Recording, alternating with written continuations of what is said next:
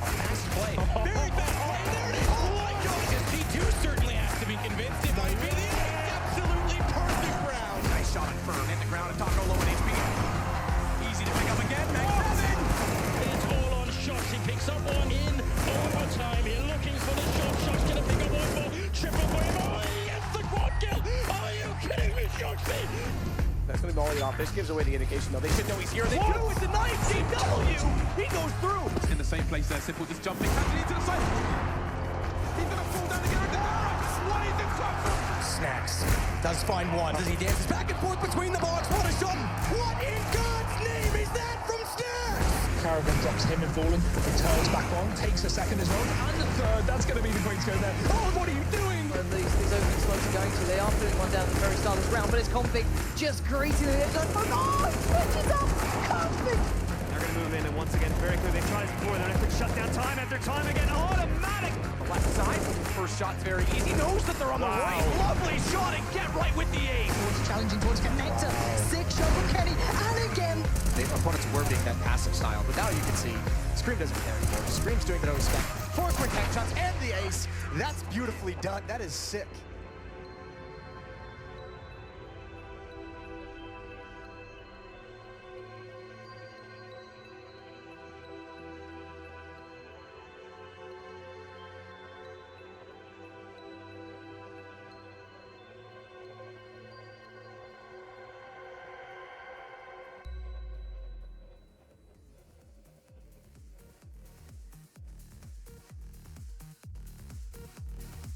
ESL Pro League is brought to you in part by Logitech G, Pay Safeguard, Mountain Dew League, and ESEA.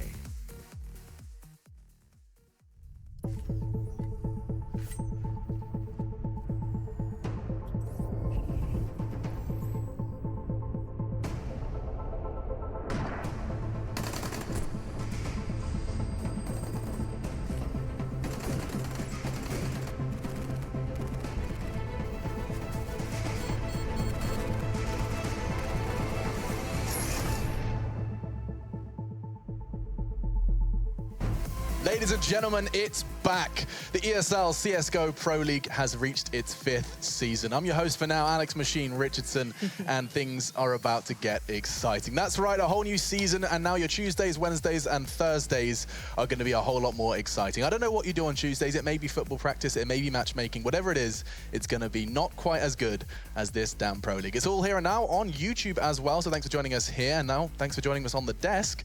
I've already introduced myself, now to introduce 2 beautiful humans. First up, of course, a man no stranger to going down under. It's Chad Birchall. G'day. Hey man, good to have you with us. You could have prepped me on that one, but that's a... Why would I warn you about that one? God, that doesn't happen. How are you doing? You have got an entire notebook of notes in front of you. You've been doing your homework for the Pro League. Yeah, you know, I want to be prepared. I want to do a good job. Looks good. And there's lots to talk about. And your handwriting isn't awful. Yeah, when I was doing it for this, I thought I might actually need to read it later, so... Yeah, that's a problem. Lauren, you've got pretty handwriting as well. Lauren Pansy-Scott is joining us in the studio. The handwriting's there, but it's a much beautiful. smaller book. Much smaller book. Very petite. Yes. Do you pop it in your top pocket of your jacket? Back pocket. Back pocket. But you sit on your notes. Yeah, but pen's in the front. Okay. Well, we're all organised and ready for this Pro League. And of course, so are the teams. That's right. We wouldn't be able to do the Pro League without the world's best Counter-Strike teams. And here they stand, both in the Americas and the European region. First, though, in the North American region, we have a beautiful bunch of 14. Some changes, some chop and change indeed. Keep your eyes on those names, those orgs. And now, Chad, when you were doing your research, when you were taking a look at who's present, we remember Cloud9 lifting the trophy last season. But who's going to be popping out of that page for you? Renegades, of course. You know, the Australians. There's Misfits, the New Dogs. They topped ESEA season 23, and that's why they got their spot. Then we have New Dogs of Rush, and the other new team who played through relegation was Luminosity, and then Selfless had to do a playoff against Splice, I believe it was, to get Echo Fox's spot, who had to drop out. They didn't have a roster.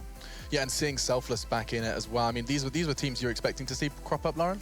Yeah, and for me, SK with Phelps as well. Want to see how this one goes down now. Bit of a chop and change. They already looked good at the previous major, of course, and now you get to see the full 5, see what they can bring. And what we're going to be bringing you here from ESL's Cologne studio is the European region. And here the 14 stand, and good God, is it not stacked. There have been some new faces, but there's certainly some old ones in as well. The likes of Team King Kingwin and LDLC managing to claw their way into the European top 14 here for the ESL Pro League. Chad, I mean, LDLC picking up that spot, seeing another French team making their way into the fold.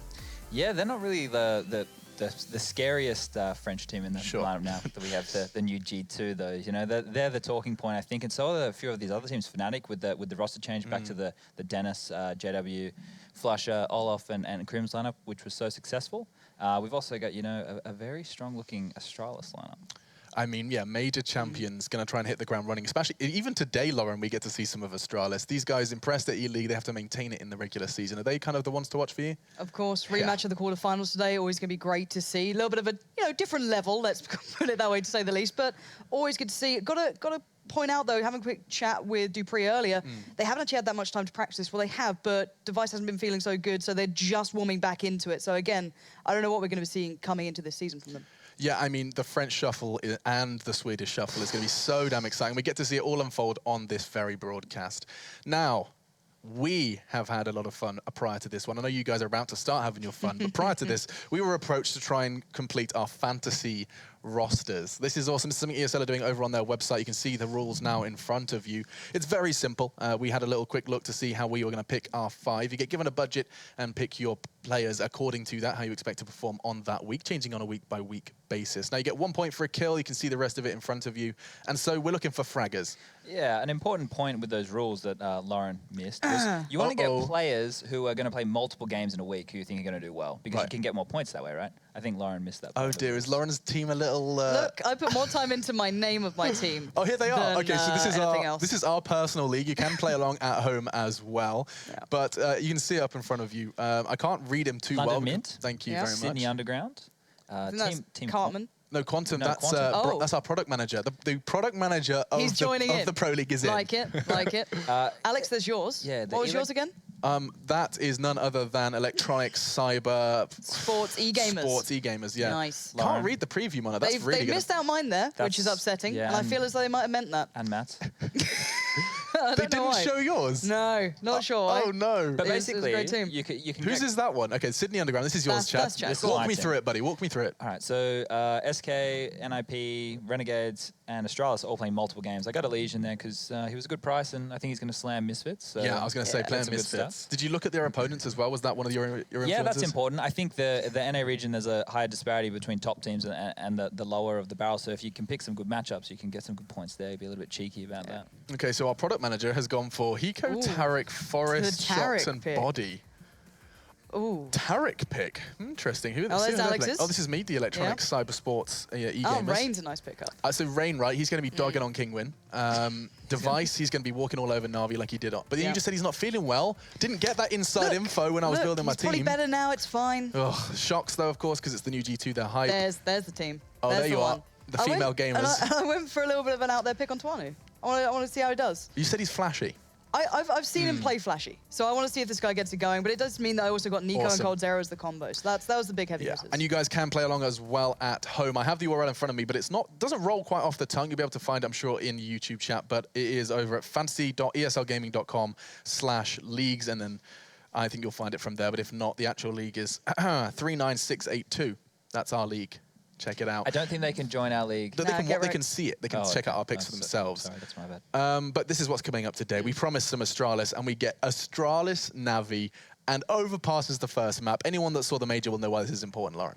Yeah, it's a huge map. You saw not only Device being insanely good on it, but also Kiebi as well. Both of those went absolutely huge. Guardian fell off that map, which was a huge disparity to what you normally expect from Na'Vi, but then again, echoed throughout the rest of the major.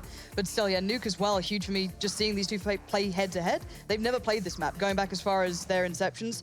Yeah. Neither have faced on this one. Astralis actually banned this map in their veto phase in the quarterfinal of the major, which was surprising. You know, I thought they would have liked to let it through, but it seemed like it was a surprise factor for Na'Vi.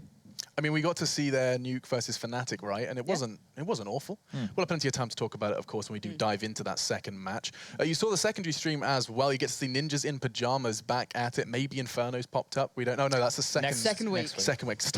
Stop getting We're excited, all Alex. excited I for don't it to know. come back. I just want to We're see all Inferno. excited. That's something to talk about, though. Yeah. Inferno back in the map pool for our second season. And someone else who's back for our 5th season now of the Pro League is none other than Mitch or Uber. He had some time to go ahead and break down how the lay of the land has been looking in the break between Season 4 and Season 5. Let's check in with Mitch. And you're going to be seeing a couple of different things happening here at the ESL Pro League. And probably the biggest change is that we've now moved over to YouTube. Yes, youtube.com/ESLCS is where we'll be streaming from and keeping all our content. But if you're here right now, you probably already figured that out, so good job. Be sure to check this channel out, though, often for updates of our top plays, pro tips, and match highlights as we do move through the season.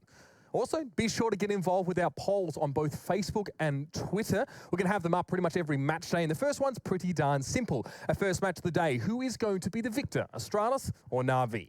You can submit your vote on facebook.com/ESLCS or at Twitter @ESLCS.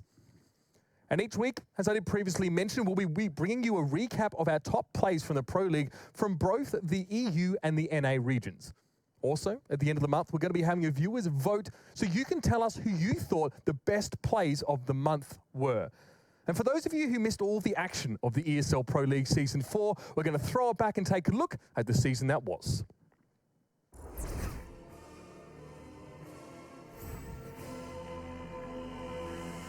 I think he'll be ready for Skadoodle here. He has the angle with the AWP, the Molotov forcing anyone away from swinging wide. Grabs a second kill, and a third one! Skadoodle, what a recovery and a hold! All 4 kills for Skadoodle. Slow down, and here he is again. He's to hit the second. You better believe he will. Now a third. Twist is going to take the fight, and he hits it as well. Kenny is just raining down terror. 2 more to find, and they're cowering in drop room, fearing what he could do with his Zoom banger. Finds a little bit of a respite for a moment. This could be a full ace. Kenny is going absolutely nuts. Plants getting guns away. You're going to make the investment into this isn't around win. Nico, though. Smoke will plume in front of them now, and Christian is able to peek through the windows. But there's Nico again. Gets himself the second kill. There could be something here for Mousefuls. And the third through the wall. Nicely done for the man now. The bomb's ticking away. There's no choice. Shefan has to stand and deliver, and Nico shuts him down. He may have gotten away with it, but unfortunately for him, not to be. It's Dupree next in line. Does find Graves still behind that E-box, but they're pushing too quickly for him to find a secondary angle. Good dink up from Zipix, and that might buy them time, because Kerrigan, he's going for the flank. There's an AK down. He's smart not to go for it immediately because he picks up a second kill. Snappy finds one in return, but he's isolated. Can he find it? Down to the one-on-one, and Kerrigan's timing is everything. Here come the bodies as well. Guardian just put one down. Can he find a second? You better believe he can. Not another. Surely! Guardian, stop it, Guardian! Shuts down 4, and the dream is real as he melts all 5.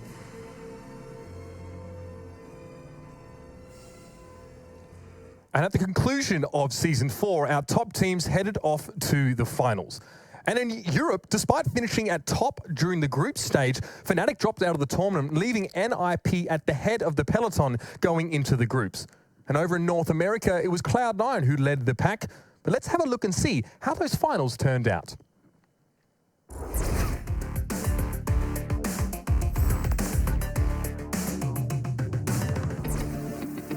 For the first time, ESL Pro League hit South America to bring the biggest esports event the continent has ever seen to the mega city of Sao Paulo. As both SK and Immortals qualified for the tournament, it was a question of honor for the home teams to impress the crowd and, if possible, win the title. However, after a weak group stage, Immortals got kicked out of the competition quickly, and all hope rested on SK's shoulders, led by their in-game leader, Gabriel Fallen Toledo. The crowd was fired up for a Brazilian team winning the title on Brazilian soil. I think it's natural to really want to win, and there is a little bit of more pressure, but we try to handle it the best we can. But in the grand final, another American team showed up. After losing to SK in the group stage, Cloud9 battled their way through the playoffs, defeating Optic and Mouse Sports for their chance to take revenge on the Brazilian superstars. The first map became a close affair, and Cloud9 pushed SK to overtime, but in the end, Fallen Squad was victorious. However, the pressure Cloud9 put on SK seemed to be too much. On the next 2 maps, the Brazilians got overrun, and Cloud9 won their first ever Pro League title.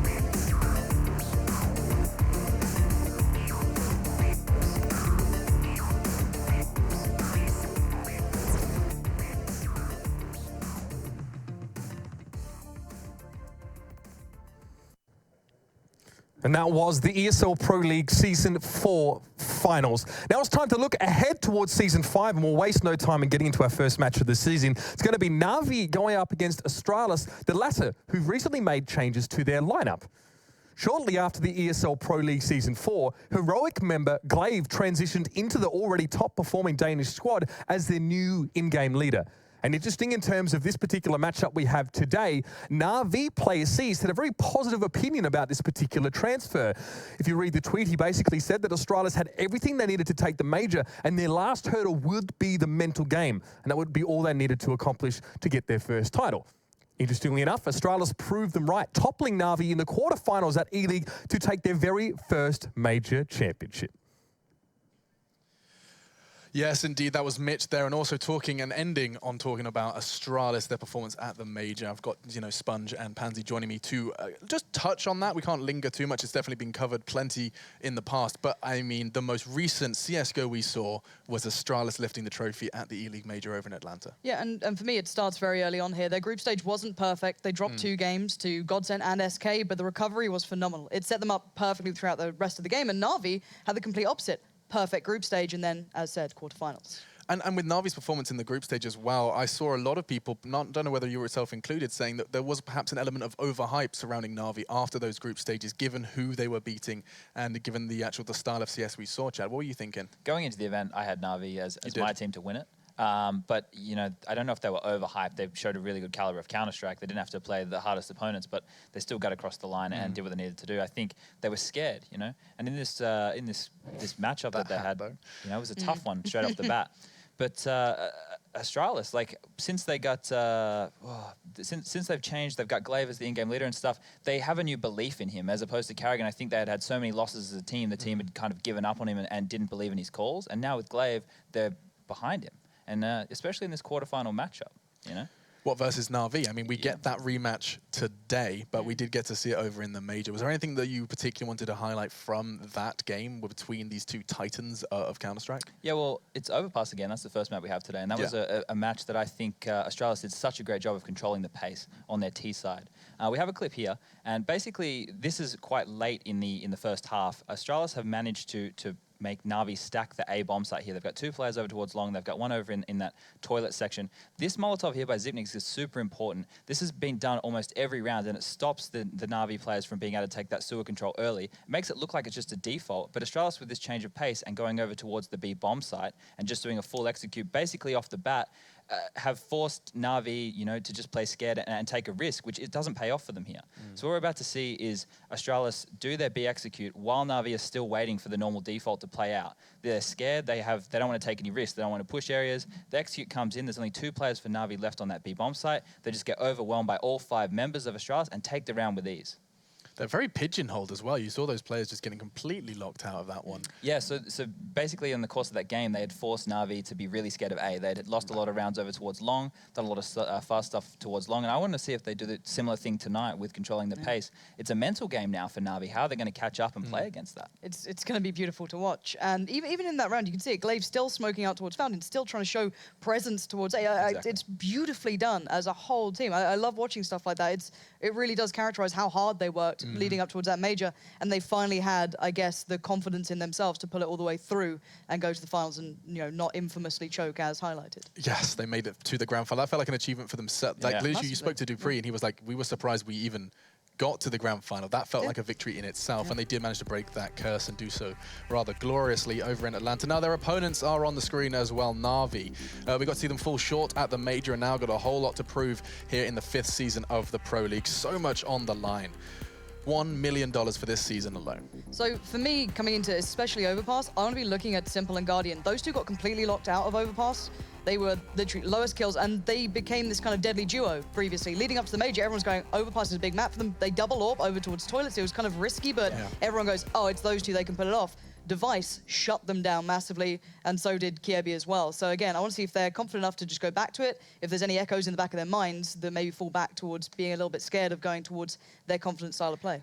I think scared is the key word. Over that whole series we saw on LAN, it was a scared NaVi. They didn't look themselves, they didn't want to take risks, they got shut out from the get-go, and they never recovered from that. The online environment, they're going to play with a bit more vigor, you know, they're going to be confident, they're not going to get worried about things as they did in that the stage environment. So now I'm expecting a more confident Na'Vi, and I think we're going to see the things that they had prepped for the major that didn't come out. You know, that was the first time they really got to play against a top-tier team at the major, and they just looked scared across all 3 of the maps that they played.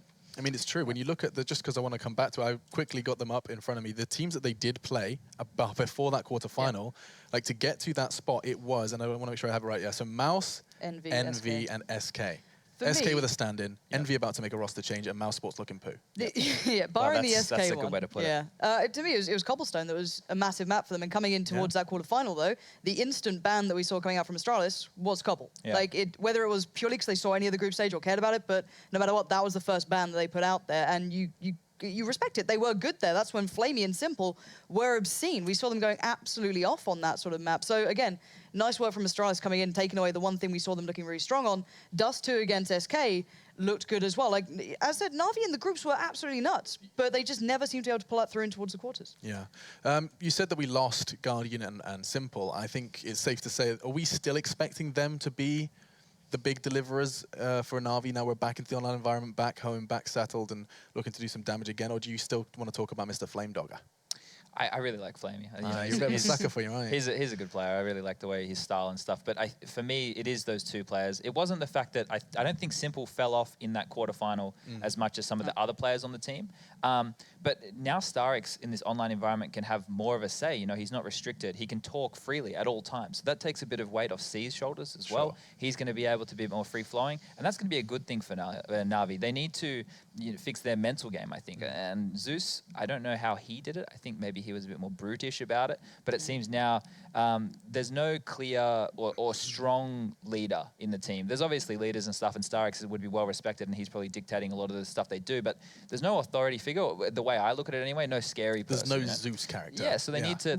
Zeus. They need to work on their mentality. Not necessarily... You don't need that figure. You just need to all be understanding of each other, which is hard in everyday society. Yeah, and talking to Edward in Atlanta, he only had positive words to say about Zeus's transition. He's just so happy to see him and Gambit succeed. It does seem like both parties, again, becoming a bit of a recurring trend in CSGO currently, both parties have benefited from a roster change. Carrigan and Astralis. Exactly. Cajun and Astralis, they keep coming. It's nuts. It has. We'll see what happens with the French shuffle. Maybe people can. There'll be no bad blood there. I don't think it's quite in the same category. Well, not everybody's going to benefit from that. No. Okay. Moving swiftly on, though. You've heard what we have to say, but we have the opportunity to hear what you have to say as well. Now, we've been sending out a poll. You heard Mitch talk about it earlier. We'll see if you guys have been getting in contact. And okay, 55 to 45. If I tried to poke odds out of you, I'm seeing nods. Does that sound about right to you guys, Lauren? You're pulling funny faces, was it? Because it's just the situation, right? It's like, I don't know how Astralis is going to play in this one, because I know that they haven't been able to practice as much as they probably want to just yet. They're just coming back in. But I have no idea what Navi's been up to since the major. They did the Katowice qualifier over the weekend. Yeah, there was that.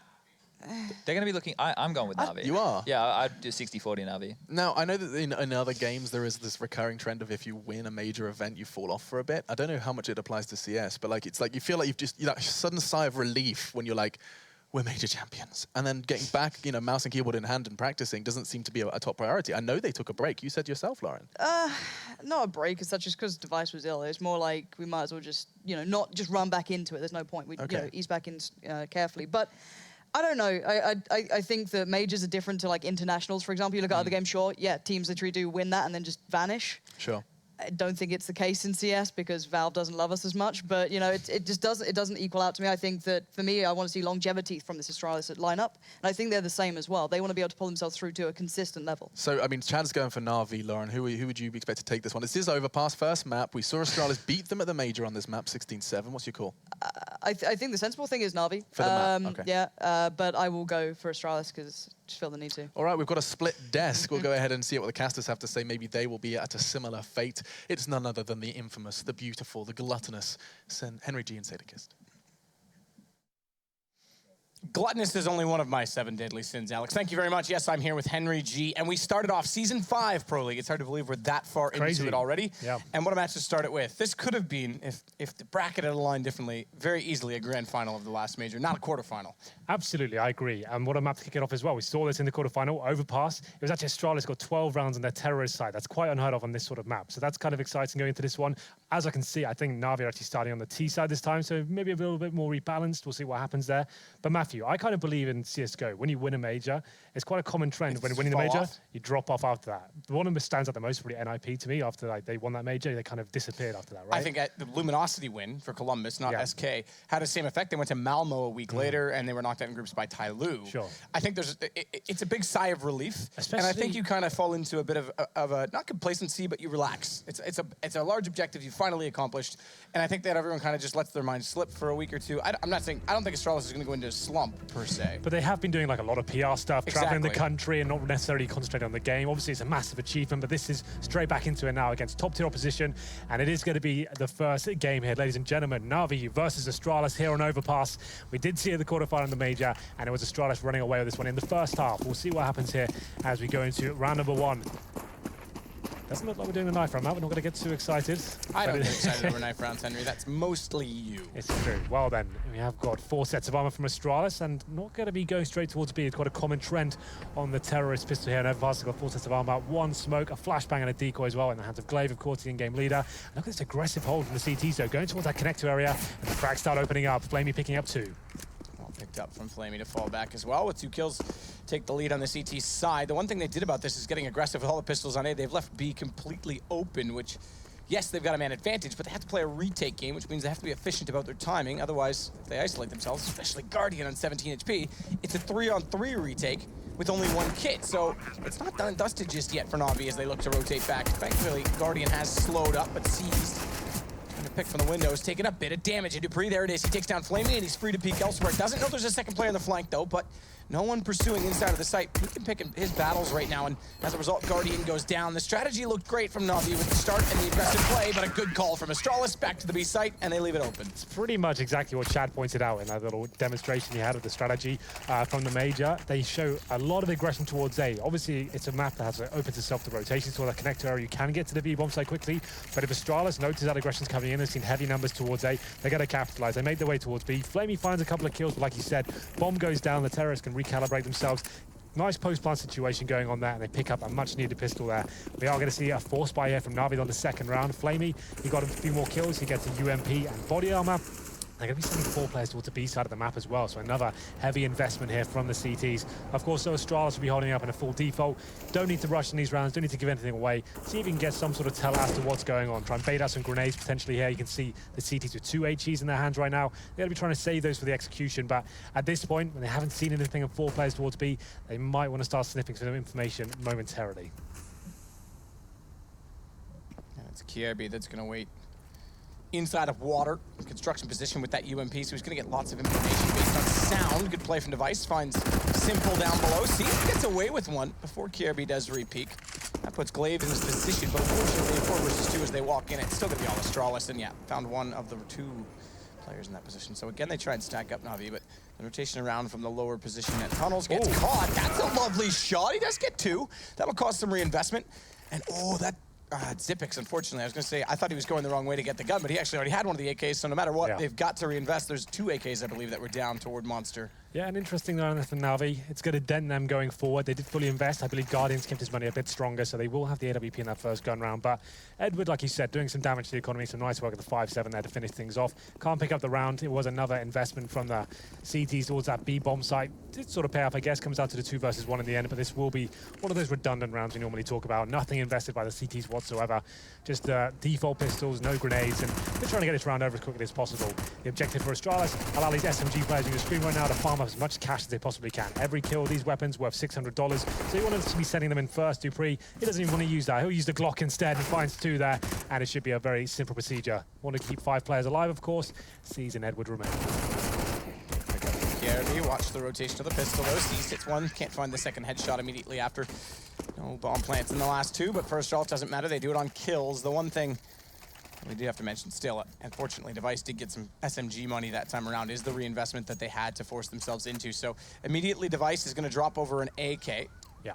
And that'll build Kierby back into this by getting utility, but no op to go against Guardian. Yeah, these rounds are always a little bit funny though. The first gun round after the CT's force by, the second, you know you can be a bit more cavalier of your strategy. You know there's potentially no head armor there. They're going to be lacking grenades, so the CTs have to go aggressive. You can go for a straight up rush if you wanted to, and you can see the CTs are working a little bit harder for this first frag. It's going to go against them though. Simple, caught a no man's land there. He goes down to the hands of that SMG, but Edward does return the frag. 4 and 4 still favors a terrorist at this point. The problem for the CTs now is, look at their utility. They have 2 smokes remaining, no incendiaries, and no kits. Guardian of glass cannon as well. He needs to step up with his AWP, and just as I say that, he finds a kill on towards Glaive. Lovely shot.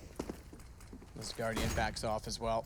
So that's what they need. He's probably the best at finding opening picks of all oppers still, in my opinion. He knows how to get aggressive and then fall back, but no one covering off toward the sandbags position as Guardian was in transition. It's a massive gap because they get an entry kill. Nice response. Spot the foot top right of the scope, excuse me. And still finds another one onto Kierby. On the apex of the jump, Zipix tries to rotate back around, and there you go. No op to go against Guardian. Not only does he find the first kill, makes a bit of a mistake in transition, just poor timing, and then makes up for it by finding 3 more. You see what I mean? As soon as that first player went down, Guardian knew he had to step up. We've seen him do some devastating performances on that B-bomb site, and he delivers once again. Guardian with 4 kills with the AWP, no armor as well. So good in those situations. You're absolutely right. Great opening up the map. He's pretty much the most versatile AWP we have. He's up there with Kenny S, of course. I don't think he's #1 right now. He certainly was at one point, and he's starting to return to form as we go into 2017. Big round for Na'Vi there. Difficult round for them overall, but it's Guardian once again. He's got in the zone now as we're pushing towards short, trying to find another opening kill here by himself as well. That's audacious play, but looks comfortable for now. And Zipix is looking for a shot in toward Monster before smoke finally lands, so not the default smoke all the way from spawn. Big round. First gun is won by the team that lost the pistol. Means money's tight on both sides, as always, as Guardian again gets aggressive, but falls back this time without a kill. Dupree's tagged down to 41. So really damage could favor Na'Vi. If you want to look for some sort of silver lining, so Molotov will go inside of the front bathroom, smoke off inside and in front. Small gap. Device is going to check to make sure the boost is not in effect. Indeed. Well, at the moment, Astralis playing some classic Counter-Strike. Overpass lends itself to defaults and trying to gain map control. Main objectives normally going towards long A, but for the moment you can see there's a lot of presence there from Na'Vi. It's going to be Edward, Seized, and Simple patrolling that area, looking to trade a frag, then rotate. And they could find some action here as well. Kierby's by himself towards long. Glaive is in towards that bathroom area, but they'll be flashing over. They can't really afford to have this many players on this side of the map without too much information being gathered. So that's why they flashed over there, and it's going to leave Edward in position as he pushes towards long. It looked like it will be another B execution, and probably one very similar to what we saw from Chad earlier on in the analysis section. Comes. Guardian's ready. We saw it, and then a highlight clip that he's played that position to success that time. Glaive, perfect headshot on entry, follows that up with Zipix taking down Seized as they smoke off one side of the jungle. It's only a small gap by which they can peek. Jump through, nice reaction by Simple, but gets aggressive to go for the AK, and it leaves Edward alone to try and flank from a rotation, and he's gonna go construction side. Now Device may go down at this because he's not gonna be ready. Now that gives it up. Shoulder shown, they all know he's there. Attention drawn, Molotov to buy the AWP more space, and as a result, Edward's gone. That was a big round. You pointed it out. Na'Vi had to really work hard to win their first gun round, but losing this one means pretty much no money into the next one. Thank you for bringing out the scoreboard. You can see that's illustrated perfectly right now. They don't even have $1,400 going into that next round. Guardian with some residual cash. He's got 2K. The problem is he's the AWP player. $1,400 on top of that. It's enough to buy an M4 to go with Edward, but I wouldn't say it's worth any sort of force around this. Just try and save this M4, make some damage to the economy, but that might not happen. Edward's taking a lot of damage there. Kierby finds him, so that storyline is done and dusted. It will be 3 players surviving for Astralis, and another eco now for Na'Vi. 4-1 on the terrorist side of this map. A great start for Astralis, well recovered.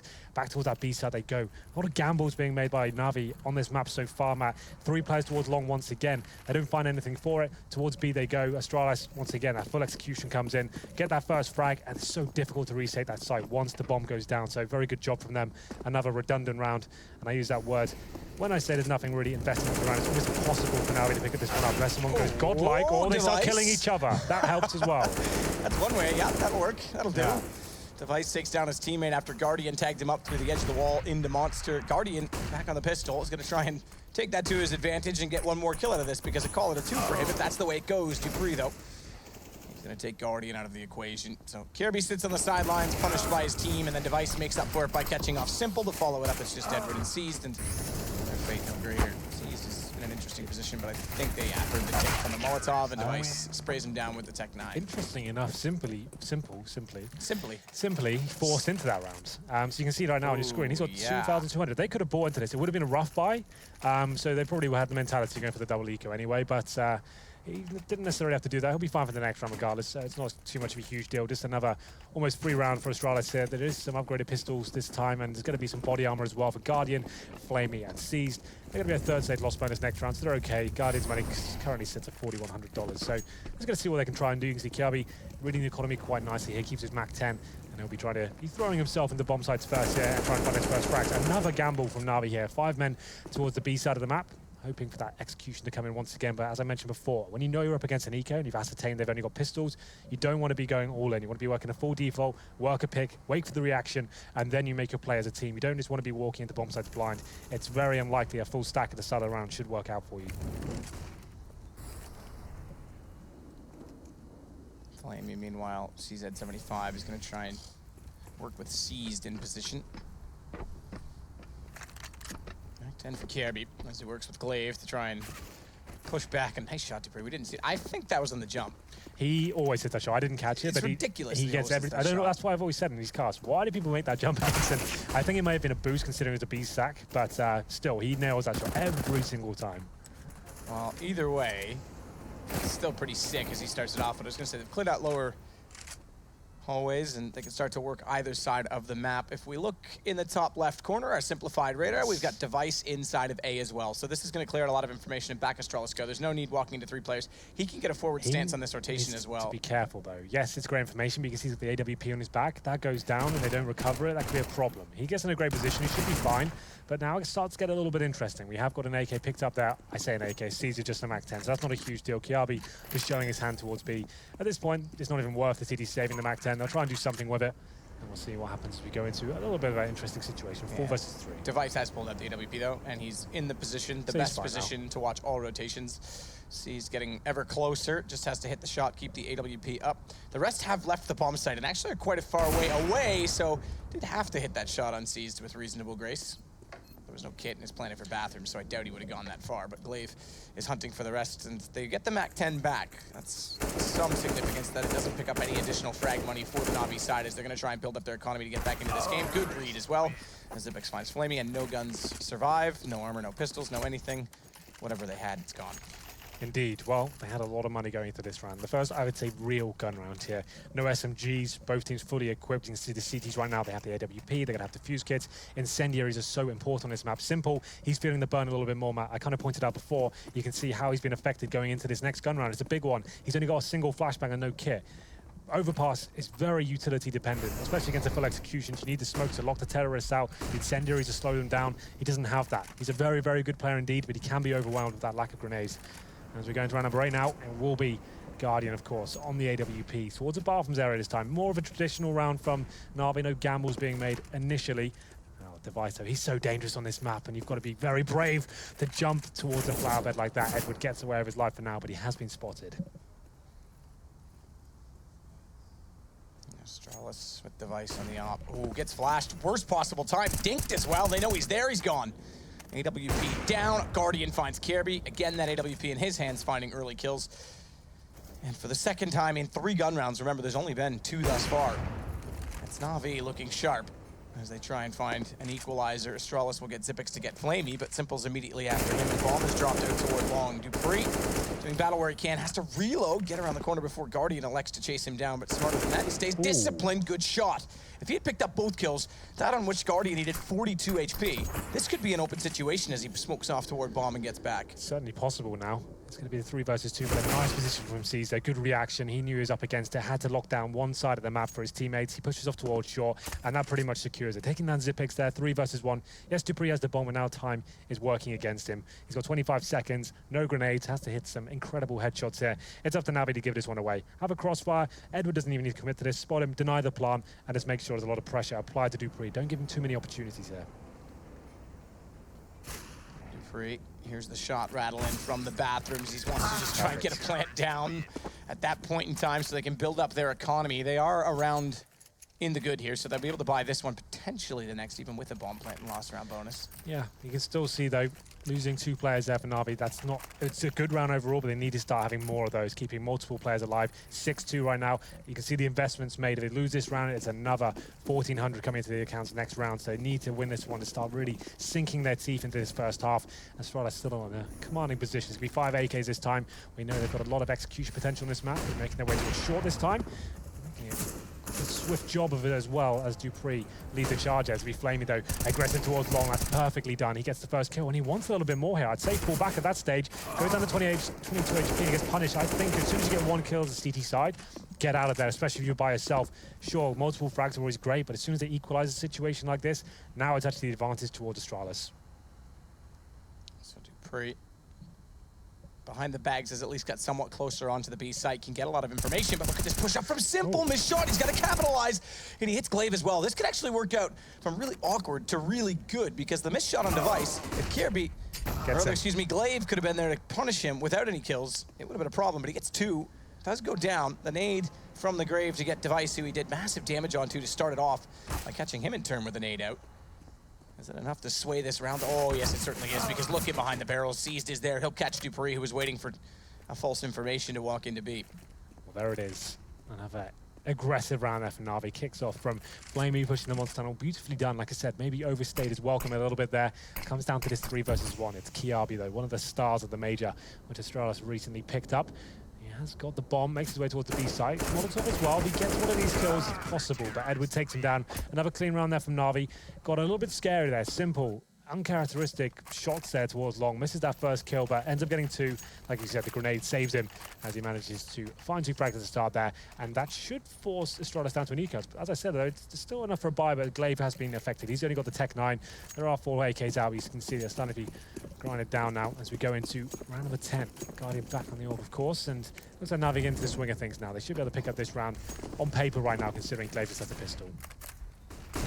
Simple waiting for a chance of rotation from the lower tunnel. Seized is going to be there as well. They're going to have to converge perfectly onto Dupree. Find it, but there's Device to find the answer.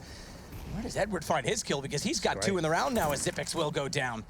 And just like that, it's, oh, Kirby gone. I was going to say a 4 versus 2. It's a 4 versus nothing because they come in and completely swarm Astralis, looking a little more poised than what they were at the quarterfinal, excuse me, the major, by getting aggressive and in the right position this time. Yeah, perfectly done. Just it seems like a reaction as well to not give as much ground on A. They're getting a lot more aggressive on A. Yeah, like a stranglehold almost every choke point there towards the map. You can see Connector. They can hear the footsteps coming in. Find those first 2 kills. Are pushing off towards long as well at the same time. Edward backstabbing there. And finally, they've broken the Astralis economy. It will just be pistols this time. Desert Eagles, P250s, a smoke and a flashbang. And at this point, Na'Vi, once again, keep all 5 players alive. You know the money's going to be low. You don't need to be as aggressive this time. And this Dupree on his screen right now, we talk about him being the absolute master. I'd say the best player in the world at that shot in particular. It seems he hits it every single time. So Na'Vi now, they can probably work out it's going to be an eco at this stage. Hold back. No one needs to be aggressive. Sit at the bomb sites. Crossfire is enabled and just deny the bomb. That's all they really have to do. They don't have to hunt for information at all there.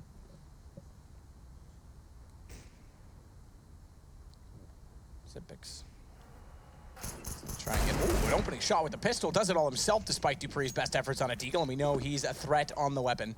Closer still to Flamey. Makes his way toward jungle by catching off 1 on the M4, and Edward arrives in the window. Good time to save his teammate. He'll find his 3rd in the round, and I believe 5th in the last 2 rounds combined, so he takes the lead at 10 kills. Just to give you an idea, it's Dupree overall on 11, but it's only Glaive remaining in this particular round.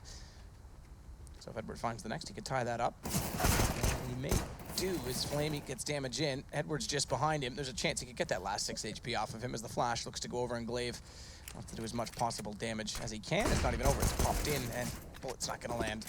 Yeah, it's done either way. Watch behind him. He's got a flank because Simple's arriving. Well, we could do something here. Unfortunately not. Simple just ready for that one. He will be picking up round number 5 for Na'Vi. So it was a rough start for them, but they've certainly got back into it now, and the money's still not a decent situation. No AWP device available, I believe. So it will be 5 AKs once again.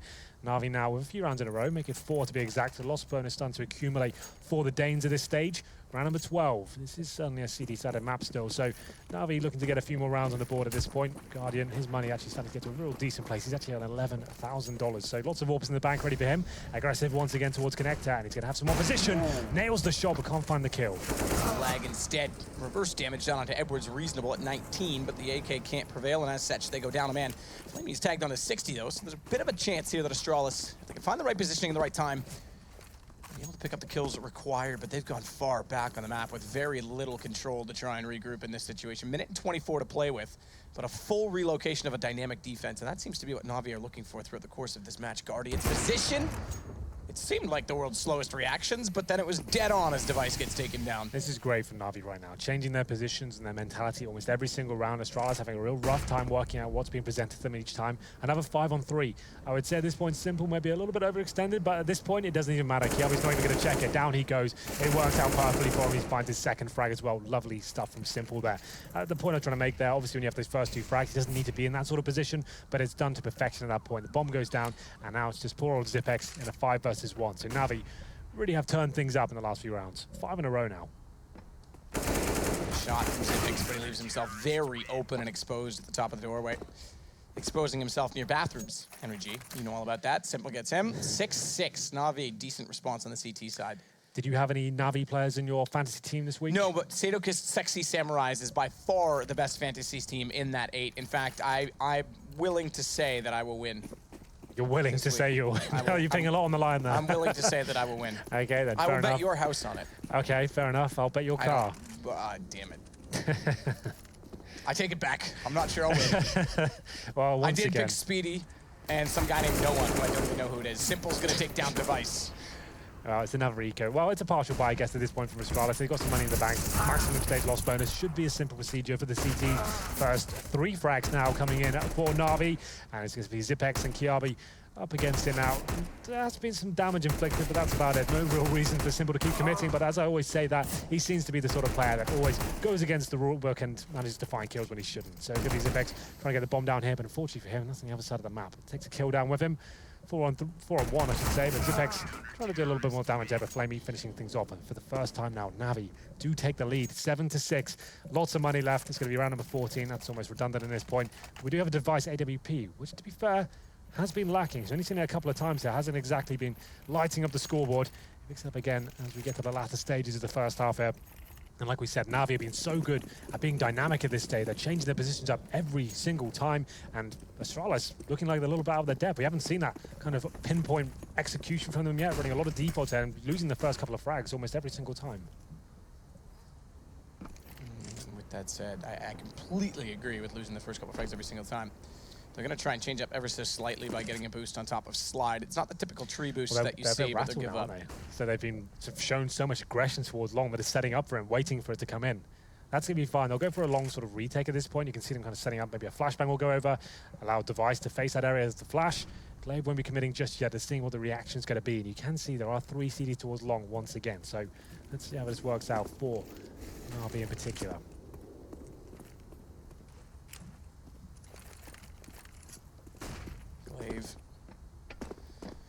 Start to work down inside of the lower underpass position. Dupree's already covered it off from ladder, so that checkbox is clicked, removed from the Google Keep position by which everyone should share their to-do lists, because that's covered off, but they don't have Edward cleared at the long position. They didn't even check and consider it as he gets aggressive, and here's them coming. Guardian will take down Device. Kierby gets back to Edward, but Kierby is so low. The pistol through the smoke shouldn't be enough, and as he shows himself just before the flash, and certainly is nice shot by Simple as well. And it's all on to Dupree, tagged as well on 46 and a 1 versus 3 bomb in bathrooms. He wins the battle right now, the duel against Guardian. He's got a chance to grab that bomb, but the rotations are going to be behind him any second, and Guardian doesn't need help. How dare I suggest he may. Ever since our first real gun round, as I dubbed it, began, NaVi have been in control of this game. It was a great start from Astralis, like winning the pistol there and then shutting down that first gun round victory from NaVi. They were in control of the money at that point, but as soon as we got the grenades and the confidence going and Guardian had that big round with the AWP, you kind of started to believe that this could actually work for NaVi. They're looking very strong right now, changing things up. A double AWP setup to chuck it in at the end as well. It's Simple, of course. We've been waiting for that double AWP setup to really arrive. It hasn't really sung true to what we were kind of expecting. When it first was announced, we thought this could be the deadliest double AWP setup in the world.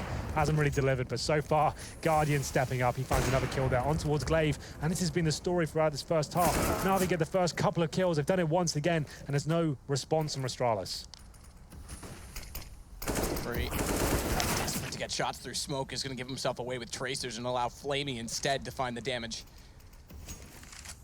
Covers him off as Zipex will go for the bomb. It's down inside a construction position, but he's going to grab that anyway and put himself into the cubby. Hold for information. Little bounce nade wouldn't do it. much damage from above, but enough perhaps to be significant as they want to try and clear out the sandbags. Molotov drop, that's clever, that's a nice boost. Doesn't even need to take the shot. Would have been quite sexy if he did, but instead they'll catch the rotation back toward the A site as Guardian with the AWP wants to try and get information knowing they're coming that direction, so jumps up, spots device, and down he goes. I will say that much to the discussion had before our fantasy teams, I did drop Zipix to go for device. Thanks, Chad. I didn't go anywhere near this game because I knew you can't really tell. Then it's two Titans like this, it's going to be so close, and you never really know who's going to perform. That's why tomorrow I'll do my little fantasy section. I'll kind of tell you how my spreadsheets work. I know I've got a spreadsheet, you know? You were impressed by it earlier. Yeah, no, I didn't think you were a very organized person, but you made a spreadsheet because I used to kill you at this all the time. Exactly. I thought I'm not losing again. I'm actually going to do a proper job. Yeah, these are the kind of games you want to avoid. It's just really difficult to work out. But there it is, 9-6. Na'Vi come back from an early defeat there. I'd say Astralis look they're running away with it, but come back valiantly and look very strong towards the end. We'll take a quick break. Astralis not looking like they did at the major on this map. We'll see if they can recover in the second half.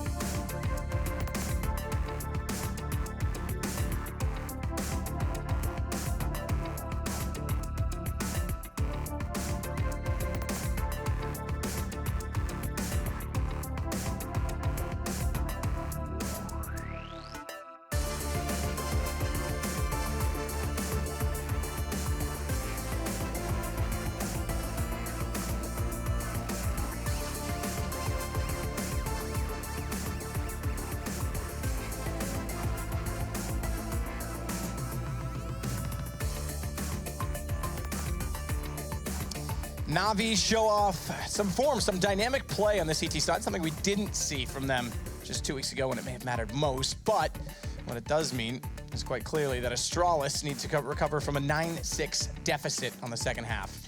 Yeah, Astralis started off really well there. We thought, okay, more of a similar storyline. Astralis being a much stronger team, more dynamic overall. But you mentioned it, the CT's changing their game plan almost every single round. And Astralis, we didn't see those executions from them. It didn't seem to look comfortable at all. Very rare to see Device actually not do much. Not overpass with the AWP. Can't really remember a significant round from him at all on that terrorist side there. So big rounds from Na'Vi overall. Started off slowly after losing the pistol there and getting shut down in that first gun round. But overall, still anyone's game, 9-6. It's never really indicative as to who's going to run away with it. But towards the end there, I would say Na'Vi looked much better overall. This is the inaugural game of the Pro League Season 5. And what a way to kick things off, Matt. Astralis versus Na'Vi. It doesn't get much bigger than that, does it? No, that's one of the best matchups I think you could put on paper right now of any. Yeah. Especially when you rule out that a lot of the great matchups include SK, who obviously in the North American division. So this is about as good as it gets, as you say, as we get ready as well to start things off in halftime number 2. Just taking some time for the players to ready themselves up. Obviously, as we said, it's Astralis that has to go over to the CT side and I think really get an op-out on device and shut them down early. One thing I will say, Chad mentioned it on the analysis desk as well, when you're an online play, the coach can have a lot more input into the team. Starix, of course, he has been stifled somewhat since the new ruling from Valve comes in for the coaches. They're only talking freeze times, well, not freeze time, pause time, and that's 4 times 30 seconds, right? And if you can see right now, with Starix having more involvement, they look a lot stronger as a unit, and Seas is not having so much pressure on his shoulders. That's something that was a massive talking point once that ruling came in. They just lost Zeus. Seas had to be almost made to be the in-game leader at that point. They're relying on Starix heavily at that stage. And you can see when they have Starix at the helm of things, it looks a lot cleaner. So, I don't know. Glaive, for me, hasn't really arrived or really done anything too interesting on that T side here yet. But they win the pistol here. It's 9-9. And like we said, anyone's game still. And we will just be warming up slightly still as we get into the second half. And we have got Nuke coming up next map as well, which is another interesting map. Astralis really did play that map very well at the Major. I think they beat Fnatic 16-5 in it. So that's going to be another interesting one. It seems like that map, teams are starting to get comfortable with it as we go forward. It's always been a tricky one, especially when they've been kind of I guess it's balanced the right word, when they kind of like redesigned and kind of readdressed by Valve, and it comes back, and it always takes a little bit of time for the teams to adapt it and actually start playing it. But now we've got to that really exciting point where there's a few teams getting really good at it. Teams that come to mind like Virtus Pro, Astralis, NIP, starting to really adapt it. So that's what I'm really looking forward to. I actually love casting Nuke at the moment. Yeah, I think Nuke's, it's definitely, I think I like casting any map that's in its development phase. It's true. I think if that's a way to put it. I think it's always fun to watch teams establish a meta, break things down, make mistakes that are costly, and then learn from it. And I think we're going to get that a bit from the new Inferno as well. I think it'll be a little more traditional, but it'll be somewhat close. That's my favorite map of all time. But here it is. The second half, it will be NaVi now. On the T side, have a look at their buy. Something a little bit more tactical, perhaps. 3 sets of armor, 2 smokes in the hands of Seasoned Simple. Normally towards the B side, as I said before, that's the most favorite place to go. Even if you don't win the round, you're almost guaranteed to get the bomb down there. We'll see where they decide to go. As Device, he'll be the only player towards A at the moment. Aggressive towards the fountain, shows some presence there, but will be falling back. Like I said, by himself, can't really afford to go down here. As we go into this one, it is going to be Tech 9 for Flamey as well. That's a Superman buy. He's got the body armor, and his teammates dropped him a Tech 9 as well. So watch out for him being thrown into the bomb sites first. He'll be trying to get that entry kill. Means he's a bit more of a tank as he goes into the site, and obviously the Tech 9 needs no introduction, Matt. Very, very powerful pistol indeed. Try and work up as well, and like you say, with that Tech 9 to work with. Simple electing to be the utility player. That's interesting. Normally we see him trying to be the showy, aggressive star player, if you will. Highlight clip machine. Yeah, that's fair. But he's going to play the team game with Seized, of course, as well, who's leading right now is Flamey, as you mentioned, also on the raid boss. This is going to slow it down slightly. Dupree, meanwhile, gets a little bit impatient, perhaps, knowing that, okay, where are they? This is a pistol round. Why are they not arriving yet? And as he pushes up, Xyp9x is there to try and get a trade frag, but not quite in position yet is NaVi to push through the squeaky door, as they do.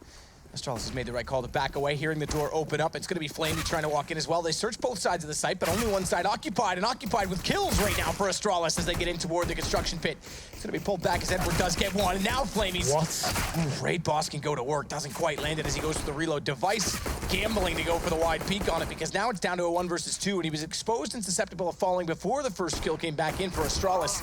And it won't matter in the end as he backs away, stays alive, and Glaive takes Edward out. Pretty standard pistol run there from NaVi. Like I said, a small default at the start. Didn't really show any presence towards A or middle, in fact. They were just holding up for the aggression from the CTs.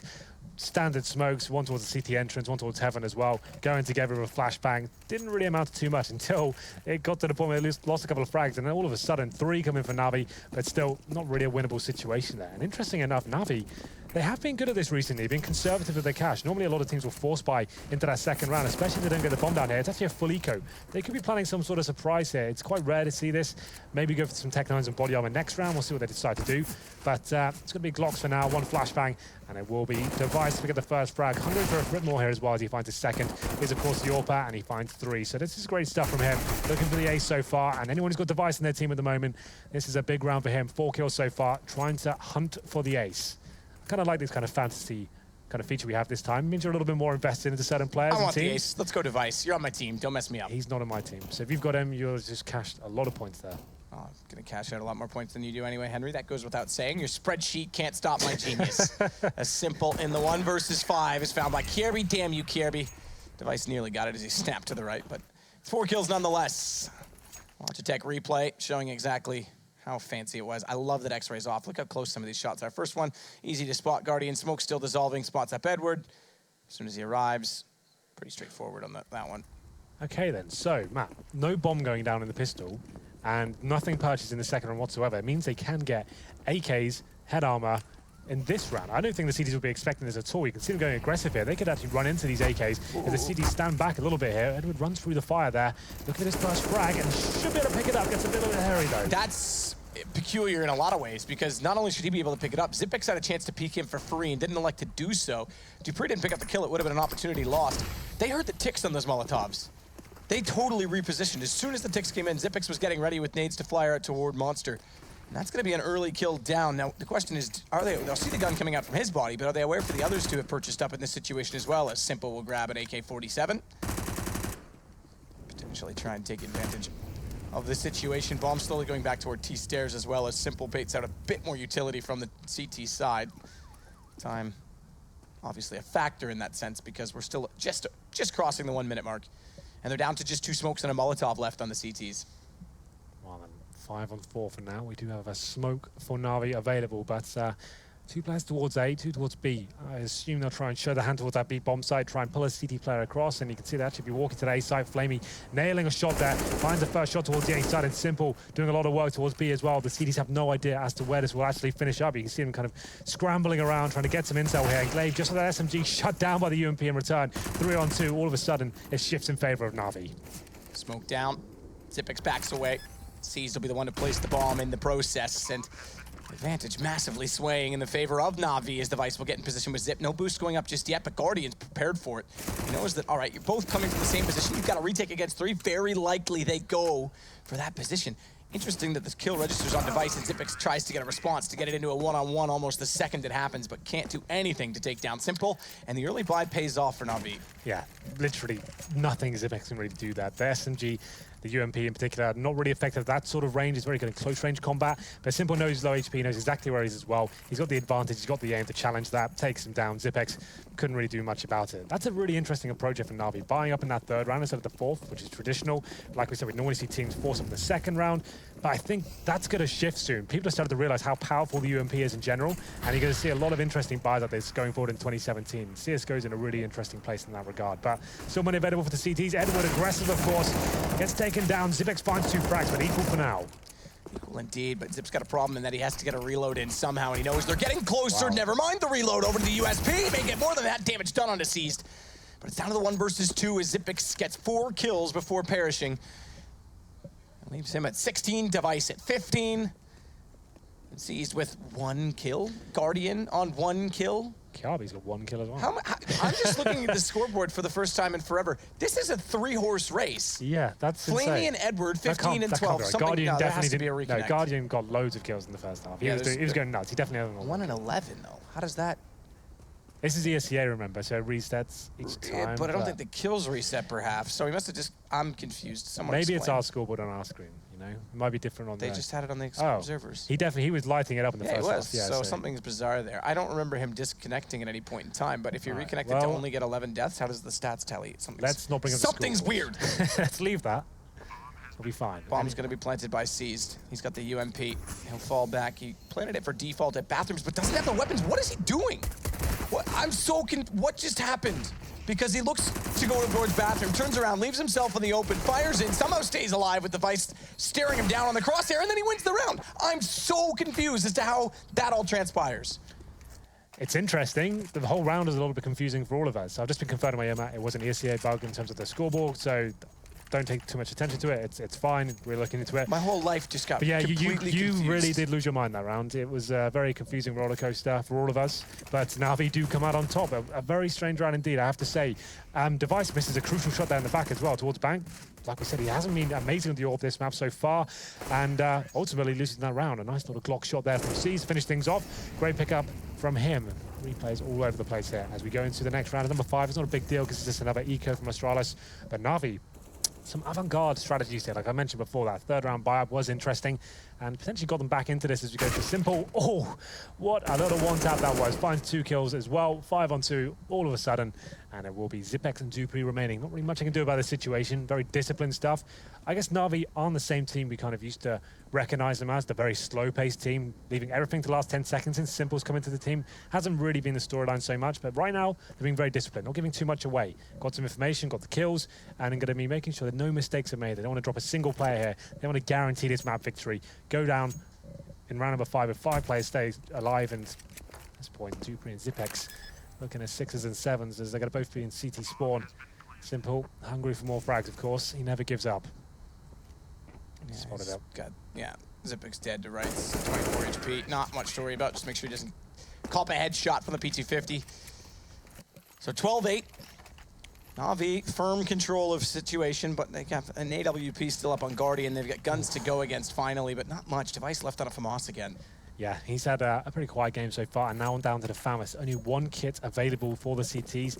Head armor, obviously not a huge deal against his AKs, not going to be a factor, but device on the FAMAS certainly is. One incendiary, and like we said before, it's a very utility-dependent map, especially on the defensive side here. Holding off those full executions to be a massive problem. And Guardian, fantastic in the first half. He's back on the AWP. They'll slow things down at this point. As I said that, they maybe not. Straight up towards long as Edward and Flamey with Guardian backing them up as well. They're being ruthless right now. No methodical play here whatsoever. They're just going to be going in as a unit, trying to find these frags. They know they're hitting their shots. And Guardian, looking towards long, gets gifted an opportunity there. Doesn't pull the trigger quite yet. Nice, though. Trying to bait out with his shoulder. Nothing spotted on the other side of the smoke. Will take a bit of damage. He's lost his teammates down inside of the site, which means he's in a precarious position.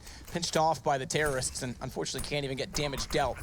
As such, 4 versus 2 on a retake. No kits. Flamey sees the shoulder of Zipix, who thinks he's being clever to dodge absolutely nothing, aside from trying to get his vision back and fully restored from the flash. And Simple, dupreeh gone, 13 rounds. That's just a really nice round from Navi overall. They've actually read the economy down to perfection at that stage. I know it's very unlikely the CDs to have an AWP. That's why long becomes a very viable area for the terrorists at that point. Like I said, ruthless aggression there, going up together as a nice little unit, trading frags everywhere they go. CDs have nothing to say about it whatsoever. Device left for FAMAS, defending from the outside of the bomb site as well. Can't find a single kill, and Navi just seems so on point right now. Another eco for Astralis. 5-7. Deagles improving some body armor, but should be another very simple round for Navi here. And once again, reading the situation nicely. Not having the rush this time. They know it's an eco. Hold back, try and get a tell from the CTs, wait for them to make a mistake, then the adjustment comes in, then you stick as a unit and execute to a bomb site. That's the thing about CSGO. It's not like the glory days. You can't really treat the ecos as easily as you could before. You need to just hold back and make sure you don't give anything away whatsoever. The pistols can be very powerful in this game indeed. Trying Device desperately, is he not? Might as well fire everything it's worth to get that kill. Nearly overcommits to it because he's on 8 HP, and still a chance for the CTs to try and make a play if they can get a read correctly onto NaVi with just these pistols, but overstepping his mark and going down in that situation pretty much would have written it off, should there be anything to write off to begin with, because no armor, no utility. And the man advantage already going to NaVi, who are looking to walk into the B site through Monster. Kirby still jumping at bags for information. He realizes now that he's got company as Simple gets the first shot. Nice shot in return, though, from Kirby. He's got a little bit of a smoke to dance inside him. He's going to try and take advantage of the situation, allow them to walk into a further trap. And he's actually got a line up. Kirby, 2 with a lovely shot onto Flamey. Looking for more as well as he gets into a headshot angle. It's Glaive to take down Guardian, and it's back to a 2 versus 2. As I mentioned, Device overstepping his mark could have been a problem. He has since gone down, so too with Kirby, but my God, they make it interesting. Interesting and exciting, I would say. That was very well done from Astralis. Unfortunately, can't quite pick up that round. That would have been massive for them. Unfortunately, goes to 14-8 now. Navi in touching distance are picking up, I guess, this game. There are 2 maps played. For anyone who's new to the format of Pro League, each map is treated as a separate game individually. So yes, we'll be playing twice tonight, but it's not like a best of 3 or even a best of 2. These are 2 separate games that contribute towards points on that leaderboard. So this is looking very promising for Navi so far. As we get to 14-8. A full buy, though, for Astralis finally. I say that, though, no kits available. Device, he's have to work a bit harder here as he goes towards middle. They need him to find this first frag, but Navi holding out that boost towards playground. Device gets nothing for his push at this point, so he will be falling back and watching that connector position. So Guardian, once again, slowing things down. He'll be trying to work that first pick, and it looks like that little fragging unit once again. Edward, Flamey, and Guardian potentially going towards long. They're just going to be sniffing things out for now, leaving the bomb in T-spawn. And Device, like I said, normally one of his absolute best maps. He's very dynamic on the CT side here, but he's certainly been caged so far. Device looking for an angle as well if they walk up into the party.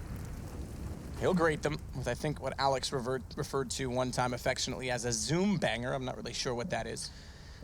It's one of Machine's catchphrases. Zoom banger.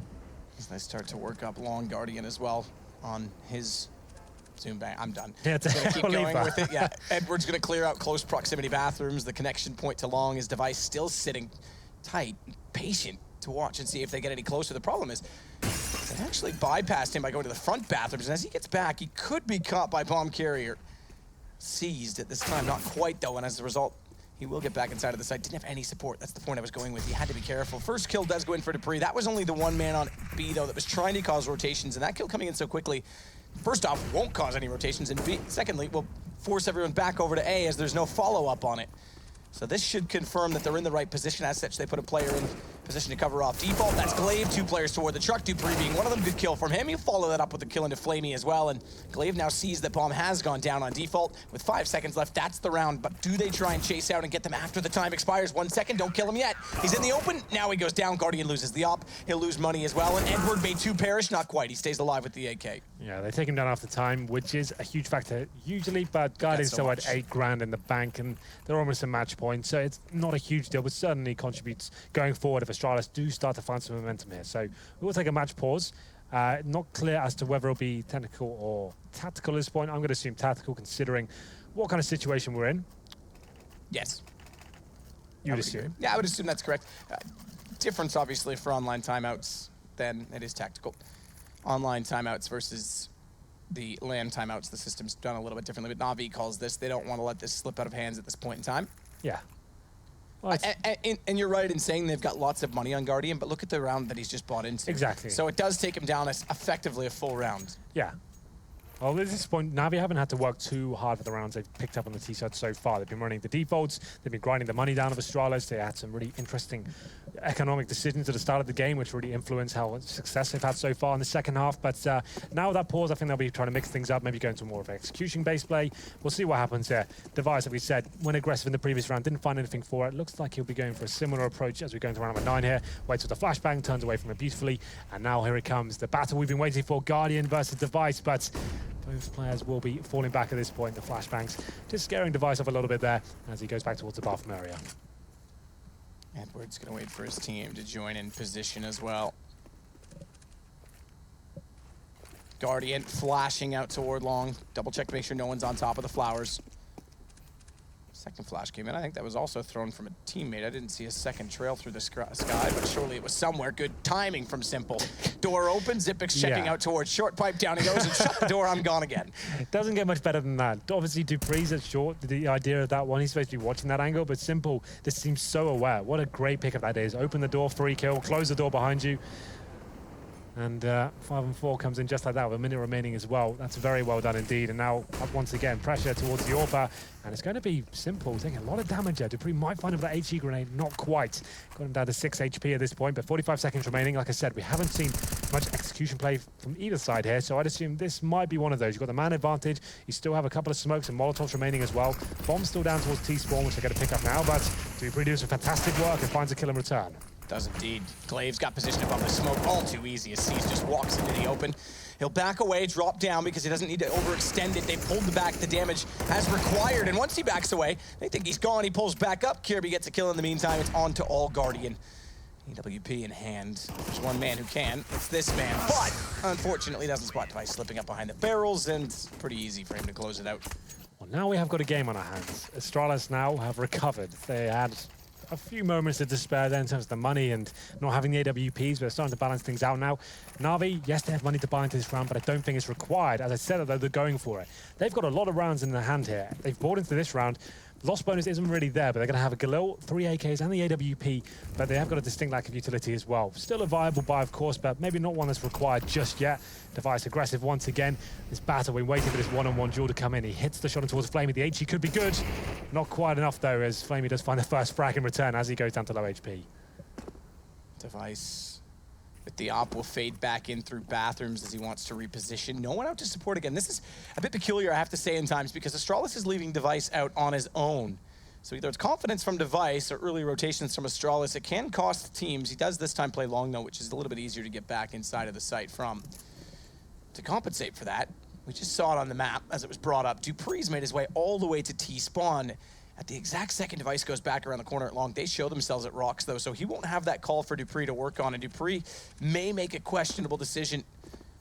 And I say questionable because the option exists. It's not like it's the wrong decision based on information. He could go down the ladder to mid instead. Okay, good. He's going to rotate the way that actually could cost quite a bit of issue. Nice shot through the smoke from Device. Misses the second one in front of bathrooms, but all the information has just gone to this man as Dupree get ever closer on the flank. Device may miss another, but he continues to buy time and space for Dupree, who spots up Simple but doesn't take him down. That'll draw attention. And suddenly the element of surprise becomes a bit more of a factor as they try and boost with Flamey over top of the smoke at long, and the AWP Has a bit of vision. Dupree can still be a nuisance, though, because that long, he's going to go wrap around and catch them off. Surely that could have been called as he gets Edward low. He's done so much damage onto Edward and Simple. Glaive will eventually get the kill, but this round all goes to Dupree's timing. Yeah. Absolutely. Perfect stuff from Dupree. It's Device, like you said, he doesn't hit every single shot, but he gets the one that really counts there. He takes down Guardian at long.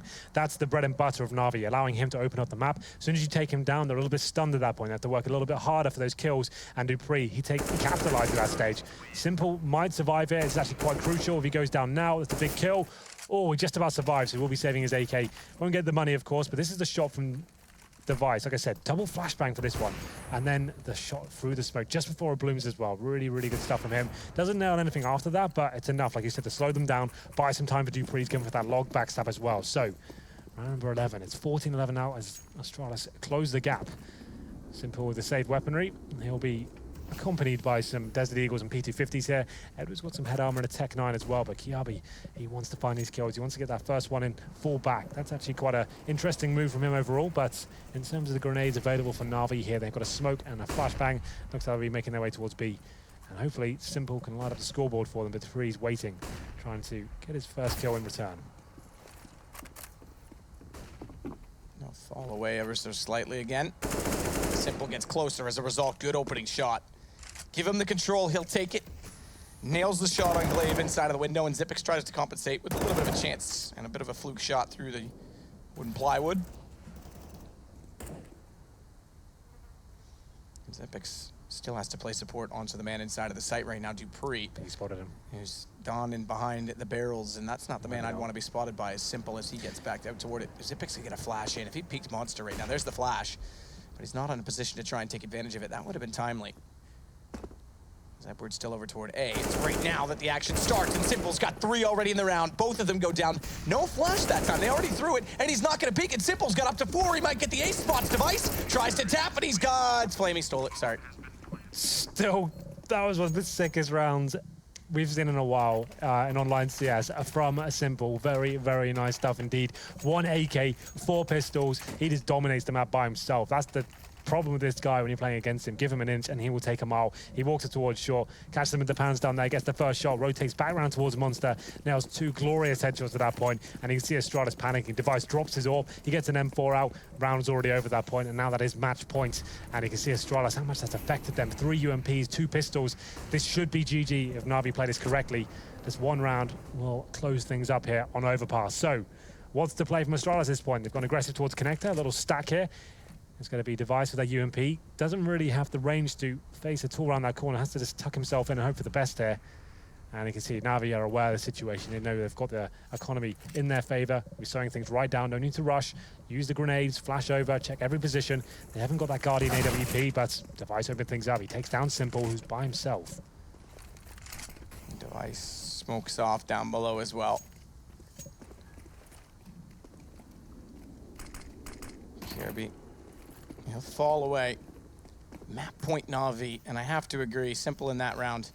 A lot of people saying it in our YouTube chat. He's blatant. You're right, he's blatantly good. He is very good with his accuracy, and we saw it in that round as Edward gets a lot closer onto the A site. Smoke, go down at long. That'll hold off Edward, or will it? Because he wants to go on this, and the utility's not yet in play from, excuse me, I was going to say the Device side. That's correct. He's on that team, but I was going to say the Astralis side, and they just get ripped apart by Edward on a transfer to the left, as they can't do anything with pistols. Surely you would have expected one to get that kill as he sits with 11. They do drop the bomb down, but 27 seconds, and Smoke's still off. It's Device that literally does have to be the team on that AK-47. Flashback over. He's buying more time. 19 seconds as they still have to find 2 and get much, much closer to getting that bomb down. 13 as it gets ever closer still, and they can't find the kills. Device will pop back out. Bomb is still in position and still in grabbable range, but Guardian's going to end it with the kills alone. It goes to 16 rounds, and Astralis can't match their performance at the Major. They'll lose map 1 to Na'Vi. That's you, Henry. That's you. That's your cue to evaluate the game for me. Well, there you go. I have to say that's a very impressive performance from Na'Vi overall. Actually looking very affirmative on their CT side, pushing aggressively almost every single time, and actually looking like a different team. It was Astralis who were changing things up every single time at the major, but this time it's Na'Vi dominating and showing they're the ones in the driving seat this time. Astralis, they did come back in the second half slightly, but it just wasn't enough. They kept getting ground down every single time. I have to say that an interesting force buy from Na'Vi in the third round, a full eco in the second after not getting the bomb down. That was really cool. I'd like to see it. Hear Chad's thoughts on that going forward and whether he thinks that's a viable strategy going forward in CSGO meta. Well, it was dynamic from Na'Vi, I have to say, very impressive. But that said, we'll join in with our analyst. You want to hear what Chad has to say? He'll tell us right now. We'll be right back with just Alex on the desk. Thanks very much, you guys. Yes, indeed, you can hear what Chad has to say, as well as, of course, Lauren, Pansy, Scott, and myself, as we do delve a little deeper into Overpass. So, the rematch from the major, from the quarterfinal, previously seeing Astralis take it, this time Na'Vi get that rebuttal. You expected this to happen, Chad. Was this the way in which you saw this victory being acquired? This is what I think Na'Vi needed to do at E-League. Right. You know, they needed to play more aggressive on their CT side, and they did try to play a little bit aggressive sometimes, but it didn't work for them, and then they started playing scared. Here they kept being aggressive in those first 6 rounds, and it paid off for them, and they took control of the game, which is what they lost last time these two teams met. Such a solid start from Astralis as well. It was, but then Guardian got the AWP. You saw the aggression coming out. You highlighted there, going down on shot on B, just absolutely destroying people. He started to look really confident, and so did everyone else. Simple on that round as well. On the second half, coming back in, they looked individually strong, and as a collective, looked confident, and this is what everyone wanted to see at the major and expected why that map would have probably gone their way then. And now it's happened, of course, for them in this matchup. But yeah, even just the amount of picks they were getting on that T side as well. The opening kills were coming in thick and fast. And it wasn't just when they're going for side hits. They were finding these throughout the game. Kiebi being caught out a couple of times. And yeah, overall, just a nice performance from Na'Vi. I thought Astralis, you know, were going to get control of that T half like they did before. We saw them do a B execute late round like they did in what we illustrated in the pre-match show. And they actually, instead of going up sandbags, they all went out monster. And it caught the B player off guard because he didn't know where to look. He wasn't sure if it was the same execute coming in. So it's good to see them use that mind game in there. Something that I think was interesting was Na'Vi were playing so much more aggressive than you usually see them. Edward running through a Molotov, making his way up sandbag really quickly that round. It took all of us sitting here watching the game off guard, like, what's going on here? They're actually starting to play a different brand of Counter-Strike, and it's good to see. I think Simple would be the one spearheading that, you know, and it's good to see them getting a lot more depth in their game. Because everyone knew them as that team that would execute the latest out of everyone. You know what I mean? That was the Dust 2 infamous. He gets down to, what, 20 seconds and it's going to come in. But it's a really nice maybe turn of relief for this team coming through. Do you think that's a bit of Simple rubbing off on the other members of Na'Vi? I think so. Yeah. You know, it'd be good. It's good to play like that sometimes. It's like, just push. With what Henry was just touching on when they just threw to us about the saving and buy? Buying on that third round when they didn't have like the same same amount of money you normally want to see. Something I think with that is we used to mess around with ecoing on the pistol round. So even if you didn't get the plant, you full ecoed on the second, and then you could go into the third and have a full rifle round, right? Right. You're giving the CTs a lot of chance to farm money, but in 1.6 it was a lot more viable. So you dabbled with it. What was your general consensus? Yeah, nah.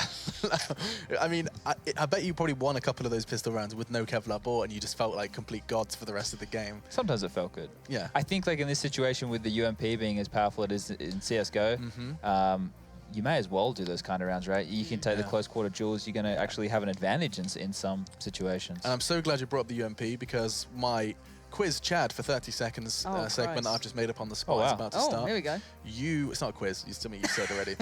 You said, well, the first thing you'd do, you tweeted this out, that you would swap the kill reward from the UMP and the FAMAS. You'd swap them around. Yep. Now, explain your working to the guys at home here. And Lauren, because she's just gone, what? Well, the UMP is so much more viable than the FAMAS, right? Sure. Because you pay for the FAMAS, it costs you a lot of money, you don't get a lot of reward for it. It's actually harder to use. You can get a UMP and Kevlar for the price of a FAMAS. You watched the video, the 3 clicks Philip video. Yeah, you did. Watched it last night. Yeah, but I think that, you know, to potentially balance out the two weapons, give people more incentive to buy the FAMAS as opposed to the UMP. And you might, that kill reward swap does. Do you not think that would be crazy to have a rifle with a $600 kill reward, Lauren? We're playing CSGO, mate. Nothing's crazy. Yeah. Like, have you been keeping up with this game? Some people are pretty decent with the FAMAS. I remember, who was his name? That Danish guy was nuts. He's not in a team anymore. Begins with S. SMS? No. Not Snappy. Is it Snappy? Snappy? Snappy. Anyway. I'm just going to go ahead and stop thinking out loud. We did have some stats, I believe, for this game. I don't know if we can bring them up. I wanted to see who was top of the scoreboard. I was looking at Device. I was expecting big things from him. It's for because my he's fantasy. on your fantasy. For my fantasy. I've never seen you so into CS until this time. You're like, come on, Device. I think we're looking at the next map, Nuke. Yeah, I mean, we can do. Not too much. Of course, we'll do that after the break, I believe. Yep. Yeah, that but we can game. dabble. There he is. There's Deva. 21. Yep. Okay, 21 points. I'll pop them in my pocket. Nice. 82 TK, ADR. right? Yeah, and that's minus 0.5. No. It's just -1. That's fine. I can survive. I'll live with that. Yeah. All right. So those are the scores for my fantasy pick. Screw everyone else. You wanted to talk about Nuke, and we will give you ample time to set the scene then for the map that is coming up next. Nuke, we've seen Astralis on it. We've seen NaVi on it. What are your expectations leading into this one? I think this could have been a pocket pick for NaVi going into the major, you know, something they'd worked on to surprise other teams. They didn't get the chance to do it. Astralis banning it when they met, they didn't have that opportunity. But I saw them play against Heroic. I was actually watching that in the hotel room, and they looked really good on it. They had some really nice strategies. They were using the outside smokes well, had Simple, you know, lurking around the ladder, sending people down secret while leaving people in the lobby area. Some good depth of strategy. So I'm excited. I still think... like NaVi for me are looking great. Yeah.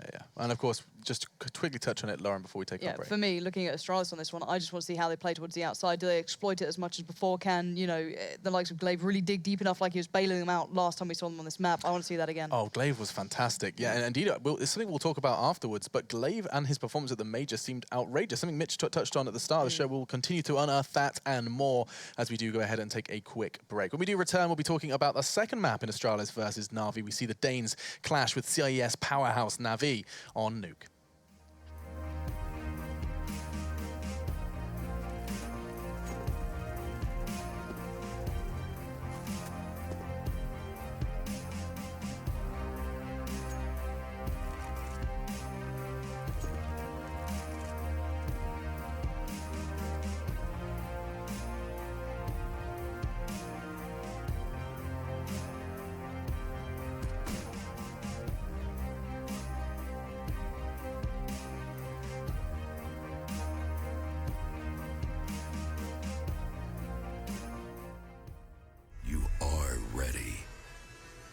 Ready to win.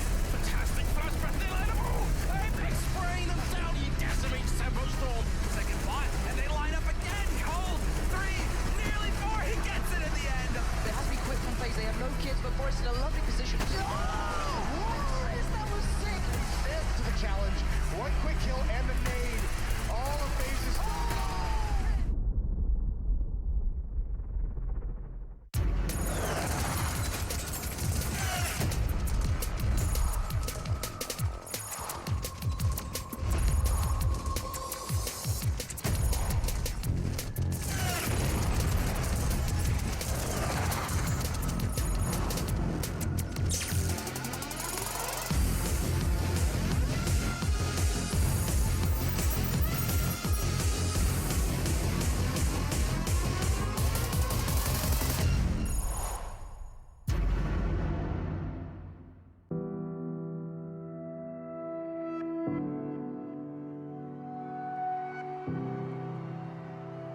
Ladies and gentlemen, welcome to ESL Superman shots in a row. Phoenix about to bring it back now. All on Eco. Trying to see if they can get the defuse and Eco. Oh no, Phoenix! Has to keep Virtus Pro alive. Taco once closer. AW getting done. He's looking for a third. He's going to get a hit by headshot again. Oh my god.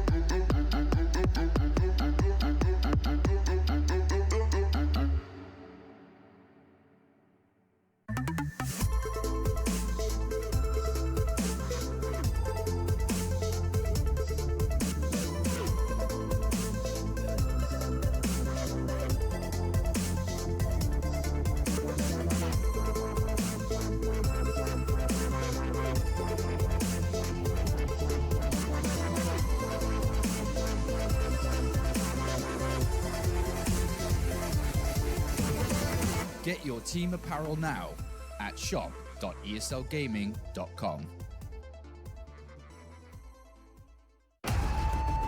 Counter-Strike is sharing incredible moments with us and will return to a memorable place.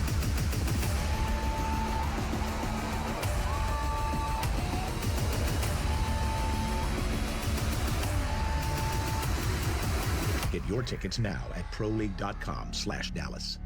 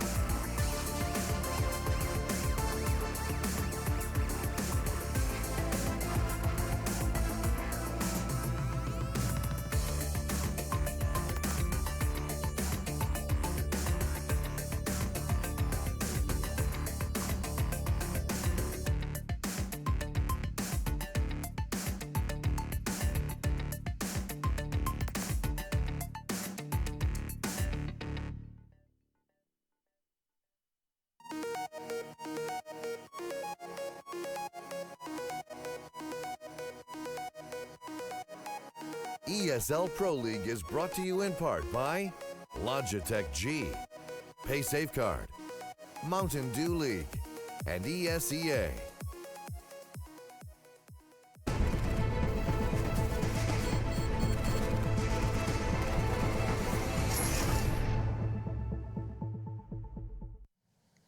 Map 2 then of our first day of broadcast for the 5th season of the ESL Pro League. $1 million on the line for just this season alone, and things are going to be absolutely chaotic going into our second map. The first was NaVi's Revenge. They struck it after falling flat on Overpass in the offline battle versus Astralis, and now striving to victory in our online season. Now they venture into Nuke. I'm your host, Alex Machine Richardson, and I'm joined by Chad Birchall and Lauren Scott to talk through this one. It's going to be big. It's Nuke, a map we've seen both teams play, and of course we're going to try and understand as to where this one is going to go. Quickly touching on Overpass, there was 16-11 score. You already highlighted as well that it was NaVi doing what they should have done over at the E-League Major. Chad, who stood out to you as a player over on NaVi picking that victory up? Simple. He had that round where he saved that AK. Just an AK, right? Just got 4. Flamey had to steal the last frag there. Bit of a dirtbag.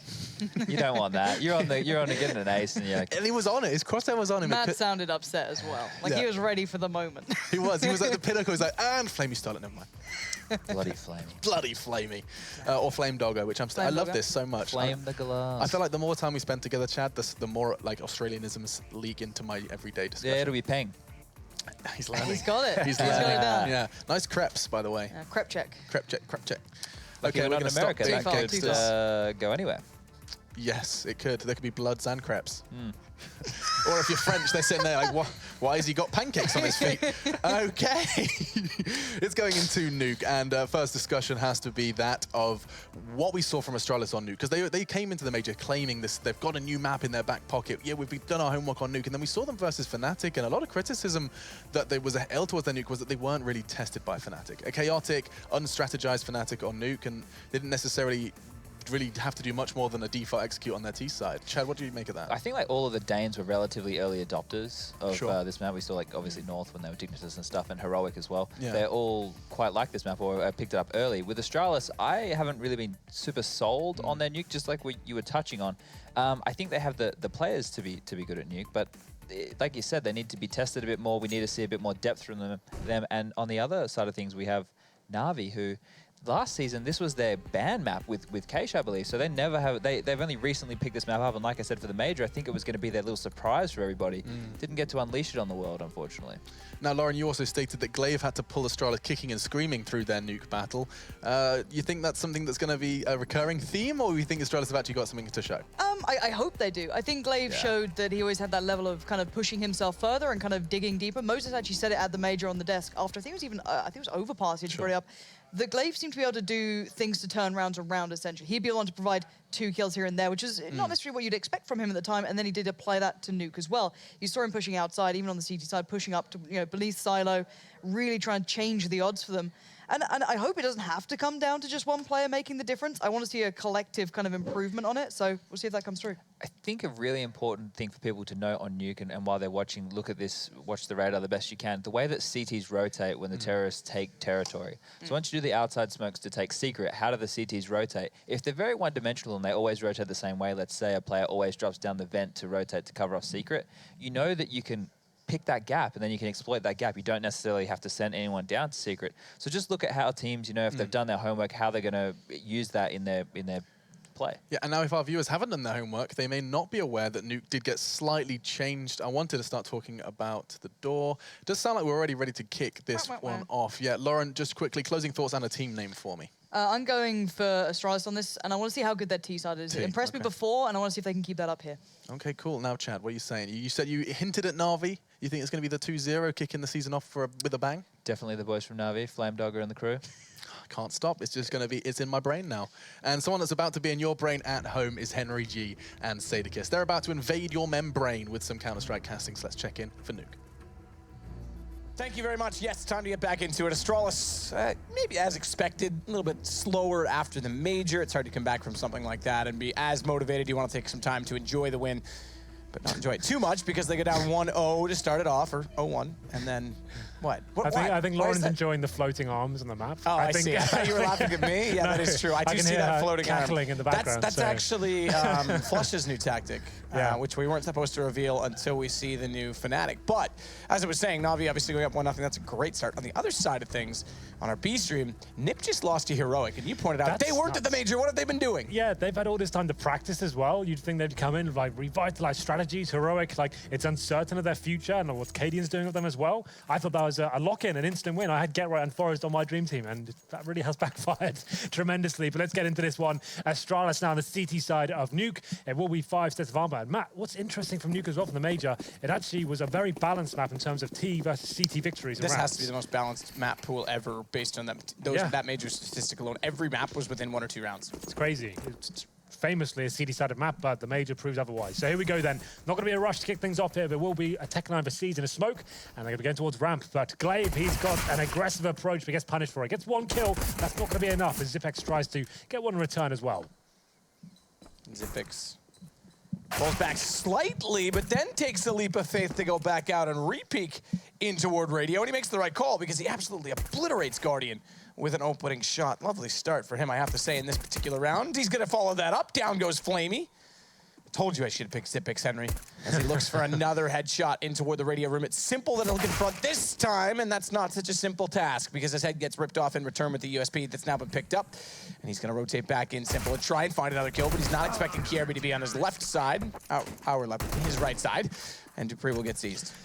Yeah, that's an interesting move from NaVi, I have to say. That's such an advantage for USP. If you're going to face 1-by-1 as a T side towards that ramp room, the Silence USP obviously has the rage advantage, just picking off heads like Zipex did just then. If you're going to go towards ramp, you want to be using 1 flashbang, maybe a smoke to the left-hand side, and swarming them. Overwhelming the CDs are waiting there. Obviously, you don't have the spam potential there, but 1-by-1, that was very lackluster from NaVi, I have to say. And Astralis pick up yet another pistol round here. There will be the force buy in the second round from NaVi this time. Rushing up, a lot more viable these days, but Duke would open things up, and it's going to be Device in the perfect position with the Famas to do a lot of damage there, but can't find a frag, and actually taken down by Edward as well, who gets his second with the Tech 9. Really nice work from Edward there. Decent work indeed. Flash goes in, Kierby able to dodge out that one from the rafters, but he needs to be swift to hold fast in his position because if they rush to upper with the teammates already down, he's going to be under threat quite quickly. And Zipex has rotated back around through the vents to join him in the upper bomb site. That does leave Secret open, but they know there's pistols, and no one bypassed that position to go towards Secret. They don't have that confirmation, but Zipex at least is in a position to rotate. That's the good news. Indeed. Wow. In terms of options for NaVi now, with no grenades, it's very difficult to get to these bomb sites. They're waiting for the CT reaction to come and see if a mistake will be made.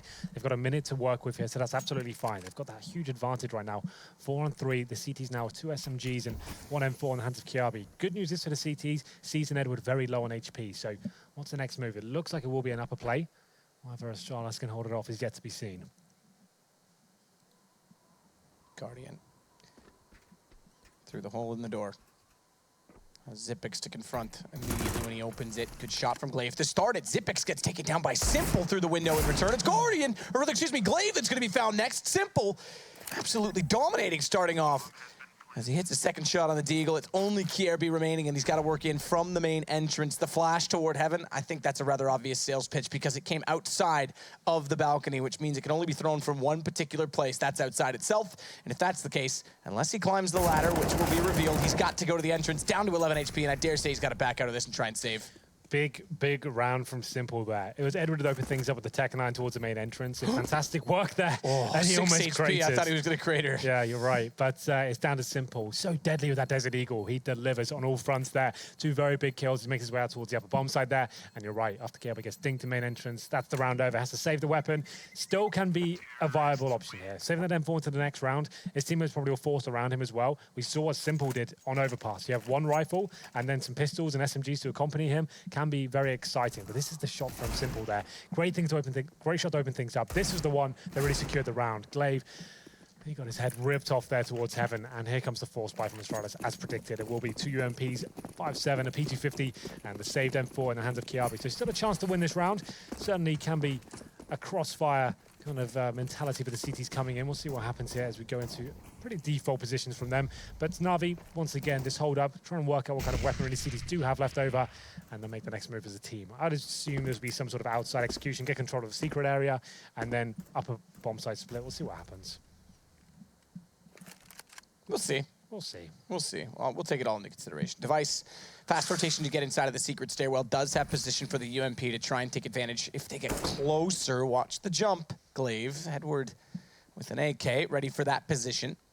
Tells Device they are pushing up toward outer as well, which means he can sit patiently with a little bit more confidence. They may, in fact, head that direction, but Molotov's off. He's got to back down the stair as well, which takes away the headshot angle that he possessed. As Glaive looks for the re-peek, tries to damage 5-7. Gun barrel showing, gives his way, his position, but times it well and takes down Guardian instead. As Glaive rotates back around, that's Device's cute entrance. Exactly what he was waiting for as he picks up 3 on the UMP. And Simple in a 1 versus 5 suddenly. Well, just like that. Not a single frag drop for the CTs yet, but Simple. Certainly deadly in these situations. Like we said before, you give him an inch, he'll take a mile. This time he only finds 1 kill there. So threat neutralized pretty quickly, but could have been interesting there for Simple. But a good recovery from Astralis overall. 1 M4 and some SMGs is really timed nicely at that point. Glaive strike first. He actually shows and gets 1 kill with the 5-7, throws a cat among the pigeons in that sense. And as soon as he does it, Device strikes from Secret. He's waiting there with the SMG. We talk about the UMP being so viable these days. He comes in, just times it really nicely, and it's going to be a full eco from Na'Vi now. So Astralis now have a chance to take the lead. Should be an almost guaranteed round. Upper rush coming in. Sees he has got the bomb. Just going to try and get it down towards lower, I think. But that's going to be a very tall task, and he knows it. So be holding up. Can't do much with the burst fire of the Glock there. So 5 versus 1, just Simple that deagle. Looking to get a kill, but shut down. 5 players survive for Astralis. 3-1 now. So after losing that second round, doing a very good job to actually get back into this. But we do have money available once again for Na'Vi. It will be 3 AKs and 2 Galils. In terms of utility map, not really much to report, I'm afraid. 1 smoke and a Molotov, 2 flashbangs. Now make it 2 smokes. So they can go for a simple default towards outside, but this is a map where you need the smokes to block off a lot of the choke points, take vision away from the CTs. I guess the good news in that respect is there's no AWP to go up against. So maybe outside is still very viable for them. Seized through the smoke as well, is going to try and take position in a steadfast maneuver that tries to catch off Astralis, and it certainly does catch Device in transition, thinking those smokes would be enough to hold them at bay. As a result, Dupree's got to rotate through the vents. They're already heading into lower. He's gone through both grates, though. That's going to give away his position, as Seized is already down toward the control room with the AK-47. Window's still intact. Will reveal when he fires through. That's not the biggest of issues if he can get the angle instead, especially not on an AK-47. They know they're down there somewhere, Dupree. If he opens those doors, I want to talk about it as well. That addition of Orange Box and Dark Spot, I don't necessarily enjoy it. I don't think it's something that I like because it's just too many angles to hold off now. Nice shot from Glaive as he looks for information, pushing up in toward radio. Confirms they're not inside of the lobby, means he's got to fall back. Kirby will go down. Now the other option, this is that they could rotate around to ladder. That's what they've done. Edward, he's gone up the ladder quickly as well. The spot inside of the site, as such Dupree goes aggressive toward the control room, hits the shot on Seized, but it's just he and Zipix that have to rotate around to the upper site to try and slow down the play, and already the bomb's being thrown down. They'll have 2 players sitting in the high ground in this post plant. And Dupree as well are just getting into radio now. Question is, do they go on it with only 1 kit? Well, the thing is, saving these, they have got money left over, to be fair. They can buy into the next round. They're going to try and hunt for a couple of kills to see if it's possible. If they find an early kill, certainly will go for it. They're going to be sniffing around the hut area at this point. Dupree, certainly known for hitting these sort of shots. He's got the AK-47. Decent HE grenade goes in as well. Spotted his shoulder. But question is, where's the player on Rafters? Flashing. That'll open up 1 kill for him. Now he knows the second one's above. Third one's going to drop down from main. It's red HP. They've really got a chance because Zipix finds that. It's all about the trade on Flamey, and they won't quite go that far. Calm down, Henry. Stop getting so excited. Yeah, I got too hyped there. You're right. But still, Na'Vi doing everything they can to keep the dream alive. It's Flamey this time with the 2 versus 1. Just as the Astralis looked like they got themselves back into the round. Like he said, they knew exactly where the remaining CTs were. But at that stage, a little bit too late as Flamey finishes things off. And it will be the AWP, though, for Astralis coming out. Device. This is when we expect him to shine. CT AWP on Nuke can be very powerful indeed. Lots of options at the start of the round. Normally going to be going towards outside, but Ramp and Heaven, obviously options as well. That big smoke comes in from Zipex. This is to stop the rush coming in at the start. Stop any T's trying to pick that area, obviously slowing them down, funneling them towards lobby, and allowing him to play that position by himself at the start of the round. Dupe. Waiting to. Is that what you're calling him now? Dupe? Yeah, Dupe. Okay. Dupree the Doppler. Glaive loves that little jump shot. They need to be aware and cautious of it because we know Edward has been pre-aiming it a few different times.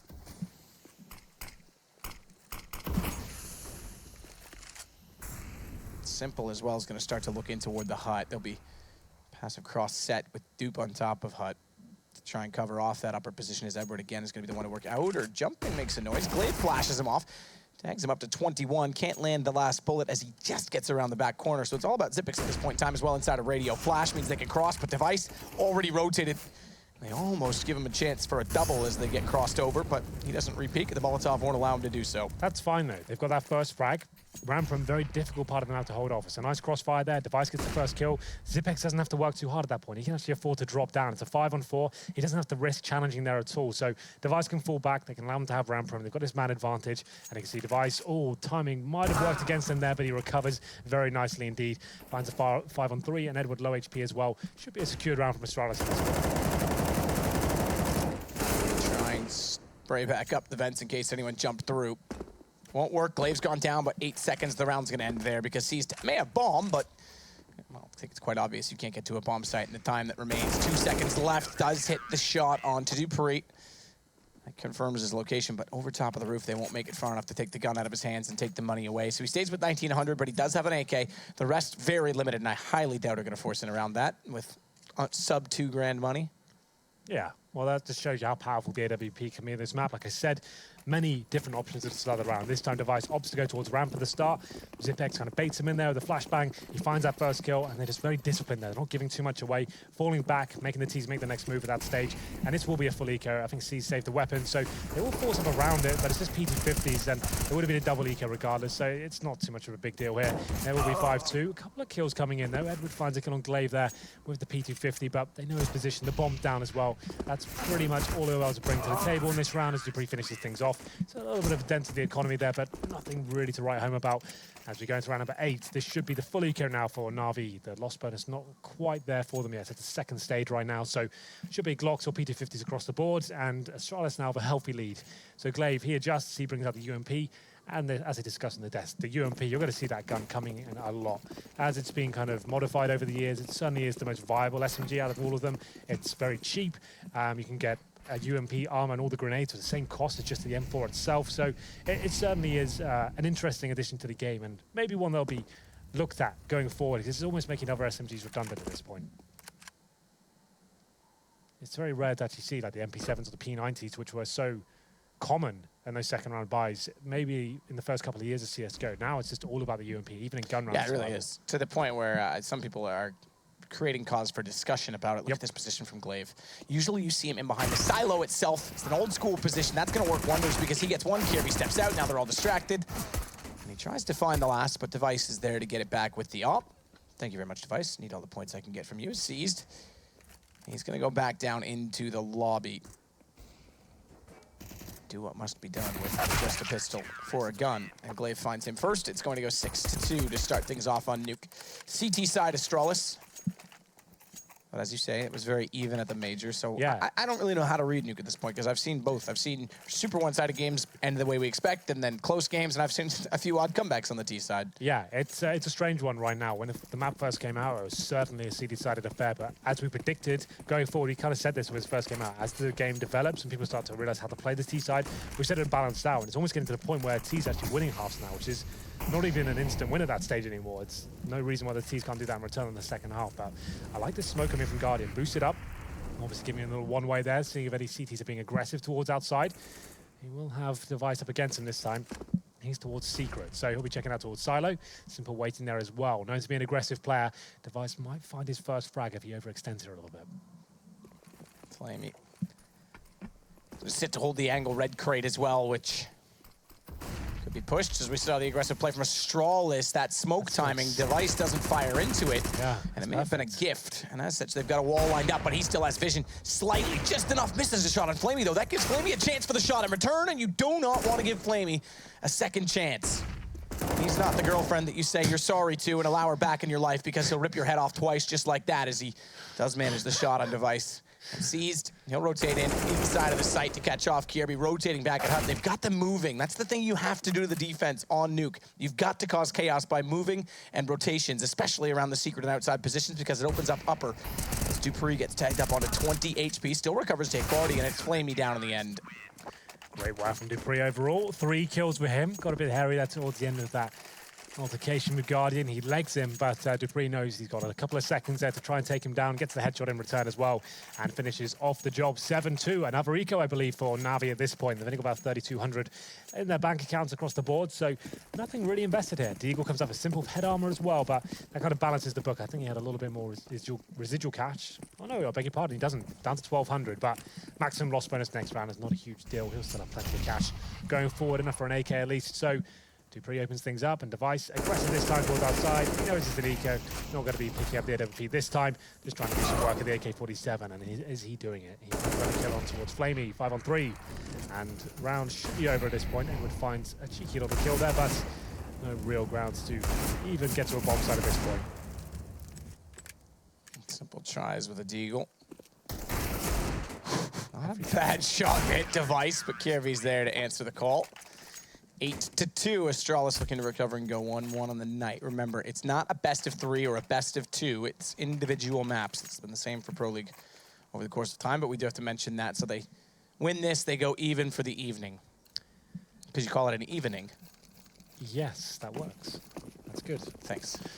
8-2, money coming back in favor for Navi this time. 8-2 though, so no AWP for Guardian. That's obviously a huge strength to their bow, but Guardian's definitely very good with the AK-47 itself. And this is what I'm talking about, that dynamic player being an AWP device. They wanted to get aggressive to start the round. Navi aware of that, though. They drop a Molotov in the CT mouth there of the round prim, so he has to pull back slightly and whiffs his own Molotov and locks himself out further. Not a huge deal, all things considered, but Simple, once again, looking to get a little bit aggressive here. After this smoke goes down, I was going to speculate Device fall back, but he's actually used that as a little bit of bait, suggesting they're trying to hide themselves in that ramp room as he pushes forward here. Oh, God. Simple's just hitting headshots left, right, and center now. Reads him like a book. Like I said, that smoke, he's pinning that down to suggest it's just Zipex here, don't worry about me, I'm just dropping this so you don't come forward. But he pushes fire. It's quite an intelligent play from Device, but Simple one step ahead of the game. They have the 5-4 now. Lovely little smoke there. That one's the best I've seen yet. You want to talk about a smoke to tell someone that there's one player there? It's like we've got a live That's how audience. you do it. You talk about the impressive smoke that he tried to throw. Well, that one just says, yes, I am here. You're right. That's exactly what it does. Zipex is going to hit Simple. Seized hits back to Dupree, and it's back and forth again as Zipex will hit to Seized and then close the round with his 3rd straight kill. He's hot property right now. Dupree leading the way in 14. It's 9-2. And yes, the peanut gallery is in the room. What? What does that mean? The peanut. Oh, you don't know the peanut gallery? That expression? No. It's like I've your never heard nosebleed section. It's the people that yell and hackle. Oh, really? And, Okay, that makes sense. Yeah, it's like the people who criticize the live audience. That's always the peanut gallery. Interesting. Yeah. So I know there's that Australian commentary guy. It's called Peanut Gallery. I just thought it was a weird name. Yeah, no, I mean, Australians are weird, so I can totally understand. That actually makes sense. I just don't They have random peanuts names. for brains, actually, so that makes sense. Okay. Let's calm down. We go into round number 12, and it's going to be 5 AKs with 5 smokes and flashbangs and no Molotovs. Guardian, just to note, he's on 1 for 10 right now. Certainly an AWP-centric map. It's definitely possible for him to open up the map towards outside. Hasn't really done too much at all yet, but it is 9-2 in favor of Astralis. Looking very dominant here in the first half as we go towards outside once again. 4 players for Navi, setting themselves up to go towards Secret. To be fair, we haven't had one of those classic rounds where you're getting people towards Secret and trying to execute towards downstairs. But look at Device waiting other side. If he plays this well, he can actually sneak in behind them. He's got a lot of sound cues here. Gets his kill on Flamey. That was the moment. Takes some damage from his teammate Glaive, but like I said, if he times that well, he gets behind all of them, potentially gets a nice little 3-man spray down. It's true. It could have easily happened, but unfortunately, Caster's Curse ruined it. Henry, it's your fault. Edward's going to take down Dupree. That's equaled again by Kierby. Unfortunately, the man that's inside of the site below, it's Kierby that catches off a late lurk toward the site, a late rotation from the terrace. The man that's down below who has to do the job to deny the plant can't. Edward hits it. They get toward the vents. Glaive falls.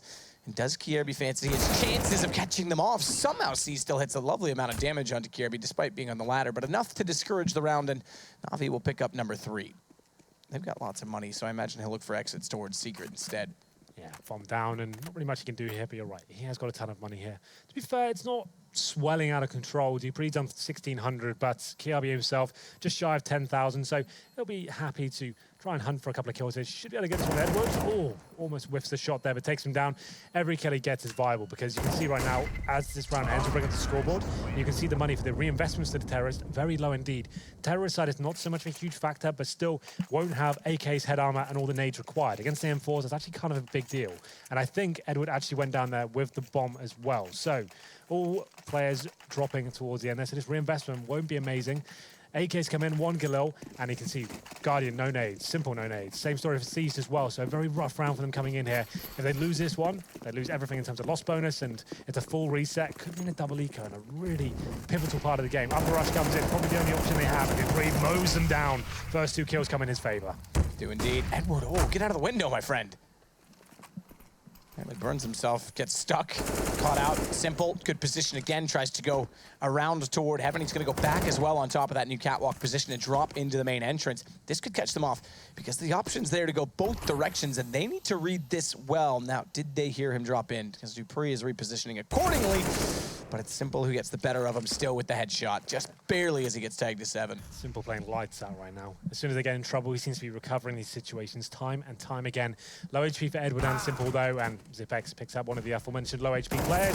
Zipex wanting a little bit more there. He makes it down to another 2-on-2 situation. Once again by himself. He has no idea what's going on in round prim. That's a high-risk maneuver from him and balances things out here. So Flamey and Edwards still within a shadow winning this round, and Flamey's actually snuck in towards the upper bomb site. He actually has got the bomb as well. So options, obviously, could go down the vent if he wants to. Edward could be joining him. Looks like it will be an upper plan at this stage. So retake maneuver having to come in from Astralis. Plant comes in for Flamey. Flame Daga, as the peanut gallery calls him. Edward's gonna rotate with 13 HP. He was the one that was holding off the squeaky door for the plant. They're making a decent bit of noise for Glaive to get toward Heaven instead. Both have kits, so it's all about getting information as he tries to be a jack-in-the-box and go up and down. Pogo stick, it's Kierby that's gonna find the first kill, and that means Flame Daga is the only one left alive on 13 HP as he tries to slip in behind. Catch them off as well as they're gonna try and bait this out. They're both not looking, they're both gonna go down. Edwards' timing's perfect. That must have been a miscommunication from Astralis. They seem to be so dead set on him being main entrance. They didn't think Hut was a possibility whatsoever.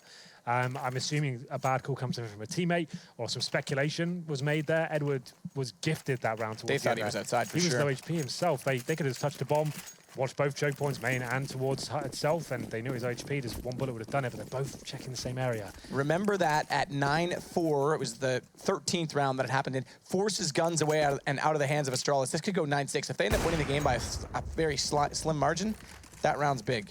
Yeah, I agree. Well then, we do have the force buy, of course, from Astralis. Defies AWP, has had a couple of chances for shots here. That one was beautiful as he takes down Seized through the container. It's a headshot, so 5-on-4, a much needed kill, but Dupree gives it back straight away. Guardian is gonna try and spray through the smoke with his Galil. It's Kirby that's waiting on the other side of said smoke, but not in a position where he would have been under threat. Instead, he's waiting in the vents to watch for a wraparound as Glaive does damage outside, but information for what? It's a slight amount of damage, fractional onto Simple. And they already know they're down below. Zipic's backing up, trying to find a secondary headshot position rather than the stairs itself. It works. He hits again for Edward and follows up. Flamey goes down as he plays from the control room to drop the bomb as well. It's Simple left 1 versus 4, and he was waiting to try and catch off rotations and come in late through Squeaky. He's now going to go alone in this situation with the bomb that's out of his hands, so they may have just recovered this. I think so at this point. Simple. He's been very good so far, but this might be a little bit of a stretch for him. But here we go, though. It starts to begin. He actually takes down Kiabi. So, versus 1. Not really enough time to work with it. And Incendiary should decide things here as he is held off there for another 8 seconds or so. And have to rotate in, is hoping to find a frag. Maybe someone make a mistake at this point. Wildly firing off shots, and it looks like it's over at this stage. But we'll see whether he can find another kill or two.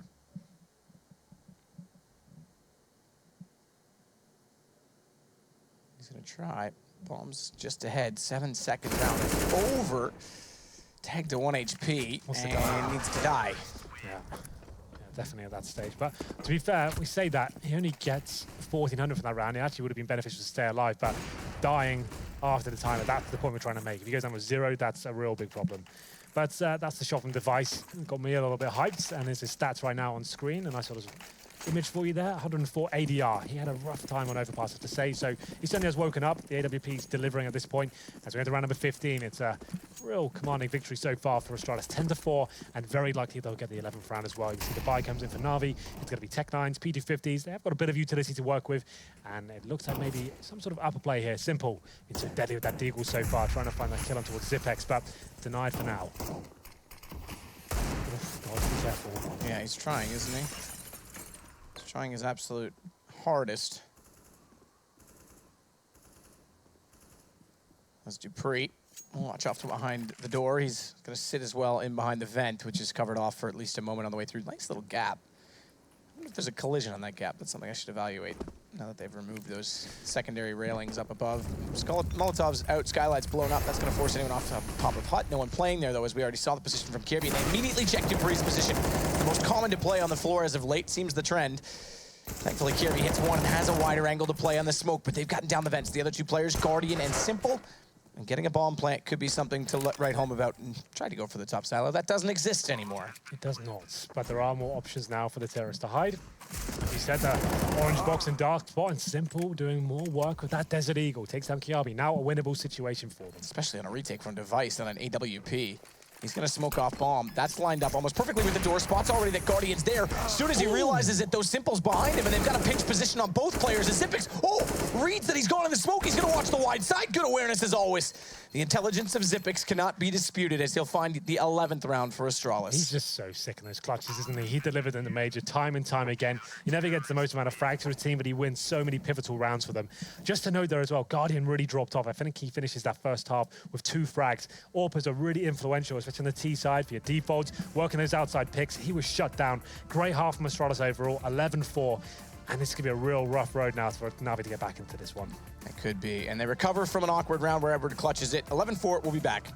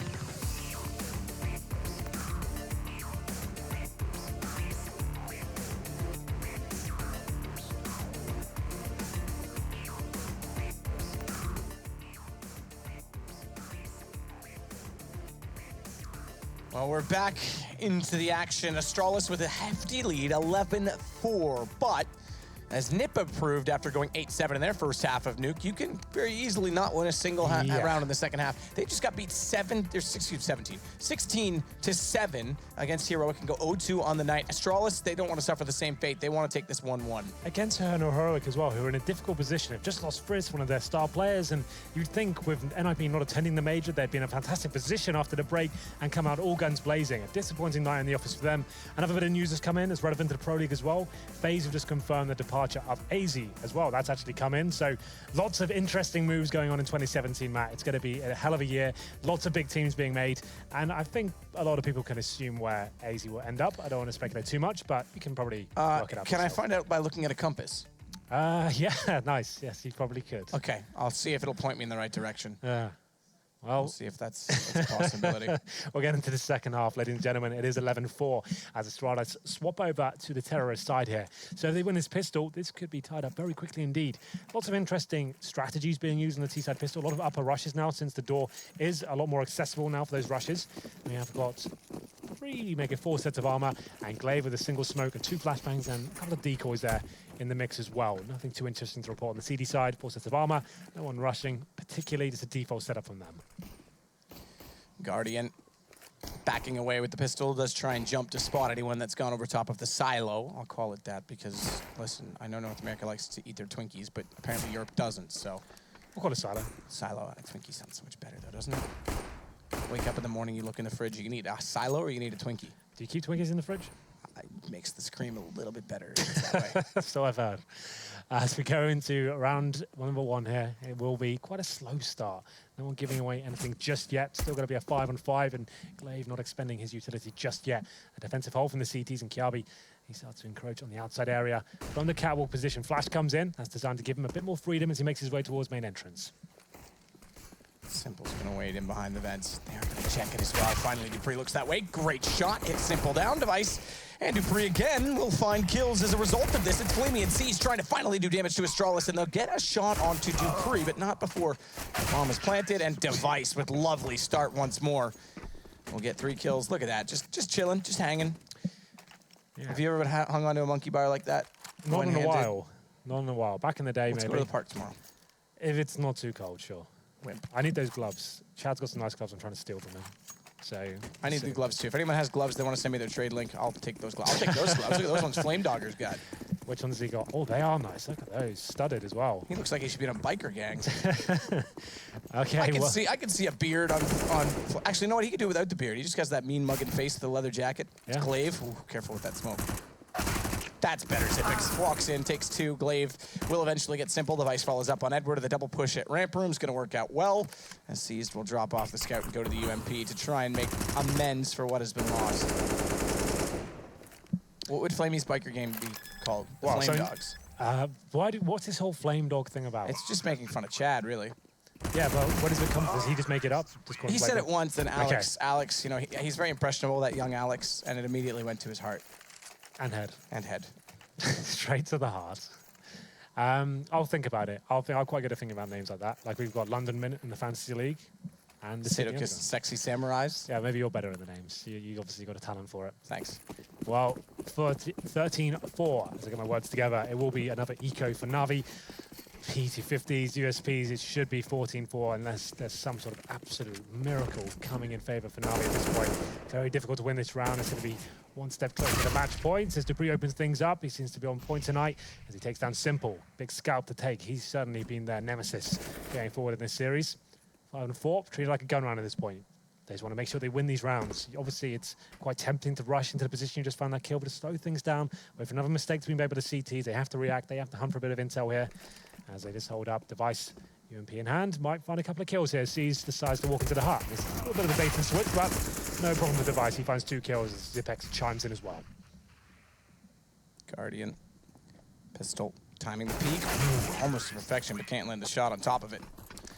So, 14-4. Matthew, the problem is after that force buy in the second round, the CT's going to this first gun round with not much. They have 4 and 4s. Guardian, to be fair, didn't really do much at all with his AWP in that first half. So not really like I've been missing that much on Nuke so far, but the problem is here, no head armor against the UMP device. That makes that almost a rifle. As we go into number 4 here, it's a difficult round of Famous for Simple as well. Lose this, it's over. And Astralis know they can go for a nice rush here if they want to. It looks like they may just do that. Squeaky Door will be open. Seeds waiting on the other side, but he'll be smoked out. So an execution coming in from the Danes. Edward, the M4A1S. To try and sit, hold off Hut. Instead, though, as always, we're seeing that fast rotation off of the ramp room. The difference this time is they don't have anyone in position at top of heaven or inside locker room outside who's made an early rotation to cover off Turnpike. So they've already split and gone in toward the ladder. Dupree, meanwhile, goes back the other direction once they push through with Device. He covers off downstairs, gets in a position to catch Guardian. It's all good. It's all gravy, baby, because they cover off all rotation points as a result. And Edward left is lonesome, is doing what he can, but really, there's not much to be done on the route. He doesn't have a kit. 1 versus 4. It's planted lower. No way back in. Or is there? Or is there? No, there's not. No kit. Stay tuned to find out. All right, Edward, there's 3. Yeah. Just looking to get guns down at this But point. it doesn't really matter, Keep right? his, Like if he goes down at 1 HP, they know exactly where he is. He might have been better off just hiding and not giving anything away, because he's almost certainly going to die. They might as well hunt him down, not let him save the M4. It's going to be a match point, so it's not like they want him to kind of tempt his teammates to force buy around him. They have to, so they should hunt him. He's 1 HP. And Dupree, like Jaws, he starts to get closer and closer. You can smell blood in the water here. Molotovs fly in. Will they have enough time to hunt him down? He's surely going to be towards that T-spawn area, but they don't extend it quite far enough. So he does save the M4, and it's going to be match point here. 15-4, quite a quick showing on the second map of this. I guess not second map. It's a separate game, as Matt explained at the start, but it's always interesting. You kind of do treat it like a best of 2 in a way. It's back-to-back games, but they do contribute separately to the leaderboard in the end. So potentially the last buy here for Na'Vi, a shotgun, an MP7, a UMP, 2 M4s, and Astralis once again fast towards that Squeaky Door. Going to be trying to smoke it off and stick together, flash in. They won't be committing just yet. It's actually back towards ramp when they go. And Seeds has only found himself in a horrible position. He goes down to 9 HP with that shotgun. And is that a wallbang? Dead. Don't give that. Yes, it was. It was actually a wallbang. Zipex, yeah, it was full I on think it was all the way through lobby, inside of the B wall. bullets. Yeah, there you go. Beside the fire extinguisher, which would have exploded in real life because of that. But they got a kill back out of it. Snack seems to be the only one consistent on that Mag 7. Massive damage on his Simple. Already on 17, tagged by the Molotov, forces him to look elsewhere for access into the lower site, which is smoked off with a bomb plant of Zipex. And smoked off. Oh, effectively is Flamey. Can't quite find the angle until the end shots. Doesn't quite do sufficient damage, though, as Guardian. Smoke still covering will allow his way in toward control. And with this angle, what can he hope to achieve? Because the glass blown out by a nade doesn't really indicate that he's there, but at the same time, you've got new orange boxes, you've got Toxic Room, and I still say that's a little bit powerful. Look at those boxes. Simple will drop down to get the kill, though. It's man advantage on the Na'Vi side. They've got kits as well, but a Molotov goes out on top of the bomb. Smoke not available yet to extinguish said Molotov. That gives Kirby time, but they're on top of it. Edwards there. Missed shot would cost them, and it nearly does, but Astralis get it back in the end. The Molotov wasn't actually on the bomb Didn't there. make it back far enough. No, so that could have been very interesting indeed had they not faced, but regardless, Astralis, after losing overpass, pick up map number 2 here, and it's going to be tying things up, 1 apiece on the leaderboard there, and what a dominating performance that was overall. They looked very comfortable throughout that. 11 rounds in their CT half. We did say this map is certainly balancing out now. It was both pistol victories for Astralis, so it was a good showing overall from them. Unlucky, I guess, on overpass. It didn't really look like the team we were used to expecting from them, but turned up the heat here in map number 2. Great showing overall. I have to say I feel a little bit sorry for Simple because he looked fantastic through both maps. Yeah, that was incredibly good for both maps. A very convincing win in the end for Astralis. 1-1 on the night, so that's an interesting start to Pro League as well. We saw lots of ties last year. We'll send it back over to the desk. They'll talk us through it. Alex, it's all you. Series to keep things level so far, Na'Vi and Astralis. Of course, that's not what else is going on the B stream, so don't forget that that is available alongside that, because some surprising results are going down. We'll touch on them after our post-match, after our post-mortem. Nuke goes the way of Astralis. You had some faith in Na'Vi, but unable to make any impact, Chad. That was an Astralis show from beginning to end. Out of their depth, the stuff that I saw them do versus Heroic, where they're able to move them around the map with their outside executes and their positioning, it didn't happen here. You know, Astralis didn't move. You know, they weren't going to rotate to secret and stuff. They kind of just held their positions, and it looked like what they were going to do was play the retake, which is another approach you can have on the CT side. You don't have to fall for the terrorists' smokes and their feigns, and you know, Astralis stood strong and played strong. You said you wanted to see more than just that default on their T side, Lauren. You didn't get too much of an Astralis T side. Yeah, it didn't happen. Sadly, Na'Vi never really got much utility on their CT side, so literally Astralis just banged it through towards upper a hell of a lot of times. You can't really blame him for doing it. I'd have loved to see more of their T-side, because I think that's one of their biggest strengths here, at least what we saw previously, that they can really compete there and show a really good showing. But still, you saw Glaive device outside, which is another thing I wanted to have a little look at, and they proved just as good holding back the NaVi boys. One smoke in particular really caught your eye, Chad. It looked like it was going to be so good. Who was it? It was Flamey. He was sitting there. He was sitting there lining it up, getting it ready, and I was like, "This is going to be such a juicy smoke." And then it just. The intention was that I imagined it was going to cover off Mini. Maybe mini entrance. I'm not sure, but it looked great. It looked cool.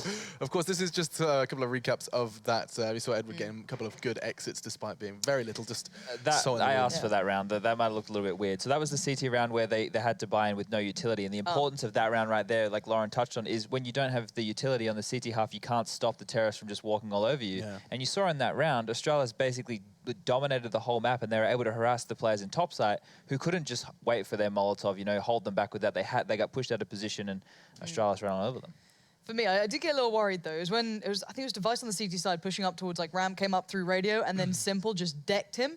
I was starting to get a little bit worried that if Device gets a little bit sheepish, if Simple starts firing off, I was like, not again. I mean, but it did simmer down eventually. But that was like one of those moments. I'm like, if he gets a little tilted from that, I was a little bit worried it was going to spiral the other way. I mean, Simple does seem to be, despite that poor performance on Nuke, Henry G's player to watch. I mean, it felt like he was playing, in the words of Henry G, lights out. Like genuinely, in every situation, you couldn't doubt that he was going to do damage. It was like when he had a head-to-head duel, he seemed to win it consistently. Every time. Yeah, he was always coming out on top, or at least doing a lot of damage, so... He's one of those players, He's one of those players who just, when he's on, he's on. And even if you're losing 16-4, you don't want to take a 1v1 against him. Yep. Beautiful stuff though from Astralis to kind of keep things nice and close. I do think a kind of closing thoughts for this one has to be the fact that we're going to be seeing more from Astralis. We get another 2 games ahead of us. Mouse Sports here, their next opponent. Do you think that? I think NaVi is a pretty damn good team to warm up against, don't you think? I would say so, and it's something just to quickly touch on. Last season, we saw neither of these teams make it to the finals, right? Every match matters, and they can't just wait to the end of the season and hopefully cram. You need to be winning them from the get-go, and it's very important to get victories on the board. So. Yeah. 14 teams in this league, and not forgetting they have just 10 weeks to put their scores on the doors. We are going to be taking a break, Lauren, but just quickly for the guys at home, Mouse Sports Astralis, why do you stick around to check this one out? Oscar, you got to see if he performs. We saw the nerves before. You saw that moment in Cobble where he was refusing to pick up the AWP next to Chris J. Now he has to, so... Big game coming up for him. Yeah, we'll be talking about that roster swap and more after our break. When we return, it will be Mouse Sports time to take the limelight, perhaps away from the Danes, major winning Danes at that. So do be sure to check in with us in just 5.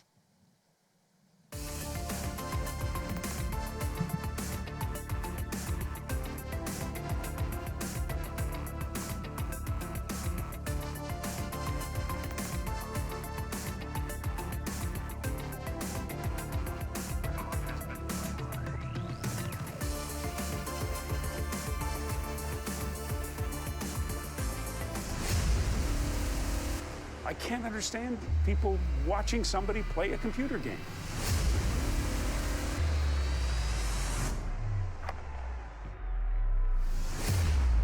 It's still not a sport. It shouldn't be on a sports network. But I don't know if athlete is the right word.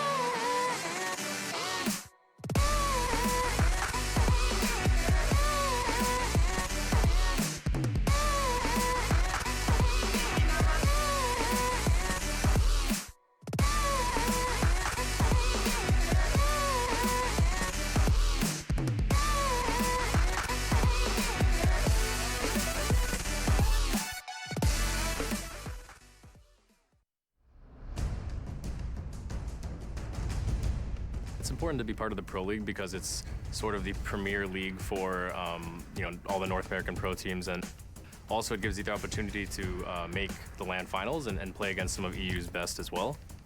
You know, with the sponsor Mountain Dew, can be really good for up-and-coming players. It feels amazing to have this opportunity, and I'd never take it for granted, that's for sure.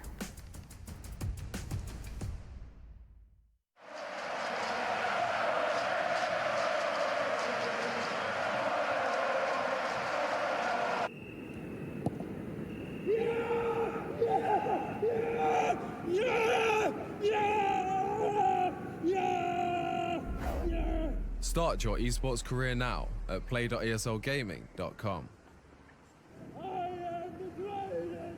You are ready. Ready to win.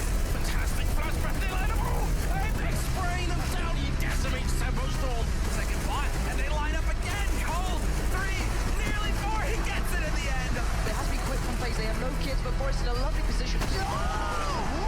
That was sick. Failed to the challenge. One quick kill and the nade. All of FaZe's.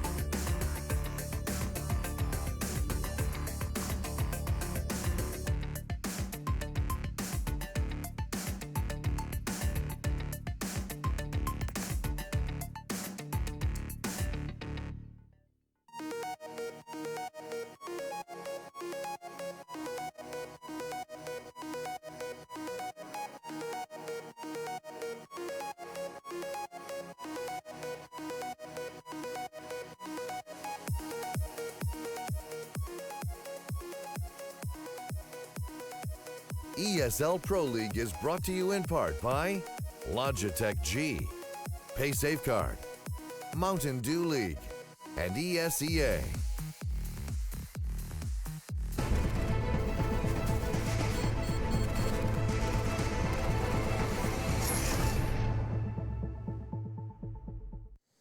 Welcome back, ladies and gentlemen, to the ESL Pro League. We're going to be taking a brief respite in between our two series of games tonight, just to give you a bit of an update on the scores and start to set the scene for our second series.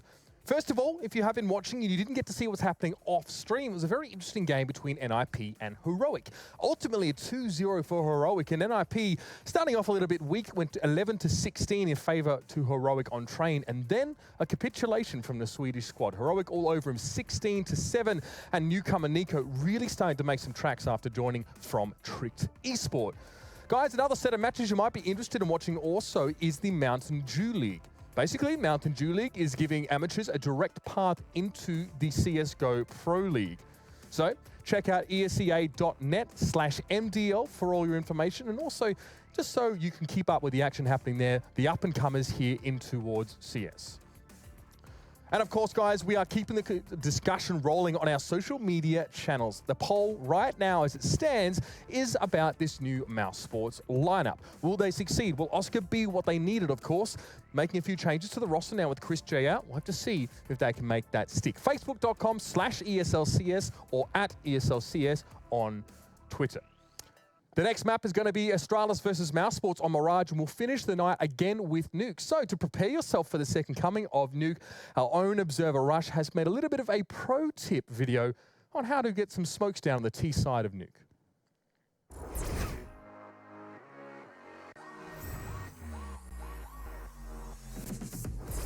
You like Nuke?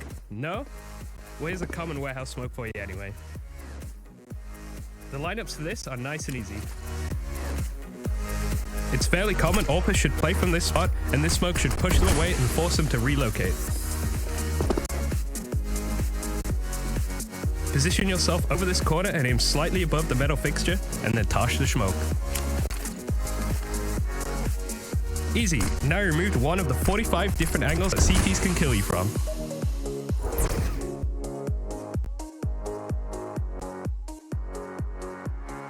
There we are, our beautiful observer Rush giving you some pro tips. Turns out you can smoke. Turns out you can be killed from 45 different angles. He's done the math. He's counted it. I might cameo in some of them throughout the season. I think you should. I think you should. I still love that there is 500,000 I'm going views to translate on a 12-second pop flash. I'm going to translate that really quickly. Chad's actually saying, I'm going to take over from Rushley and do a better job at some point this season. Yeah, well, we should introduce him as well. Matt's joining us now on the desk for our next showdown, and Chad, of course, still sticking around as well. Hey, do you like my spinner? You stole it from Taco. Basically, I saw Taco playing with it on the major stage, and I was like, I want one of these. You said I was going to get to try that last cast. You're not trying? Oh, we should. Oh, too late.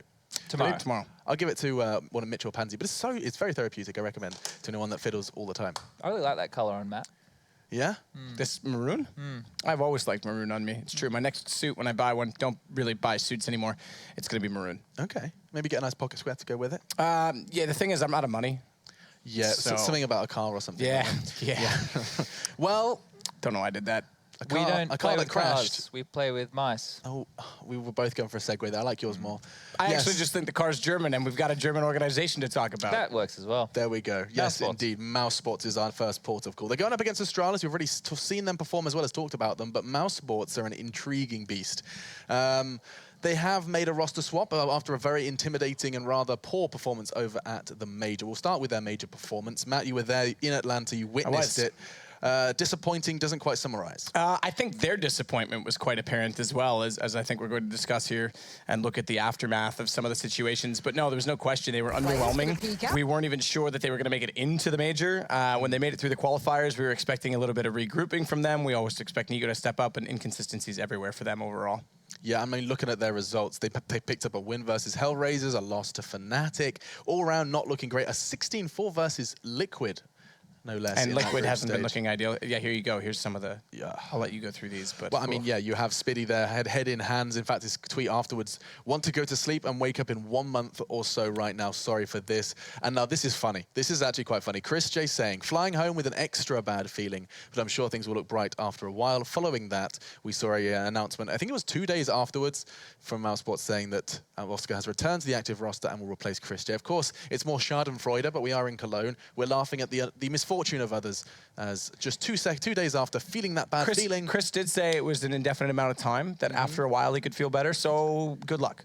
Yeah, I mean, so Chris J removed, Oscar back in. The story here, Chad, is that Oscar has been in this roster before, and it was not necessarily the most understandable of breakups in the first place. I think, it wasn't actually disclosed what the issue was, but I would say he probably didn't like what was going on in the team. There's probably a lot of clashes. I could say Nico gets a bit fiery, but what happened with it, it kind of just came out of nowhere, right? Everyone was like, what happened with Oscar? He's meant to be the star, and he just disappeared from the roster. To see him back in here with basically the same team. It doesn't make much sense to me, and I can't really see too much success coming from it. I remember there being a great deal of hype, Matt, about Oscar. I remember the likes of Thorin, the likes of us here at the desk saying Oscar has that kind of that simple feel to him. You know, that the player that can make this individual player. He comes from FPL, starts dropping off heads. Yeah. And then we kind of just disappeared off everyone's radar as he departed from Mouz. Yeah, came over from Hellraisers as well, which, interestingly enough, we thought he would be indispensable and hard to replace. They pick up Dead Fox, who out of nowhere has been playing really well for them, so it's not like he had a home to go back to. I think there was some other issues on the team. I was fortunate enough to visit one of their boot camps last year in Cologne, just sit in with them, talk with Christian, who was managing them. He's not managing Big, but managing them at the time.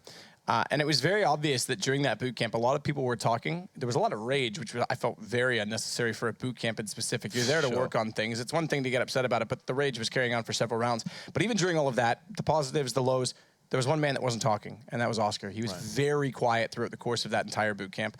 I was there for about 3 to 4 hours, and I think I heard him talk about 3 times. So I knew that there was already issues in that sense, and then it was revealed that he wasn't putting in enough time, wasn't practicing. It just seemed like he wasn't ready to commit to being a full-time pro on a team that was willing to give him more support than Hellraisers had. So bringing him back to me was very surprising. Now, I don't know the contractual situation. Maybe he had a contract and therefore was the only one available. And I thought maybe Chris made the decision. That would make the most sense, right? Why would you elect to bring back a player that was struggling for you?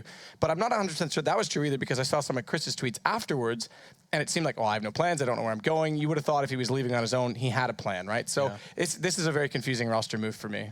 I think Mousesports perhaps are going to be a little confused in this gameplay as well. Going up against Astralis, Chad, it's not the easiest of opponents. Defending major champions as your first game in the Pro League, and potentially even your first game with Oscar in an official environment. That's going to be scary, right? Well, they're playing Nuke as well, and we just saw what Astralis did to NaVi on Nuke. So you come into this pretty scared. You know, there's not a lot you can do, especially with like a new roster, right? You don't have depth at this point. Adding a new player, they have a lot to change. You know, there's a lot of things, especially on a map like Nuke. You know, it's still new in the map pool, the way that's being adapted to.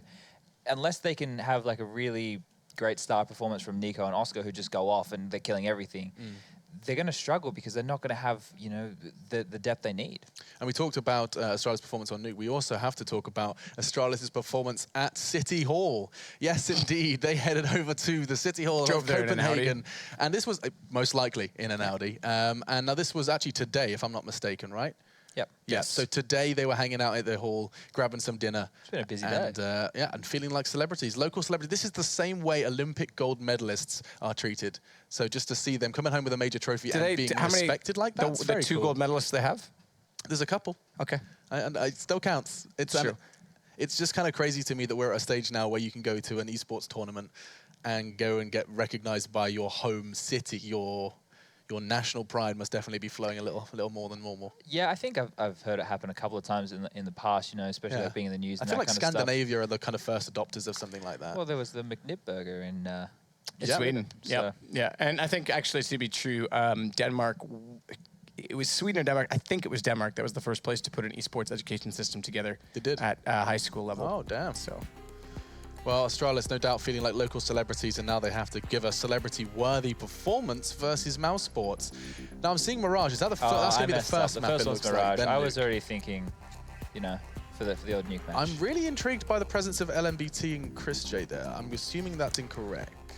Well, unless LMBT is a coach. Yeah, we haven't seen any official announcents on that, so I'm assuming that that's going to be Oscar. The roster, as far as I'm aware, is Oscar, Nico, Spitty, Dennis, and Lau. Yes, and somebody has put Lowell in their fantasy he plays draft. for Tyler. I have. No, not. I get what you did there, but no, I put Lowell in. See, the problem is though that Astralis already lost 1 game. They're playing against Astralis, so no matter what, I'm gonna have a loser on my team. And then I put Forrest in from NIP, who now just lost 2 games, so I've lost there already. They go up against Mousesports tomorrow, so no matter what, one of my players is losing there. So it might be Sadokist Sexy Samurais is more like Sadokist Sad Samurais. Oh dear. Yeah. Oh, fantastic. And that's, of course, the fantasy. We've not been told in any way to promote this any more than just once, but we are. No, this is going to be a heated battle all year. We are, like, absurdly already into this. Sorry, I'm going to give you guys a head start. Yeah. But, like, on the topic of predictions. Fantasy.eslgaming.com. Okay, nice one. Yeah. This is the new something. So I just totally... Yeah, anyway. No, you didn't ruin my point. I was going to say the website, but... Yeah, we don't need to say them anymore. Spitty and Dennis, what are they doing in this roster still? Let's be honest. Yeah, I see you've started the fiery discussion after. I mean, can you remember Spiddy's performance? You know the one he said he wants to go to sleep for a month? I mean, I want to go to sleep for a month all the time and wake up. That's just normal in my life. It's just, so to be serious, this team shouldn't be German anymore. You know, they should kind of move away from that. They have a Spaniard, a Serb. Bosnian. Yeah. Bosnian, not a Serb. Yeah. Oh, you think that way with the support YNK gives him. Yeah, no, for sure. No, he's Bosnian. And yeah, you're right. They've got a lot of different, obviously Oscar coming in is Slovakian as well. Czech or Slovakian? I think it's Czech. Is he Czech? I can't remember. I see his flag, Czech. Yeah, so anyway, the point is, coming into this, there's lots of guesses. Look, I think of the two, I think Speedy has had, he's had the more shocking performances. He's more of the bottom end performances. But I think Dennis, because of the way the consistency works within the team, when he has a bad performance, it seems like he's a little more toxic within them. Inevitably, I think both of them, if they really want to make this team good, need to either step up massively or one of the two has to leave in a relatively quick manner. Yes, so this is the thing which is interesting. We were talking about the Chris J thing and him getting replaced. Why are they replacing Chris J when he was more than happy just to rifle when they had Oscar in the team before, right? And he was still doing better than the others. There is the one thing I will say, and you're right, Chris does have to go onto the rifle. Now it makes a little more sense because Oscar takes the op. You still have designated riflers.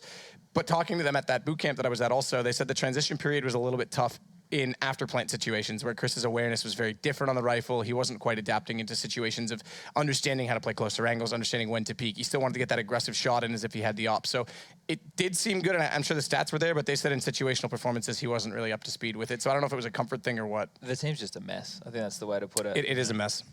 I thought Hellraisers was the team that was dying the fastest. I think these guys could be in worse position. It's kind of crazy. The discussion that has to be had when we address Mouz for the first time here in the Pro League is, of course, something that always gets brought up, and that's, of course, the Nico situation. Now, a lot of people have always regarded Nico as one of, if not the best player in the world. I feel like on a mechanical level, on an individual basis, he is up there with the very best. However, he finds himself locked to this group, this gaggle of players. Has his performance dipped recently? Because I feel like it's been a long time since we started talking about the Nico show, a long time since we started getting hyped about Nico pulling Mouz Sports through rounds. It seems to have we've lost that flair that was pulling him and his team through. So mentality would probably play a huge role in the way that he's going to approach the game and stuff. But not only that, as the in-game leader, and early on he was able to just make him, like he was able to call around himself, right, to get these kills and basically base the team around himself. But now that he's probably has to diversify in the way he calls to try and bring his teammates into it, and that's going to see a dip in his performance because he has to think more as the in-game leader, and he also has to be able to still focus on his game, which it's hard to do. Yeah, I think there's a couple things that go beyond that in terms of mentality. I think when he started in-game leading, he was calling a team that was based around him, and he realized that was only going to take them so far. The other part of it is how do you stay motivated for that long? How do you say that, I don't know why we're still in chat. You are very pretty. It's been on you for a long time. It was almost distracting me. But how do you say that I'm going to carry them every single game? Because you said we had to rely on that. Now, one thing is very clear. It's impossible that one player is going to be at that level forever. And the second is, how do you wake up every day and say, oh, I have to perform like that again? Eventually, I'm going to go, guys, like, step up. I can't do this forever. I mean, we know how demoralizing that is. A prime example from the major was Magisk boy. I keep wanting to call him Magisk. Magisk now. Magisk, excuse me. He's no longer a boy. He's become a man. But when he, I think he dropped 30 or 29 in one half, proceeded to lose it at the major. And I have never seen so much emotion in that boy. It was, man. He pulled his shirt, immediately pulled his gaming shirt over his face, and just that. I mean, if you think from a human perspective, when you put on a performance that you've never done before, no one has ever done before, and you continue to concede that loss, it's a taste of what Nico gets on a relatively regular basis. That's a conflicting feeling too, because you want to be so happy with yourself, but yet it's not enough. And in a major quarterfinal, yeah, that was a bitter pill for him to swallow. No doubt. Now, talking of swallowing, I'll be introducing your casters in just a moment. But first, I would like to know what you guys are thinking prediction-wise. Mouz Sports Astralis, you've already dogged on at Mouz Sports for a while. Chad?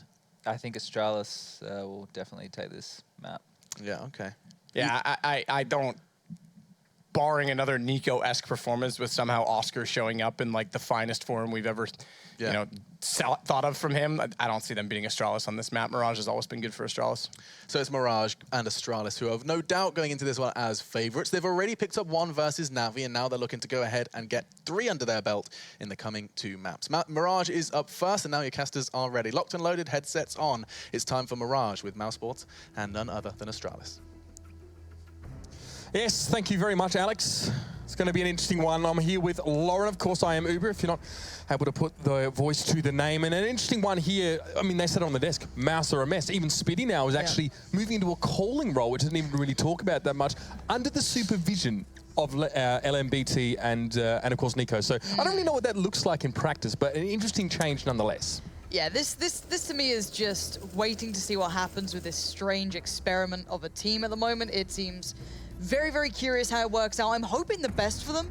Again, I think Oscar had so much potential, but everyone saw that massive dip in performance, that very awkward break he had at the end of his, I guess, tenure with Mouseport. So I'm hoping they kind of fix that up and it gets swapped around a little bit and it maybe recovers. But I don't think Astralis is the team that they're going to find that against.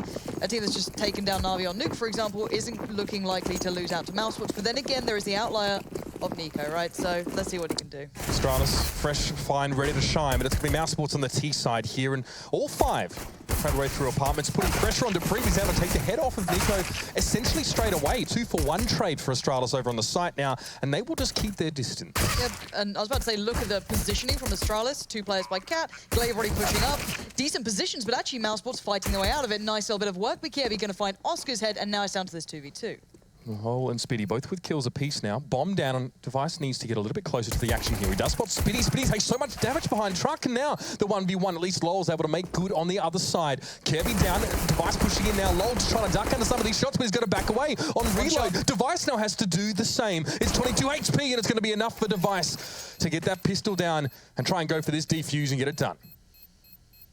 That round. Every time, it just terrifies me watching Speedy, right? Because he was holding the cross then pretty much, basically playing in the other player. That was his angle to watch. It was, and then you just see him in these situations, and I just want him to do well, but so far, you know, Astralis win the round, but they did get the bomb plant from Mouseport, so it's not the worst in the world. They get what they wanted, I guess, out of that one. If you know, in the situation they were in, it's not the worst outcome. At least they got that as a little bit of a buffer.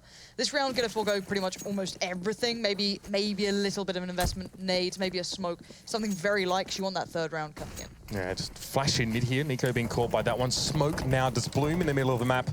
Nico will use that just to try and lob a HE straight forward. Glaive, though, send one of his own. Doesn't quite connect, and Glaive just getting a sense that Oscar is over towards that underpass, who is trying to get some shots on mid-window. Device will challenge, take a bit of damage, but get the frag ultimately. Yeah, Astralis having 3 players basically staring down mid is going to work out pretty well for them against Glocks. The P250's been lost to the range element, just removed. Yeah, the P250's not awful at range, you can challenge, but the UMPs cleaning things up, really good for the UMPs to be getting the money going for themselves as well. Whoever's been picking those up, so Zipnix, they're doing well for himself, and Glaive going to make a little bit more money. Always good to get themselves robust, but they know they're going to come against a rifle round now.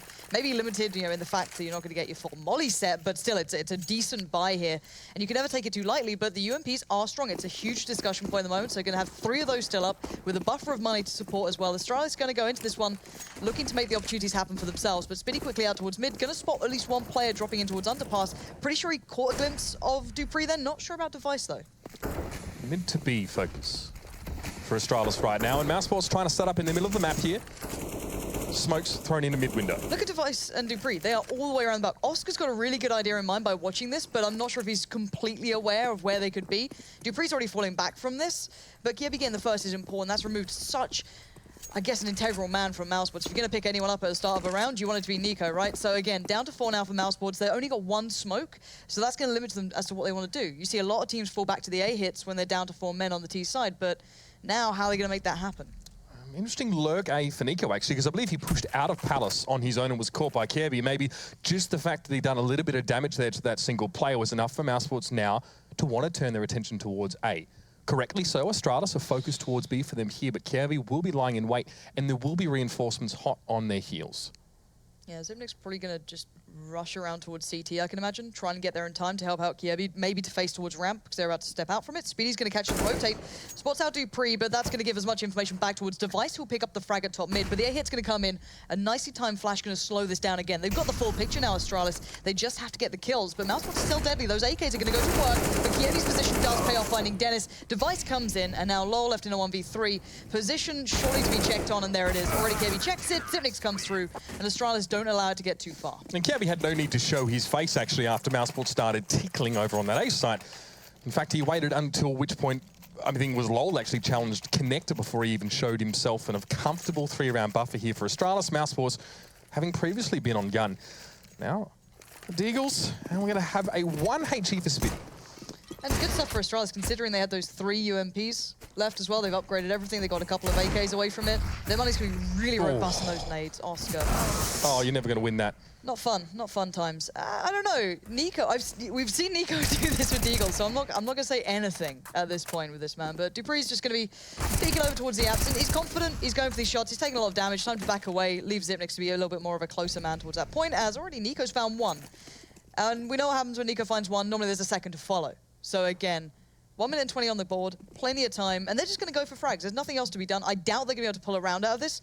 Couple of kills here and there. You're going to get a good, maybe a plant out of it, but with the amount of utility on the CT side, this round doesn't look like it can go towards Mousesports unless Nico does the unthinkable. Nico now freed from the shackles of having to dictate his team's movements here, maybe able to think for himself again after so long. Now it's going to be a peak from T-Ramp, ever so slow. Didn't quite catch Glaive on the jump across. May have just seen something. Yeah, and there's the jump. He knows he's there. Nico trying to close the distance a little bit and get it a bit closer. Flash.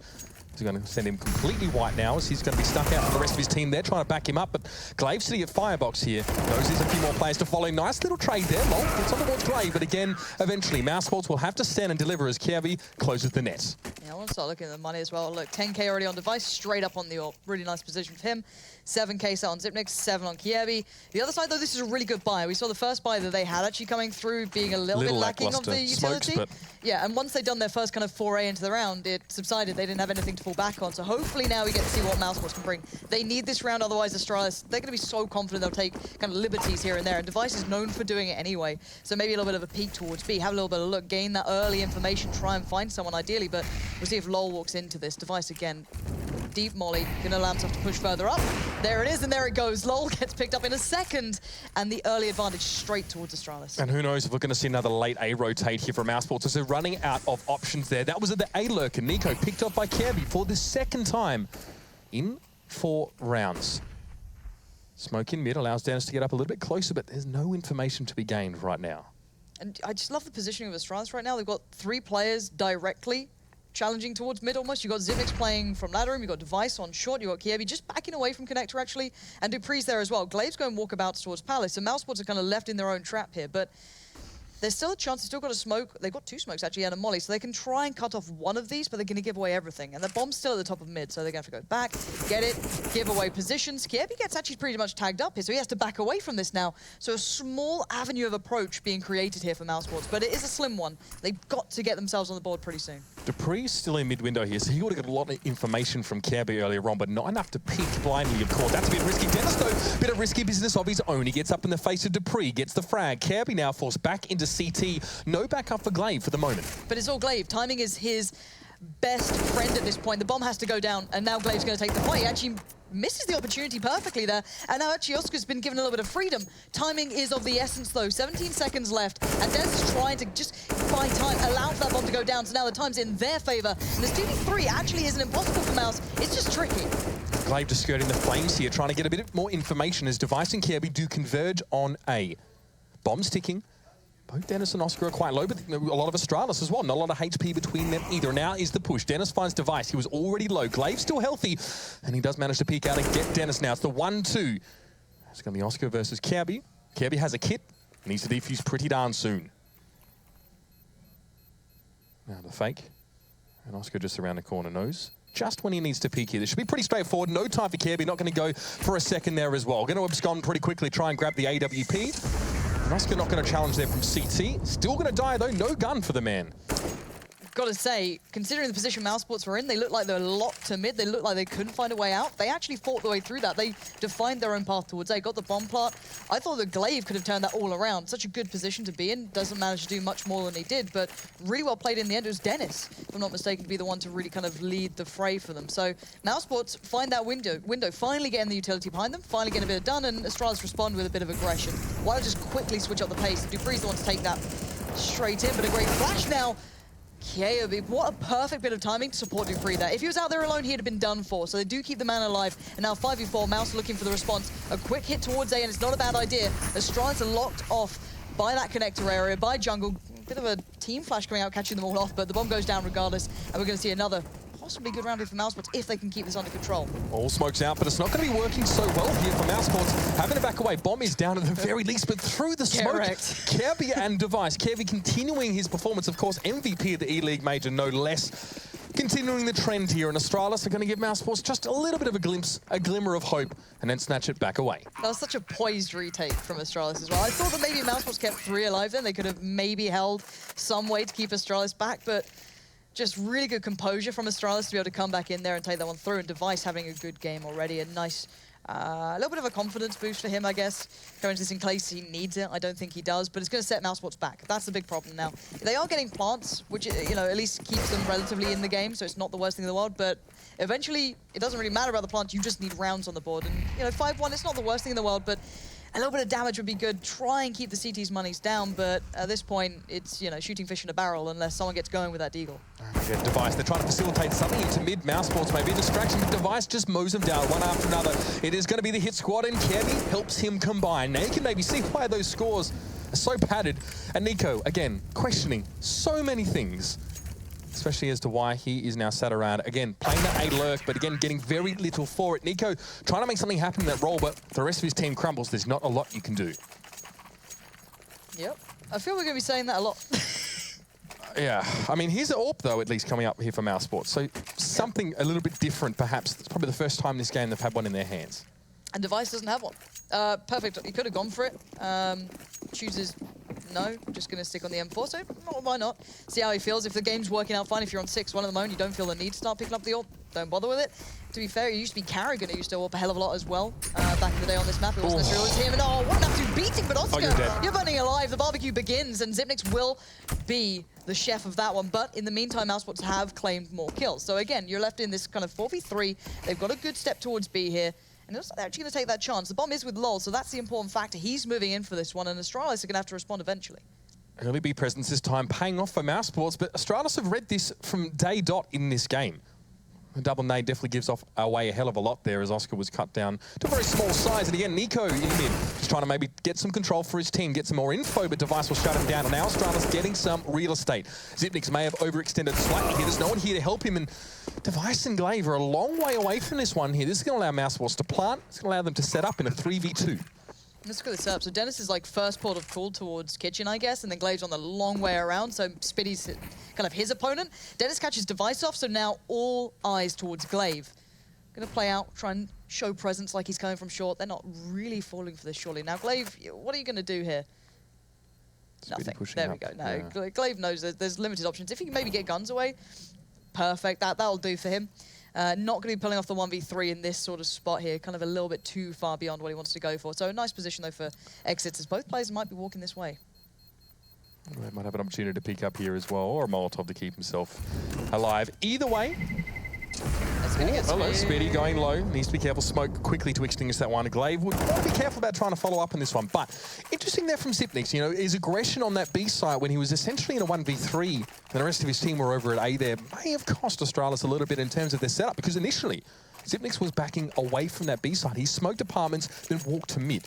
He must have walked back there and for some reason decided to challenge on his own. I'm going to be perfectly honest. My eyes are completely drilled towards Oscar here. I want to see how well he does. Astralis, it seems every time they get a bit of either a round loss or a close round, they just go straight back to this aggression to keep Mousesports almost constantly guessing.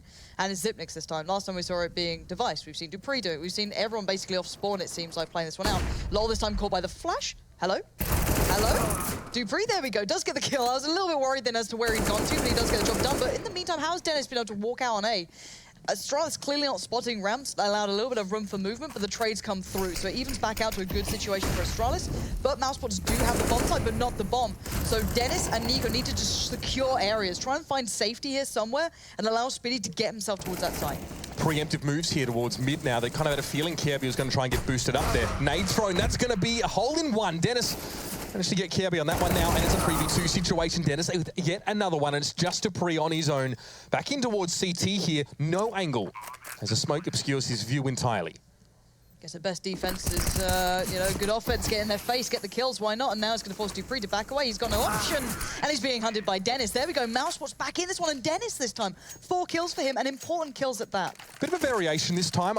Generally what we're seeing from Mouzsports early round is either, you know, stacking me with 3 players or trying to set up in mid. This time that solo lurk of Nico's actually was backed up there by Dennis, so perhaps took the A players, especially Kirby, by surprise. Either way, they managed to get a hell of a long way in towards A before the Astralis could really set up and deal with that. All right, Oscar's good. He had a decent spawn towards B. I wonder if he's just going to charge it. And if you're Mouzsports, you've got to be aware that this aggression's been a factor, and they're going to use that utility now. Molly's in towards Connector. Keep them humble, keep them further away. And Oscar's been allowed a little bit of time here to try and find Dupree over at B. Doesn't get it done. A little bit of a, you know, kind of, I guess, a little bit of a trade out of damage coming through in mid. You've got Spitty down there and Glaive as well, exchanging things out. But at the end of the day, Mouzsports, again, looking to build a little through mid. You've still got LOL towards apps. And Astralis just need to sit back. They've got limited, I guess, limited-ish utility in comparison to what they've had before. Only 2 kits as well. So, you know, it's not the most perfect buy in the world, but it's perfectly fine. You just need to be a little bit cautious with it. So again, you can see them just taking their time on this. Still have a couple of smokes, couple of mollies, couple of flashes to put out to stop that T hit. And it looks like, at this point at least, Mouzsports are really posturing towards A. You've got 4 players here, LOL in towards App, so 3 ramp, 1 toward Palace, and then Spitty just holding that mid play, trying to keep their attention, cost them on the rotate. Kirby and Device might miss time, this bit of aggression they want to play through mid, because here comes that A hit. Dennis not at the front, it's Oscar trying to peek through towards CT. They've left it open. They want him to get that shot, but Glaive's not giving him a single thing, and Device waits on the edge of that smoke. LOL. Just through the screen there. Obviously inside Palace now. Got a challenge down. Device having to back away. Bullets coming through the smoke there. He's left with only 39 points of health. A quick flash off the back wall there, but no peek to try and capitalize. The bomb very quickly down, and Mouzsports have already left the scene. 5-on-5 retake. This is a treat. I like this. But now Zipnix beats Spitty in mids, and now the retake can really begin. They've found that kind of, I guess, unknown quantity. They don't know that yet, but the mollies have come in, start clearing out the corners, but Nico stands tall, but he takes a lot of damage. But time is ticking. Smoke now in towards Palace. Now LOL has to make a decision. Does he push forward or does he wait? At this stage, Mouzsports can sit back on their laurels. 2 players left for Astralis. LOL going to try and go forward and get the rest of them. Dupree caught a little bit too slow to try and escape. And Nico, knife in hand. So was Device though. And Nico had the quicker fingers ultimately there as well. No one left standing for Astralis, and Mouzsports mounting a comeback. 3 in a row. And it's broken the money of Astralis. Finally, they can get maybe P250s at Deagle. The Zipnix can do something, but it is limited.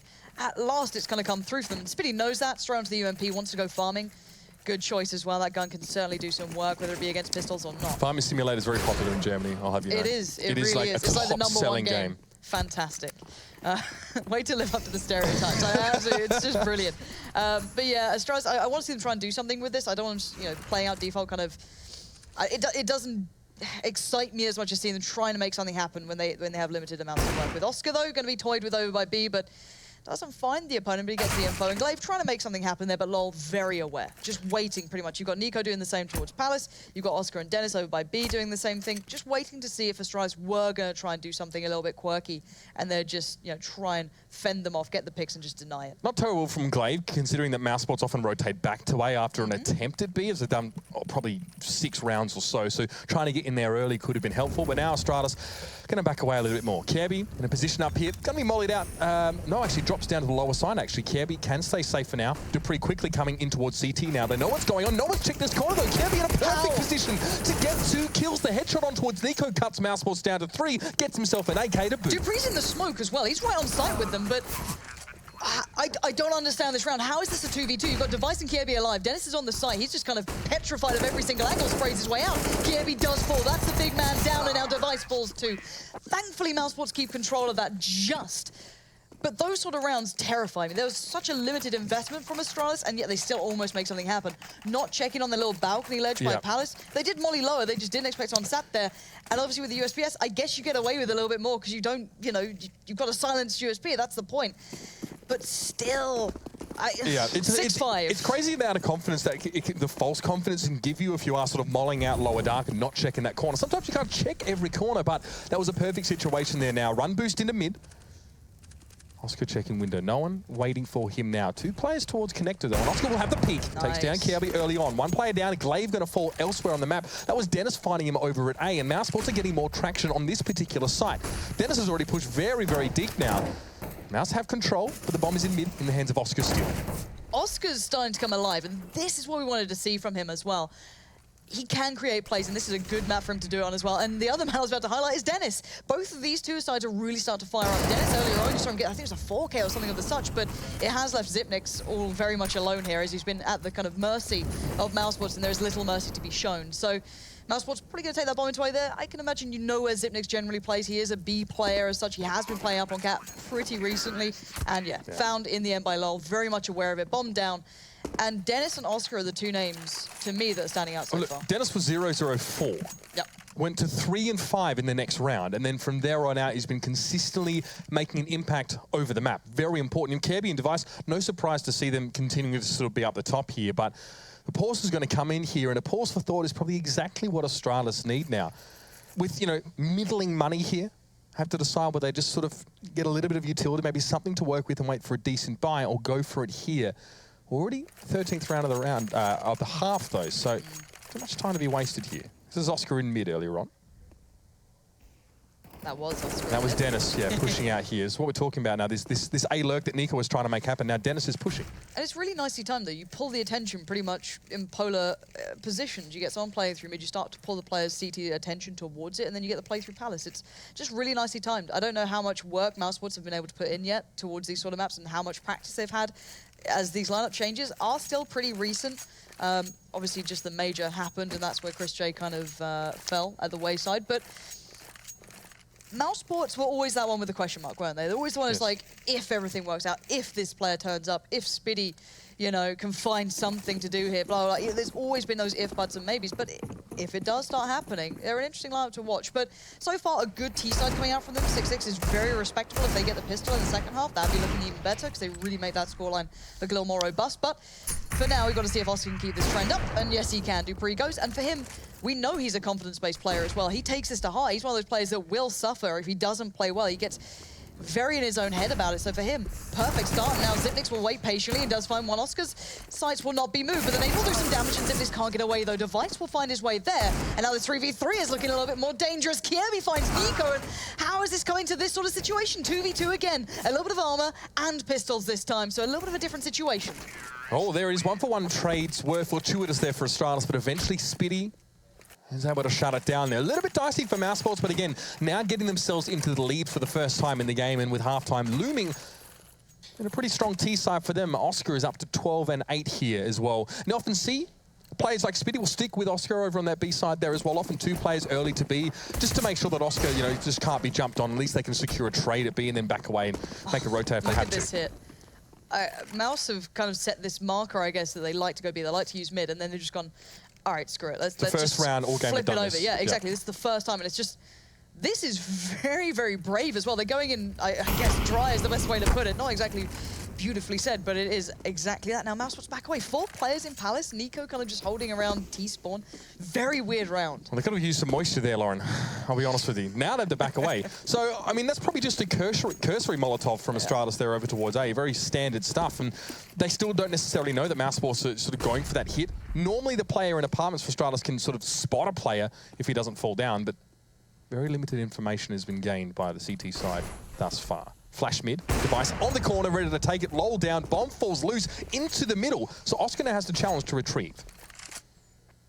Now Dennis splitting in through underpass as well, going to try and get connected control just before that smoke dissipates. If it wasn't there, he'd be dead. So now he gets a little bit of a peek towards A, and Kiebi playing that close corner. The goblin boxes are now up onto the fence we go. Spiddy there could have taken himself through, but no, if anything, kind of baits out Oscar's position as he hops down, but Dennis refrags. Important stuff now, as we are into 3 players remaining. Dennis is a good step towards A. You've got the play coming through from ramp, but Kiebi could still change his, but he's burning alive. 36 HP. What is going on? Nico's down to come from ramp, an easy kill for him. This is a 2v3 that's very possible.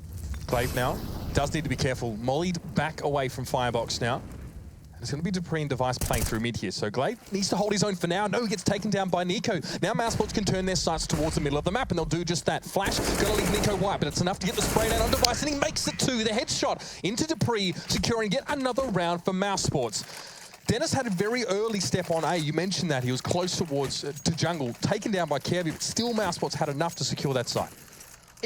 I can imagine it's incredibly frustrating for Astralis to lose rounds like that when you have men advantages anywhere, it doesn't really matter. It doesn't matter what the situation is. If you lose those, especially when you're on an even playing ground with like utility, everything's pretty much the same, and you lose it to 2 players or essentially 1, then Nico just went off. He just took the fights and he won them out, but good positioning from Dennis to allow it to happen.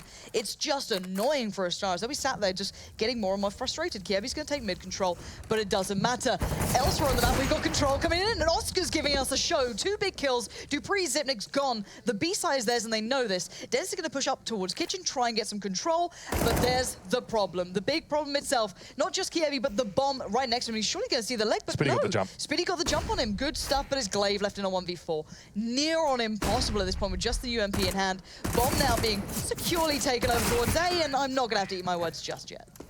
No, that's going to be the round. It's going to be 9-6 at the half here for Mouse. A huge comeback. They were very much lagging behind to begin with. It was 1-5 at one stage earlier on in the piece, and a good comeback here for, well, the ex-predominantly German side. Now we just need to stick a European flag up there for them. But on that note, it's been a good half for Oscar as well. Let's keep our eyes on him as we head into the second half soon. We'll see you then.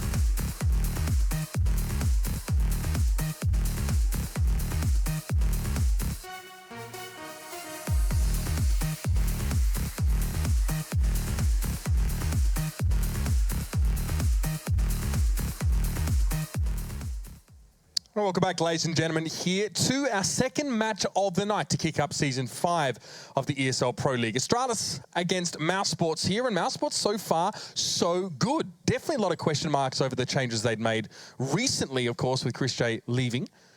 But it's been pretty darn good here for Oscar, stepping into this, well, not this new old position, I guess you could say. Yeah, so far, I just want to see if Mousesports can keep their composure. This is a huge matchup and a big round about to kick off here. Astralis now on the T side, they get to, I guess, in theory, dictate the pace.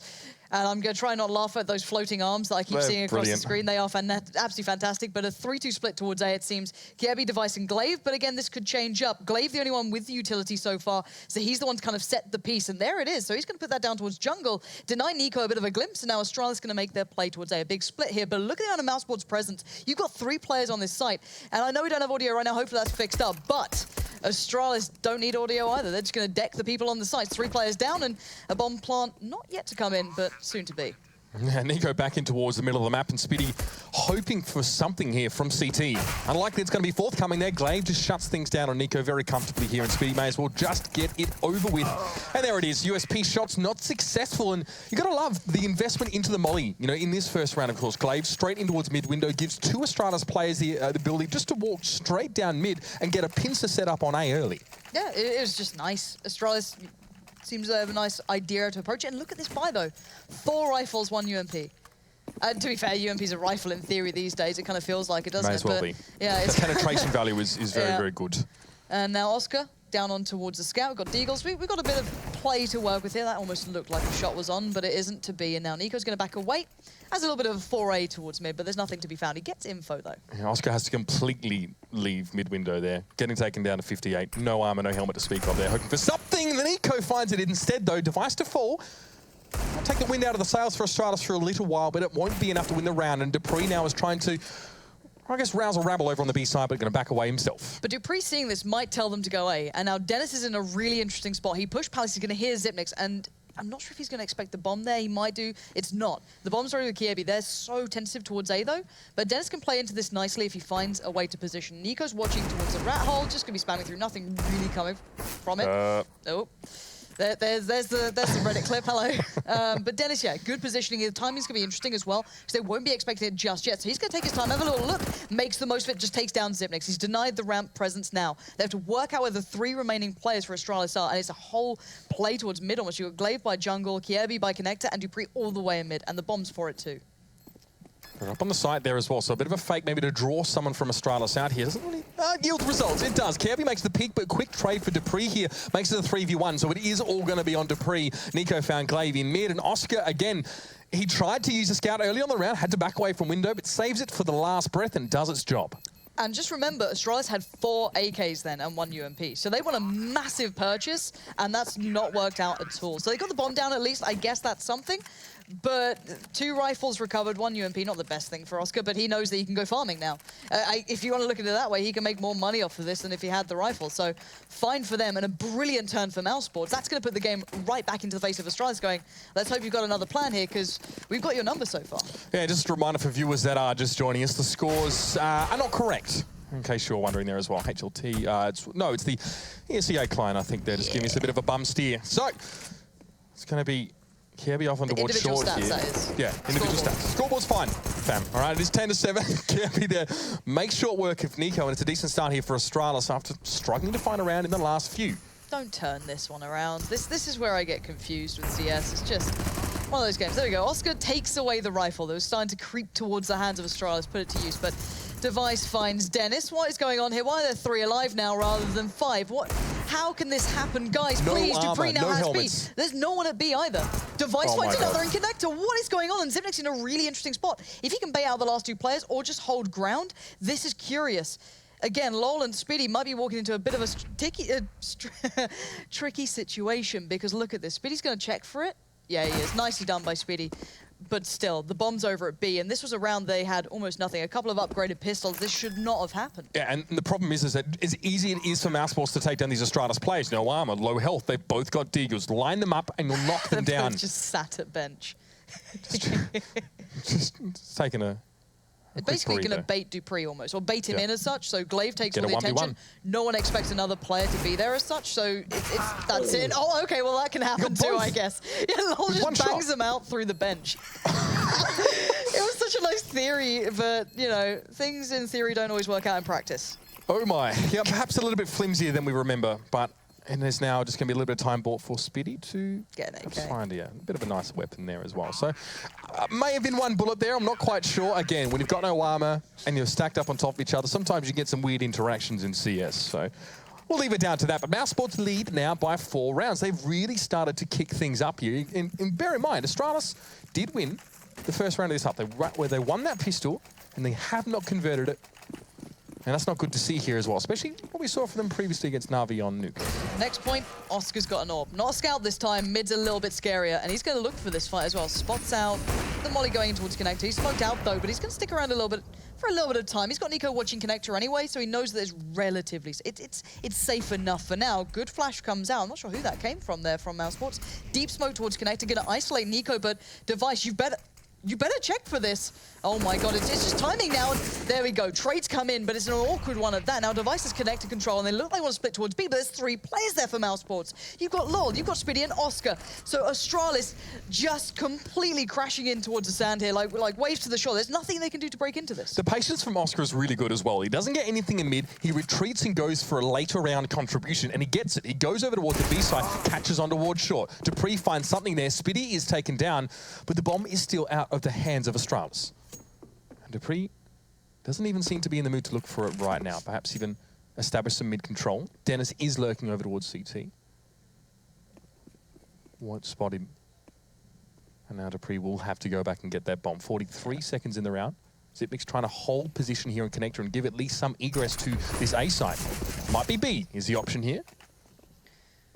Time is now a little bit of a problem. They've got 30 seconds now. Dennis is watching the cross, but Zipnik just goes in with, I think that's a smoke or a flash in hand. That's not good. Now Dennis doesn't need to take this fight. They know where he is. They've got 3 players to spare, and why not put Oscar to the task? He's certainly come up with the goods so far. And there you go, another one on the board for Mousesports, and they're looking very, very good here. And I want to see more from Oscar, as you said, and as you highlighted at the start of this round.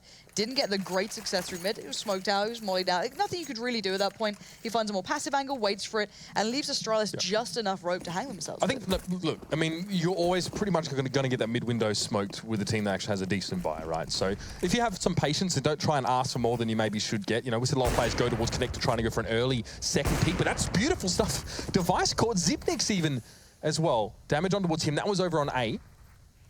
And it's a very sad and sorry bunch of Astralis here, looking very low on health, lacking, well, utility at all, and not a lot of protection either. And that's what happens when you don't bring the right gear to the fight. And Astralis just looking for anything they can get, but Mousesports aren't giving away too much. I guess Dennis is the one who's looking for sort of fights here, and why not? You can. You're in a 5v3 against these pistols, and this time Astralis haven't had that. You know, there's that one deco in, there's that mid control really kind of in their faces. They're in a really nice spot. So Mousesports just cleanly picking up this round. And getting these rounds clean is actually really important. It gets their money robust. It means that they don't get reset as easily. They've got a little bit more in the bank to play with than Kierby flashed into, and the knife's coming out. Kierby will punish Oscar for trying to go for that, but Spiddy's there to pick up the AWP at least, so Spiddy's found a good job for himself. Yeah, exactly. Managing to get the one in his hands as well, and it could well have been lost actually, especially with that Kierby being the last play there. So Oscar, hey, gotta be a little bit careful about those ones there. Would have hate to have had to rebought that one, and you wouldn't even have had the extra 1,500 for the knife. But Mousesports in a very commanding position right now, and now Astralis hastily buy up with some AKs and a smattering of utility. A couple smokes here to work with, Molotovs, flashes as well.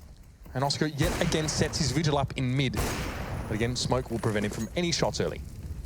Look and see where Oscar goes this round as well. He's going to back away towards A, but we do see a set, what looks like a set piece towards B, but Kierby dominating mid so far. Nico going down is a nice piece of the puzzle working out for Astralis. He can quickly escape towards underpass and get towards B himself, because Lowell and Spiddy are now going to be in trouble here, actually. Let's see if they can hold on to this one. Good positioning so far, chasing out Glaive. He's desperately going to look for him, and he finds him. This is brilliant from Lowell. He's been able to isolate these players, and he punishes them for doing exactly what he wanted. And now Kierby left in a 1v3.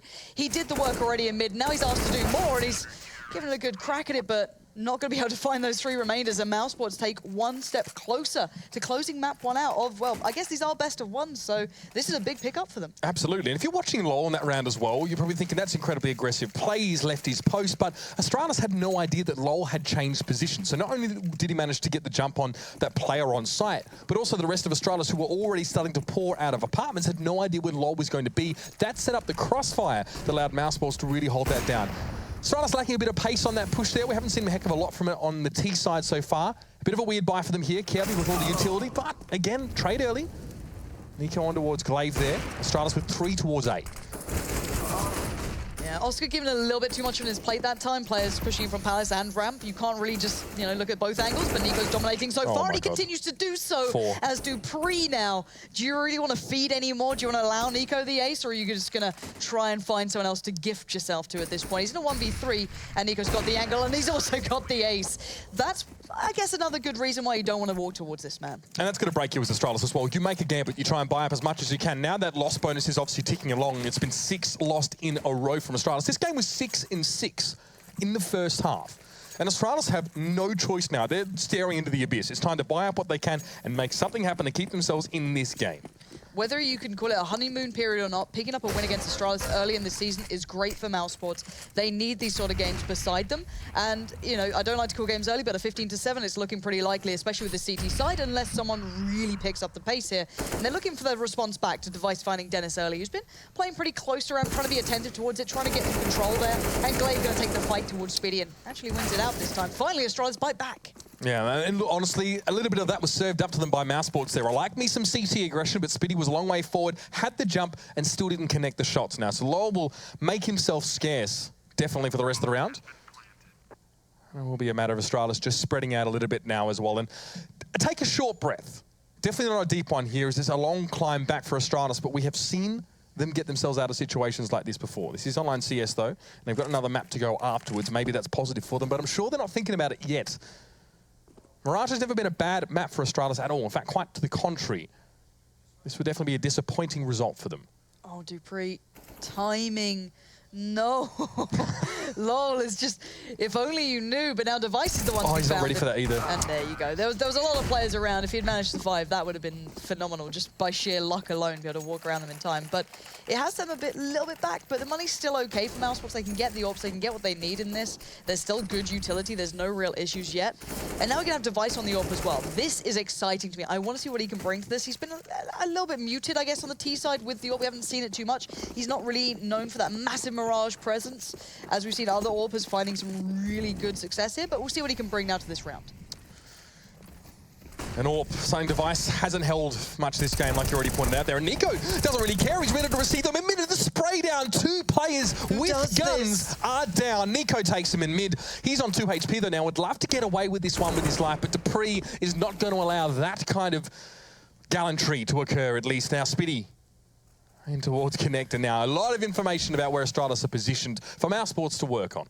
And Device has just given up the AWP. He's going to pick up the AK and back away from it. So feeling that they have better odds with it, he's going to have to back and get the bomb anyway. But the audacity to spray down 2 in mid with guns just is standing there with it is unbelievable. Now, Oscar's probably going to be time to be able to read this plan. Surely it's going to be that A hit. He's already looking towards ramp. He's already got someone watching his palace as well, so he can just train his eyes towards this. Hopefully someone gets his connector so he can stop worrying about that, because he's still a little nervous about it, but he's going to take the swing out. And he's going to have to take the time on this one now, because look, 57 HP, and well, the threats are being eliminated already. Dennis has found one, and they've got to know Device was close. Astralis have 2 players, and they're putting, you know, all their eggs in the one basket, straight through T-ramp there as well. So many angles available for Mousesports. And now, Device to keep himself and his team in the game.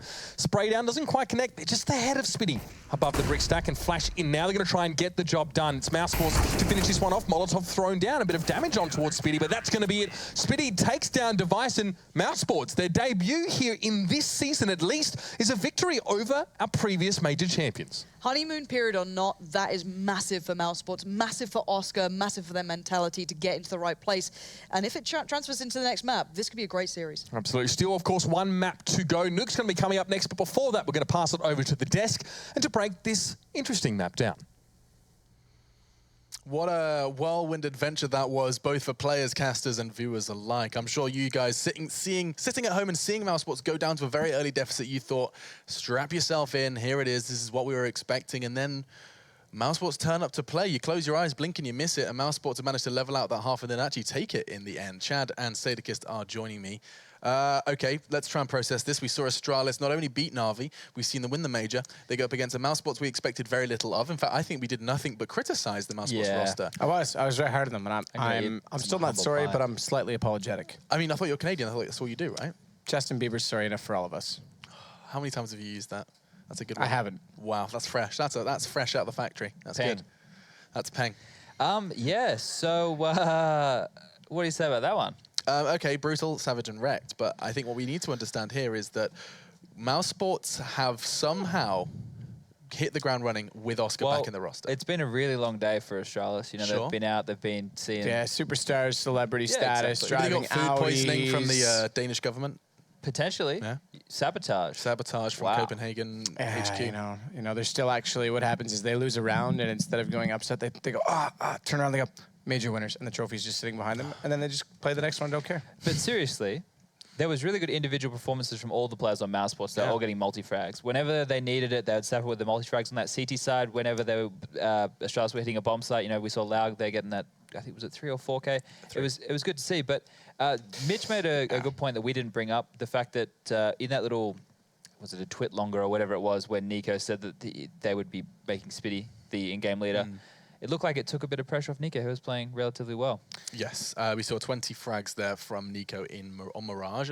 Now, quick question for you, Matt, or for Chad, whoever can pick this one up. But Mousesports Mirage, was it like synonymous with success in the past? It's synonymous for success with Nico in specific. Okay. I remember games when he would have 18 in the first half, and it wasn't that uncommon. So for him to only land on 20 is actually a fairly average game for him. He's capable of hitting 30s on this map in regularity. But again, the other part of that I mentioned was Oscar. He did step in better form than I expected. Yeah. And Astralis looked a little bit lost in certain situations that made it a lot easier for them. Now, normally Nico takes over mid-control single-handedly, and it used to be for Astralis it would Kerrigan go toward that window. Obviously, teams are smoking it differently. I think the mid-battle was kind of interesting because they got up catwalk a lot. Yeah. Didn't always take full advantage of it. It's obviously talking about Mousesports, but they got up there a lot, which meant that it was quite passive from Astralis, which probably cost them a little bit more than it should have. We said at the start of that game, I think, like when we saw Astralis just going ham early, it was like, well, this one's over.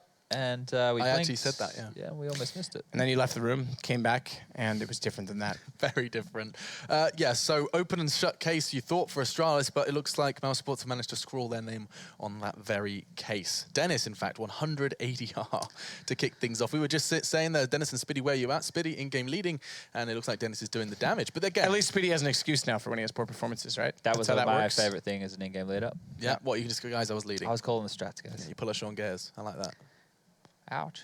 No, it's not a jab. That's just that used to be. He pulled a Chad. He already gave you the opportunity to say it, and you were nice. That's just Chad. That he was often an in-game leader brought up when people would criticize and say, you know, why, and it would always be Sean Gares was leading, and hence why he wasn't fragging. But we already just have classified that as an invalid excuse nowadays here on CS:GO. So next map is Nuke, and of course Astralis are going to be looking to prove their worth and actually do what they did versus NaVi. It's coming up after the break. Matt, you were casting that one. Astralis looking tight on Nuke. I was casting the other one. The game on Nuke. Oh, I thought you meant the next one. I was like, I am like, you what? casted Astralis. I'm convinced, yeah, I think Astralis has proved... the Danish teams in general, all of them, Heroic as well, seem to be leading the way for Nuke meta right now. And Astralis showed good use of smokes. They also showed very good rotation CT side.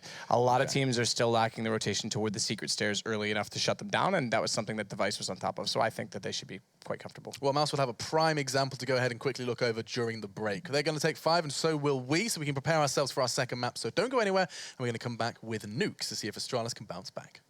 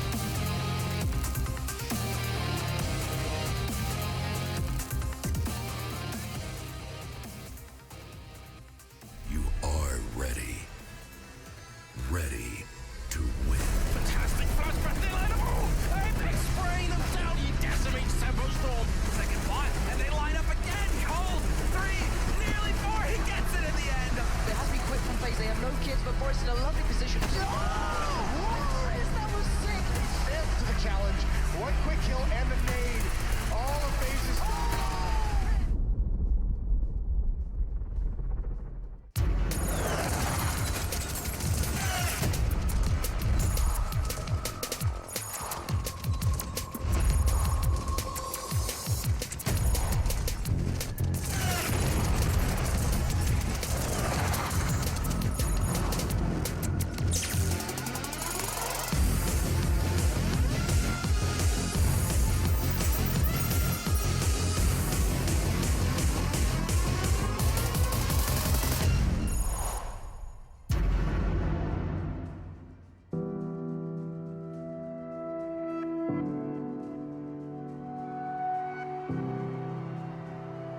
Ladies and gentlemen, welcome to ESL.com! Superman shots in a row. Fenix about to bring it back now. All on Nico. Trying to see if they can get the defuse and Nico. Oh no, Fenix! Has to keep Virtus Pro alive. Taco once closer. AW. He's looking for him. He's gonna get a hit by headshot again. Oh my god.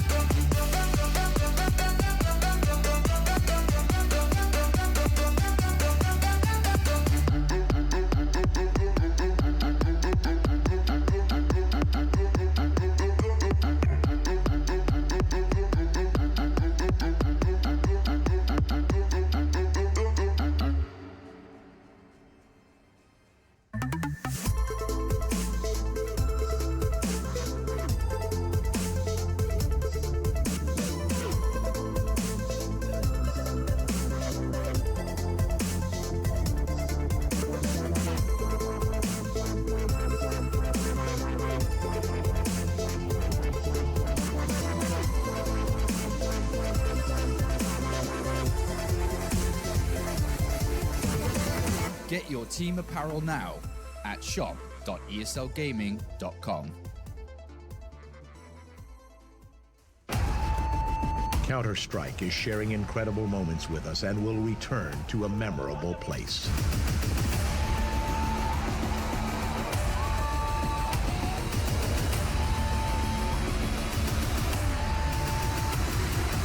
Get your tickets now at proleague.com/Dallas.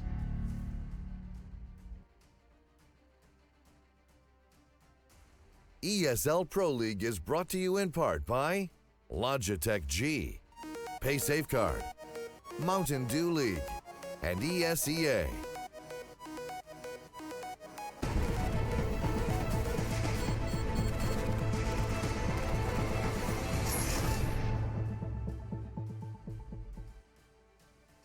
Mouz Sports do the damage on Mirage. They picked up the first win in this best of two maps here in the Pro League. First day, debut day of our 5th season here at the ESL Studios live from Cologne. Jad Birchall and Matt Trivett joining me. Trivett? Trivett, you're right. You're actually correct. You nailed it. I never get that right. Can you say Dust's last name?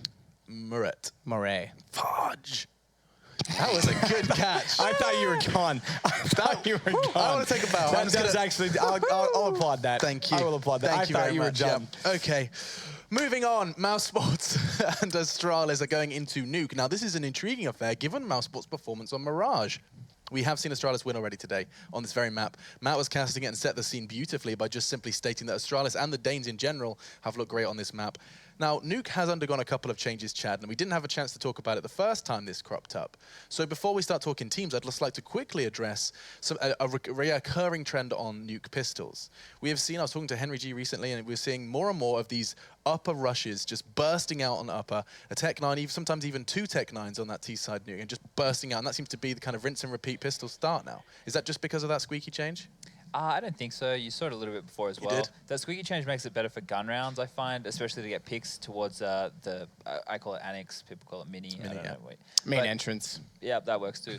That area, I think you can now, it's now easier to nade open on the run and actually get like some picks or put out their Molotov with the smoke and good flashes and stuff like that. I think under the addition of the box and the dark spot, I don't know what you guys call that either. That's another one, dark spot. Yeah. That box also, you know, it adds a lot. It's another position you can hide and peek out from. and that's pretty effective. Oh, to the 2 lock red down boxes they added. Yeah, well, down below. Yeah. The dark spot. I don't like those boxes. What's that? Why? Too much. There's a lot of places to hide. Yeah, you've got Toxic now that doesn't have a window. It has 2 doors. You already have Decontamination that you can open to control. You've got windows. You've got control room double doors. As soon as you add that box, it's way too easy. That the whole point of taking those out and having dark room open made it from vents. That peek was much easier because when you're peeking from vents, you already have that plus both entrances from ramp. Sure. Now you have both entrances from ramp, and to get to that position, you either have to jump over top from the railing to get them. It's the only angle you can get to jump on them, or you've got to get down and commit to the site, which means leaving yourself open to too many other angles. I think that box is one step too far. I like all the other changes. It's a bit like whack-a-mole, that bomb. Do you think it helps more the terrorists and post plant? Once they take it. It's the post plant hold that worries you, not the CT hold. CT not so much because you're going to be coming in usually from ramp anyway, so you're going to be above that position. You have to clear it regardless. Yeah. Okay. And you didn't say irregardless, which would have, of course, redundancy. Yeah. It's not a word. Who said that before? I've heard it said an absurd amount of times. It's gotten to the point where it was not a word, and people still said it so much that they chose to add it to the dictionary as a side note. Yeah, it's actually in a few dictionaries now. Yeah, it's pretty bad when we have to change the rules of language because we're not smart enough to keep up with it. Irregardless of the fact, we should talk about, of course, Mouse Sports and their success on Mirage, and whether we think that this was simply just the competent individuals. We know that they're on an individual basis, they're good players. You have Nico, you have Lowell, the standout Spaniard. You've got good players at the helm. Oscar stepping in and actually doing damage on his kind of debut back under the Mouse Sports name. Whether it was just those delivering and Astralis choking, or we actually think we saw a little bit of team play that will translate to Nuke. Because, I mean, team play is a necessity, wouldn't you say, on Nuke? They were kind of pack rolling around on Mirage, and it was like individual multi-frags that were getting them, not across the line, but it was definitely helping them a lot. You know, It wasn't just brilliance with strategy, which the narrative I ran with before was, you know, they needed to be a lot more strategic and they wouldn't have a lot of depth, but it turns out, you know, that didn't work that way. No. So I'm going to run with the same narrative. I think they're going to struggle because this is a better map for a team, and Matt mentioned again the rotations on the CT side. You have to, that's theoretical Counter-Strike. You have to sit there in a server and actually talk about how you're going to do that, and I don't know if this team has had a chance to do that right now, but that could also be a positive thing because on the flip side, if they're going to be a little bit more random, it might catch Astralis off guard. I mean, it's really hard to deny that on the desk here, Matt, that we're sitting saying Astralis won the major. Astralis just beat NaVi on Nuke. Yeah. Mouse Sports have just made roster changes. Mouse Sports weren't good at Nuke without roster changes. I mean, everything points to one thing. We're seeing weaknesses in Astralis though tonight, which is quite evident, and I think that just has to do with the mental stamina. Being able, I mean, I'm not going to lie to you. Why would I be motivated after a team, especially like a team like Astralis, who's gone through so much, been knocked out in semifinals so many times. They've had the name favorite before. They've been considered one of the best teams before, and they've never won a major. They finally do that. I'm going to be honest with you. You can pay me 20 grand a month, whatever the heck. I don't know what they're making, but that's the high end of the scale these days on some teams. So let's assume even if they're paying 50 grand a month, I'm not really going to be motivated to show up a week later online. I'm going to take time to enjoy it, and I'm not going to be practicing much that week. I think as well, you know, from a coach perspective for Zonic, looking at Mouz, how do you prepare for this match? You know, you can look back at when they had Chris J and go, all right, well, we know this, but it's coming into a fresh-faced roster. The Oscar edition can change a lot of things. I'm glad you mentioned Zonic, because I've got the information from the Twitter sphere that he has not slept much. Really? He has a daughter, or a child, I believe, who apparently did not respect the fact that he was watching the Super Bowl until 5 a.m. and woke him up at 6 a.m. So he's... irresponsible parenting right there. What's he doing watching the Super Bowl? Should be up for that child. It was quite a Super Bowl, Can't wait to apparently. see you as a dad, Chad. Me as a dad? Yeah. You couldn't. I can't picture it. I could. Oh. He'd be like, get your thongs on, we're going to the Your son's first or daughter's first word would be an inappropriate word for broadcast that Australians seem to like a lot. What do you call a petrol station again? A servo. Pop your thongs on, we're going to the servo, and you'd call her like Crystal. No, that's what you'd call your daughter, I think. That's like a stripper name. I don't know what you're talking about. It's a beautiful gemstone. There you go. Chad's daughter will be named a stripper name to prepare her for the future. Wow, that's in her thongs. In her thongs. See, perfect. Oh, It no. works. Yeah. We're talking about flip-flops, for those of you that are unaware. I'm not suggesting his child would be wearing inappropriate underwear. God, what have we done? Okay, we can head over to people who are much more on the wagon than us. It is none other than your faithful casting duo of Uber and Pansy.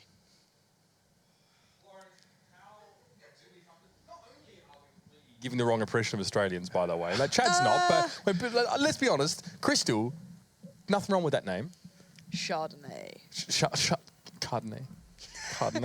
No, we have normal names for Australians, okay? Mitch is totally normal. Yeah, no. It's just more that they come to us to be like pulling the tone up. It's a dangerous game to play. I think Alex doesn't like being the more civilized one anymore. No, he kept it together. He kept it together there. tried to keep it together. Matt just like drags him away. There's into the only dark so many areas. dessert foods you can name, I guess, to stop you from making a slip on air. But anyway, we're going to take a trip back to the lovely placid Cedar Creek Power Plant. We're going to be jumping into Nuke, ladies and gentlemen, for our last map of the night, Astralis against Mouse Sports. And yes, our major champions, yes, they're looking good, but Mouse Sports have shown us a little bit more than we otherwise expected, Lauren. Yeah, I just want to see how well this pans out as a collective. I want to see how much Mouse Sports can really do. Depth in this map is difficult. We know that the Astralis have it. We saw it just a moment ago. Whether or not they can keep that up is yet to be seen. Depth in this map is also really hard for observing, of course. Well, if you're not familiar with Nuke, as you probably should be, as you've made your way here, both sites pretty much stacked one on top of each other, so minimap maybe not your best tool for observing this game so far. We've got Rush at the helm. Yeah, we've got Rush and Pat on the observing, so big shout outs to those two. Yeah, doing a great job. And again, we're going to be so far. Yeah, well, you know how it is with Rush. You pump him up too much, and then he makes a smoke video for a map, and then... I can't abuse him yet. All right, it's the start of the season. I have to be nice. I've been, I've got to ease into. You gave him so much gaff for coming in late today. I'm not even going to go there. You literally got out of your chair and walked into the hallway to tell Rush that he had in fact come late, and he had in fact come in after us, which is that is saying something. To That's be fair. the point. If you're enough to us, but I get what I wanted to see in the first game. Astralis' T side. Now, the reason I want to see this is because their performance when you see it at the majors and such was really impressive. They seemed so robust. They seemed like they had a bit of a plan in mind. They had a really nice approach to it. Utilizing some of the changes, I think Squeaky Door was something that was brought up on the desk a lot. Basically, you can nade it now. You can kind of do different things with it. Yeah, you can do the vent dive as such. Maybe not a great idea, but we'll see what Astralis do now. They had the advantage before because NaVi never got rolling, never had the utility. Now Mousebots maybe going to get it going for themselves and hopefully get that behind them. But already a bit of a ramp play going to come out and force Speedy to back away. Does not outstay his welcome. Doesn't fancy the fight and he's going to go and back towards ramp, maybe towards dark. You've got a lot of options here, but now he's caught out and there is trouble afoot. Oh, he had timing. He's the guy with the utility, by the way, on Mousebots now. He had a flash in the smoke and that's been pretty much squandered down. That's to be picked up by whoever may choose. 3 players for Mousebots remaining. Dennis does actually manage to find a kill over on the site. Again, what will that convert into? That's the big question. Oscar now had no time to waste, really had to stand and deliver. His footsteps gave him away. Now it's going to be Dennis trying to duel it out with Dupree. The reload coming at the worst possible time, and Dennis is going to be taken down. Astralis with that first, and the pistol in hand for the T-side team. Definitely a good start. Yeah. Let's see what they go for. So, yeah, 2 UMPs coming out, 3 rifles, perfectly fine. Kind of expected at this point. And the other side responding. Shut this down early if you can. Yeah, it's certainly viable. We saw a lot of rounds going back and forward in just the last game. So Nuke does allow it to happen. There's a lot of kind of tighter angles you can hold if you give up certain pieces of the map. So wouldn't be 100% surprised to see it happen. But it looks like Astralis falling into the mode that we saw before. Straight fights. They know that Mousebots can't stop them. They know that there will not be mollies. There won't be nades. There might be a couple of players with 5.7s, but that's going to be about it. But that might be a problem as Spiddy now finds Dupree. We're into a 2v3, but the 3 players remaining have a... Oscar? Dear. That's not ideal. That's not ideal either. Glaive getting his head taken off after that. Now you're annoyed. Now you're frustrated. And now you've got to deal with 2 players and one has a rifle. Oh, Oscar, yeah. I mean, look, it's one or the other, right? Now he's going to walk back through his own Molotov. I mean, you go for the peak or you go for the molly. One or the other. Unfortunately, you had to back away and, well, you saw it yourselves. Device going to head down now to the lower levels, and Astralis now will just shake themselves free of that last fight. They've got a flash to work with here. They're armored up. They've got helmets. Everything they need here, and the onus is on Mousebots to get a little bit creative. Oscar has that AK, although he's squandered a lot of HP that he didn't otherwise need to. They're the sort of moments you pray no one was watching you, but... We were. Yeah, speaking of watching as well, it looks like Device is well aware of this, but does get dinked there, actually. So Oscar going to dive back down, but Device has vacated the vents, you know. Not going to be sticking around too long, going through decon, and actually does get found by Oscar. Does have a kit as well, Oscar, so things could get tricky, but Kirby surely going to be able to buy time in this. Going to get a nice position for himself. He's seen it all. Kirby's up on the top side He's here. holding it. He saw Oscar fall down here. Just a quick push, quick. Lovely. One tap to the head. Mercifully taking care of Oscar there as well. And now you'll notice, obviously only 1 player on the side of Astralis, so they brought up a couple of AKs, and they can't really do it again so quickly after losing 4. It's costly, but you know Mousebots again are going to be in a worse position to just go on to a lot more SMGs. Just get Mac-10 coming out, you can get UMPs, and just do the same thing pretty much. You can just run in towards upper. They didn't seem to stop against NaVi, so I don't know if they're going to stop now. It works. But you might have to eventually pay attention because Mousebots could just stack out upper. Just, you know, try and find a way around it. But it looks like Astralis is going to do somewhat similar things. 3 players, or at least 2 towards Squeak, 2 kind of watching those angles, going to deny the peek from main. having troubles with the door, but they'll get around that eventually, as now they're just going to do a little bit of a foray in towards upper, but they lose out. Kiev going to find Glaive. That's not good. And now Nico going to wait patiently, but look where the Dupree is, or where, I was going to say where the bomb is, but no, it's just rapping. Dupree who's just gone walkabouts. Yeah, no, Dupree's going to ideally secure the B side. Xyp9x is wrapping towards lowers here as well. So into ramp room now, Dupree is essentially canvases for him. So, I mean, at the least a bomb plant, but Astralis are in a good position so far in this round. However, they have allowed Mousesports to scavenge some of these weapons. It's an AK in the hands of Spitty, and Nico never had the chance to really use that UMP. 1v2, Dupree with a Mac 10. Spitty with no armor to speak of and does need to be wary. Yeah, he's going to save this one.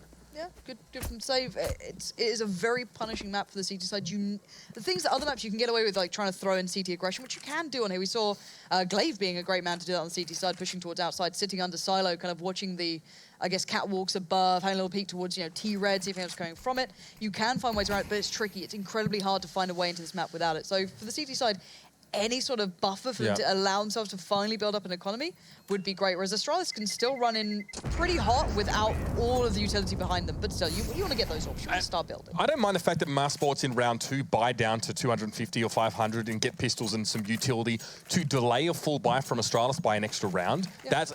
That's now coming in now, essentially. We'll call it that, I guess, for the sake of nomenclature. So, you know, they had another chance in that previous round to actually get in. They got very close. So the idea was there. Yes, it's a 3-0 score line. Mousesports have been making some of the right moves, just not quite dotting the I's and crossing their T's, but now they've managed to buy up to almost the same degree of Astralis in some senses, but Device has the AWP. That's going to be dangerous. But Dennis is just surely going to just hold pretty passive here, I can imagine. So just maybe holding a little bit of a peek towards upper every now and then, just watching the push through towards, you know, underneath Crows or Hell, however you want to call it. Kiev, though, going to exploit this. They know that they're probably not going to be able to afford an AWP, so you're going to try and get that out of control going as early as possible. Really nice flashes here, just going to keep them guessing. Dennis forced to back away. They don't know the position, so they don't keep an eye on Secret, but they don't need to because Glaive adjusts perfectly towards Oscar. It does allow the play from Dennis, but he's giving away a little bit of the game here. Lol's the one to find Dupree, and we're in a 4v3 now. Yep. And this is, you know, positive trading for Astralis. They're trading into this side fairly well, but Dennis somehow gets the blind side there. I guess Kirby had a couple angles very, very far apart that he did have to cover. Now it's a 3v2. AWP still in the hands of Device. Glaive tentatively making moves in towards ramp room. Won't find much for the moment. No, this gets pretty tough now for Mouz. It's a bit of a gamble, bit of a guess, and you're not going to be in the best positions. Glaive going to go for the plant now, so that's down towards lower. And you've got two other players basically watching your push. Lol and Dennis might need to consider their timing on this. They don't have a kit as well, which is the harder part here. That's going to play into it, but Device playing a very forward position, playing really contact on this. So he's going to fall away, try and find a safer spot, but again, could get hunted down here by Dennis. He's in control room, and I don't know if he knows it. Now Device gets caught out pretty much unawares here, and now Dennis is kind of scratching his head going, how have I got this far? But there's the crossfire coming into play.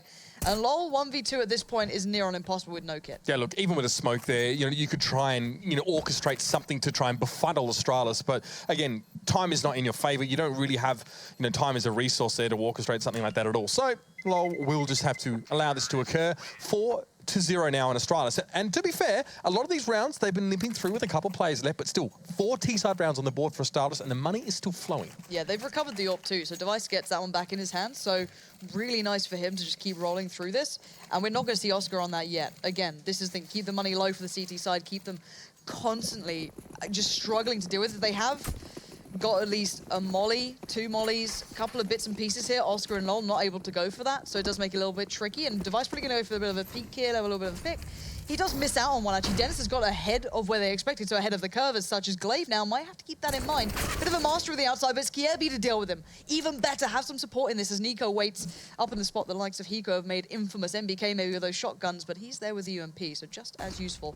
But losing out on map control is a huge issue. Glaive can go secret now. He can do what he wants towards lower, and Astralis are just keeping this map completely in their hands, even though they've barely gone anywhere. Yeah, Astralis now just getting a bit of map control through Glaive at least. He's gone in towards secret. Most of those kills are coming through on towards the site here, which is just very good news for the T side. Oscar wins that duel out, takes half his HP, has payment. And Dupree, Nico's definitely seen that. Oh, he turns away at the probably not a bad time. Actually, the flash came through, and now it's actually Astralis' flash. Oh, Nico wants to capitalize straight down the vent. Surely there will be hot pursuit coming from the Danes. But Device takes his time. Might allow Oscar to have a shot here, but he sprays down the smoke, gives away his position. Now he's full flashed. NiKo's so sick. He was going for the AK then as well. Spitty almost got the follow-up too. He got a good bit of a damage done towards Kievi, but now the 1v2 is tough. Where do you take yourself? You've got a smoke and a molly, and you've got the bomb. That's a bonus, but Oscar's going walkabouts. He's going to try and get a little bit of a head, but actually the smoke's going to pull him back here, so maybe saving Kievi from a fate that could have been dealt his way, but Kievi going to work his way out now. 26 seconds. Oscar's timing is great at this point if he checks all the way. If he goes all the way around just to ensure, but he might go towards radio. There's options aplenty. But he's going to wait for the plant here. Nicely done. NiKo can just wait down below on the vents. And now Oscar should be able to get this one done. Kievi won't have time to check, and there it is. Well played out from Oscar. Didn't lose composure. Allows NiKo the time to find the ops, and now that's back into the fold. And Astralis just get walked down that round. Credit to NiKo as well, because when he was accosted by Astralis, he inched in a bit of an awkward position. He was actually facing Squeaky Door as he sidled up against this left wall on upper. And there was so much stimulus. There's an abundance of things happening in front of him. And he saw smoke. He actually saw an Astralis player pick out the side of vent, but he turned the flash very, very well, got his own flash in, ran forward. Now, he could have tried to challenge to do something stupid through the smoke, but he puts himself in a situation where Astralis, if they challenge him, they're probably going to die. They have to drop down vents. NiKo's there. So not only does he get a kill, he gets away, stays alive till late round. Perfect stuff for Mousesports to get their first round on the board. And like you said, Lauren, the AWP now sits with Oscar. How does he play this one out as well? Because they know he's going to have it. You can expect that, and they're going to hear it now. It looks like a quick play towards Alta. Look at this flash. Right towards Mac, towards outside. And look at it. Huge. Oscar denied everything. And now he has no angles under, under wraps, under security. But a great flick towards Kievi, going to at least keep some control, but 1 HP is not enough here. He's going to find some dirty angles to keep himself in this game. Again, now Oscar, what he did well on Mirage was backing away after an unsuccessful foray and making later round contributions. A little bit hard sometimes on towards these close quarter sites here, but Oscar will slink into the shadows and choose his time later to push forward. Or maybe he'll just get accosted here in ramp. Again, another long angle, definitely favourable for the AWP player, but Astralis aren't challenging yet. Oh. Spoke too soon. Astralis are getting info, though. They're able to kind of walk around, get a little bit of a feel of where they are, where they put Oscar. Device now actually has the AK-2. He only had a Tech 9 at the start of the round, picked that up of Kievi. So going to start pushing his way through that upper catwalk. Spitty doesn't notice him. I'm almost certain he did not see that. Now Device gets a little bit more freedom. Peeking around, checking. If he gets upper control here, if he gets towards the rafters, this is a disaster. He can call out all these positions. He spots 2 now. This is huge information, and he does get the first, follows up cleanly on the second, and he's kept this situation even now. 3v3 and a follow-up. Device's position is sublime, and that has turned this round around. Did Spitty expect that Device to jump down on towards the side? I mean, you're challenging when you're on the ladder, which messes your aim up as it is against Device. Oscar now has got to bring it back. A 1v2, 1 HP. Glaive will be off into his periphery onto towards the side. A shot, and Glaive backs away. Respects the fact the AWP is in the hands of the Czech Republic representative, but the bomb's ticking away. Oscar lacks a kit, lacks time. 3 kills. He may not have any more though. Now Device challenges. He gets an angle. 1 HP. A strong wind did blow Oscar away. That was a beautiful round from Device from positioning alone. The fact that he made his way around that sort of, I guess, the upper side, got the AK, found an exploit, forced Mouz to be uncomfortable, found every piece of info, and look at the money now on Mouz. It's awful, and they're going to go back on the buy because they kind of have to at this point, but no utility almost hit. Nothing. You got a nade and a couple of smokes and a flash. Really quickly, second opinion on that challenge from Spitty there on ladder. Do you think that was incredibly risky from him, or? I think it's just a reflex sort of thing. You want to deny any more, but it was too late by that point. It was. Oh, hello. Shots through the door. Device taken very low. I believe that was NiKo waiting on the other side with nothing but the Desert Eagle, and he's definitely done some damage with it so far. Not enough, though, to keep Astralis at bay. Zipnix fires back very quickly, and now Glaive trying to make a meal of things here. In fact, he does just that. Dennis with the CZ manages to get up close and take him out. Yeah, nicely recovered. You got armor as well with Mouz, so anything they get back into their hands is good, especially if it's rifles. They've got UMPs here, 5.7 on Speedy. It's not brilliant, but anything you get done. This is a nice little boost. You need someone else to help you on this, but it's a good position. Speedy, not going to make anything of it. Had the opportunity, does spot them out, I guess. Information is king at some point. A kill's better, though. And Dupree needs to be careful. There is someone waiting those newly formed doors, but Oscar's there as well in control room, so this gets a little bit more worrying, and they don't check on why those magical doors have suddenly opened. And Mousesports get this round back in their favor. Back and forth we go, but the scoreline still looking good for Astralis, and if Zipnix can do this, it would be brilliant. An ace required. A little bit of a tough task, but up to the challenge. Spots out 1 and waits for his chance to strike. 39 seconds. The bomb, it's possible to get to, but has to play this out perfectly. Lol's backed away here, so there won't be an immediate peek from him from ramp room. He's actually, thinking that maybe Xyp9x has gone up towards the upper side. But that will allow a plant to occur here. Lol, though, will be ready to receive him there. The AWP ringing true, and Xyp9x falling. Mousesports now will get their second of the match so far.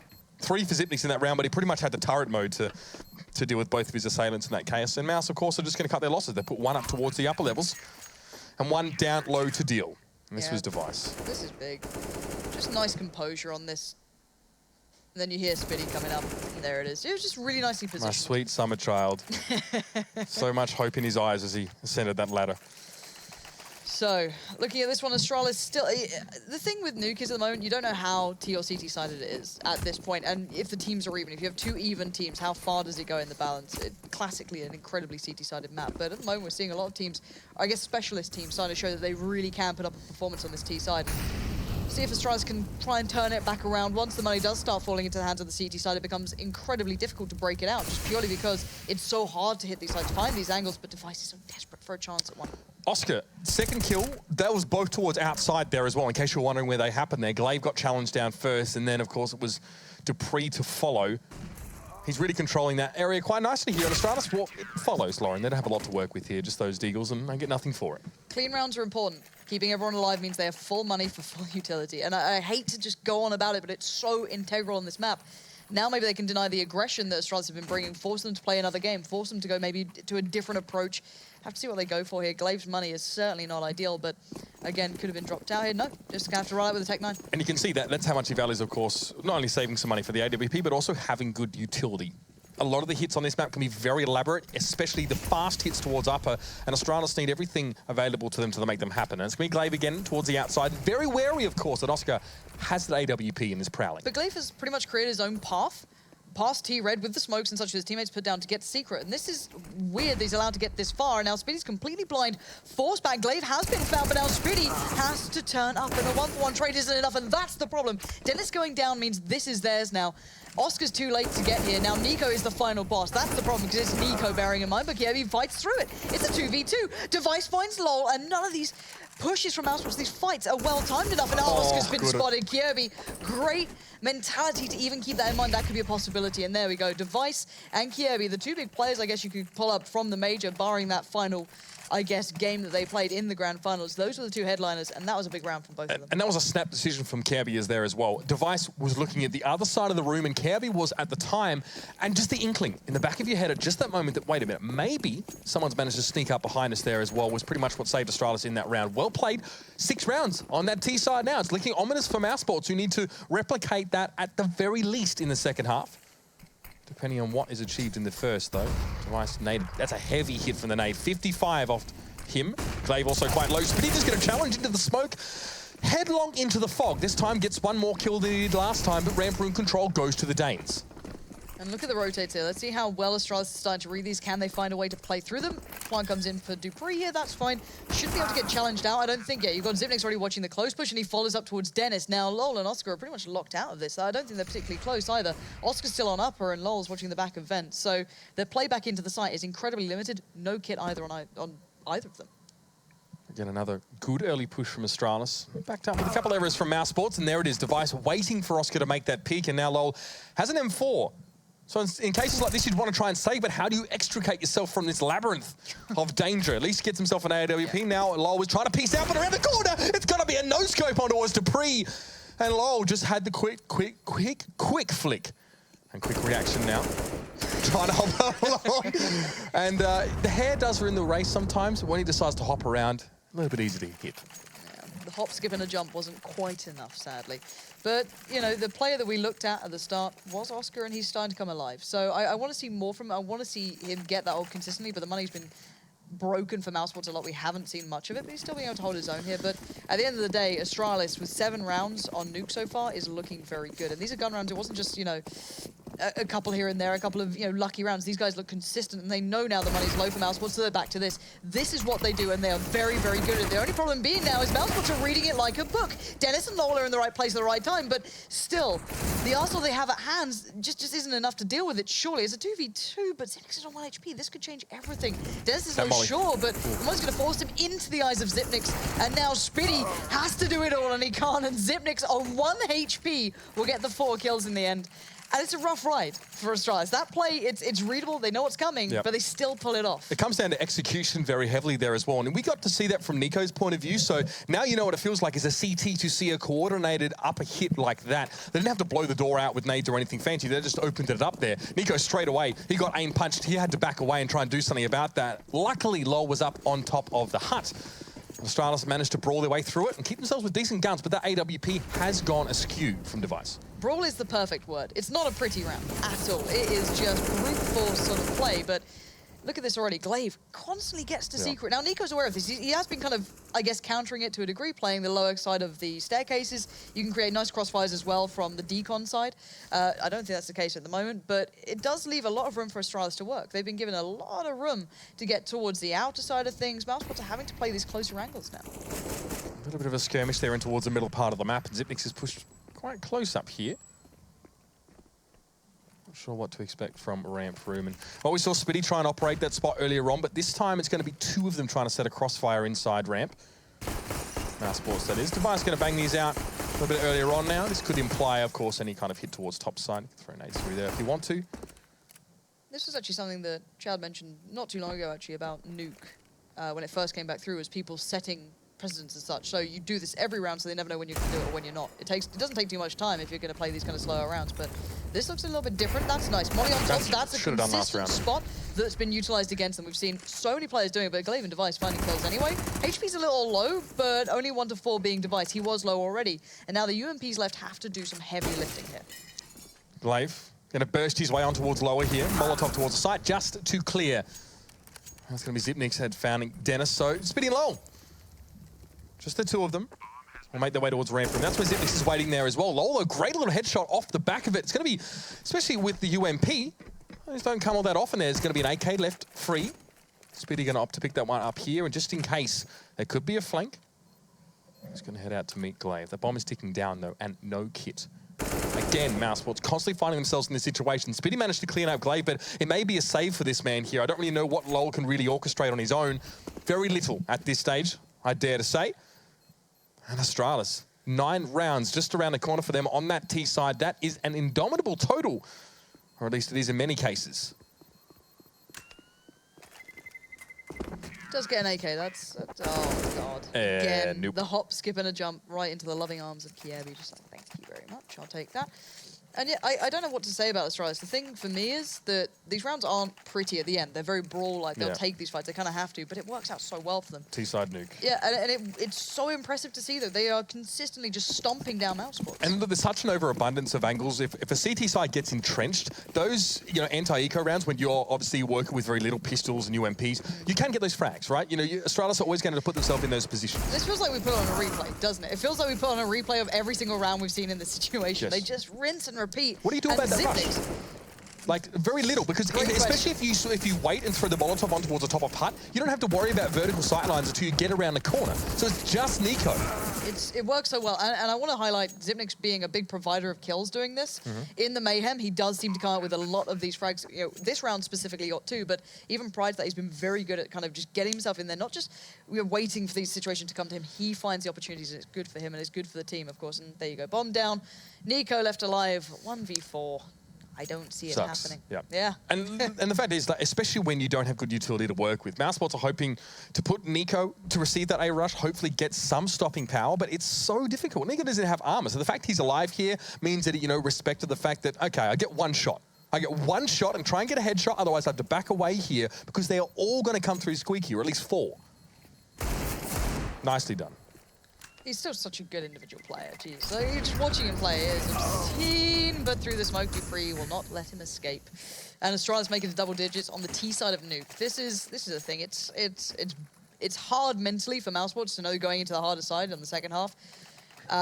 If they don't get rolling early, it's GG pretty much. It's depressing. It's incredibly depressing. So this is a big round, though. They've finally got utility. Again, it's back we go. It's that lull for a while. They have nothing, where Astralis just farm those rounds. Now you get the challenge. Now this is the really important ones where Mousesports should be winning them out. But this is the AWP v AWP that we haven't really seen that much of. No. Device got on it first, as Oscar's stolen it a couple of times. They've been traded between them. There's only ever been really one.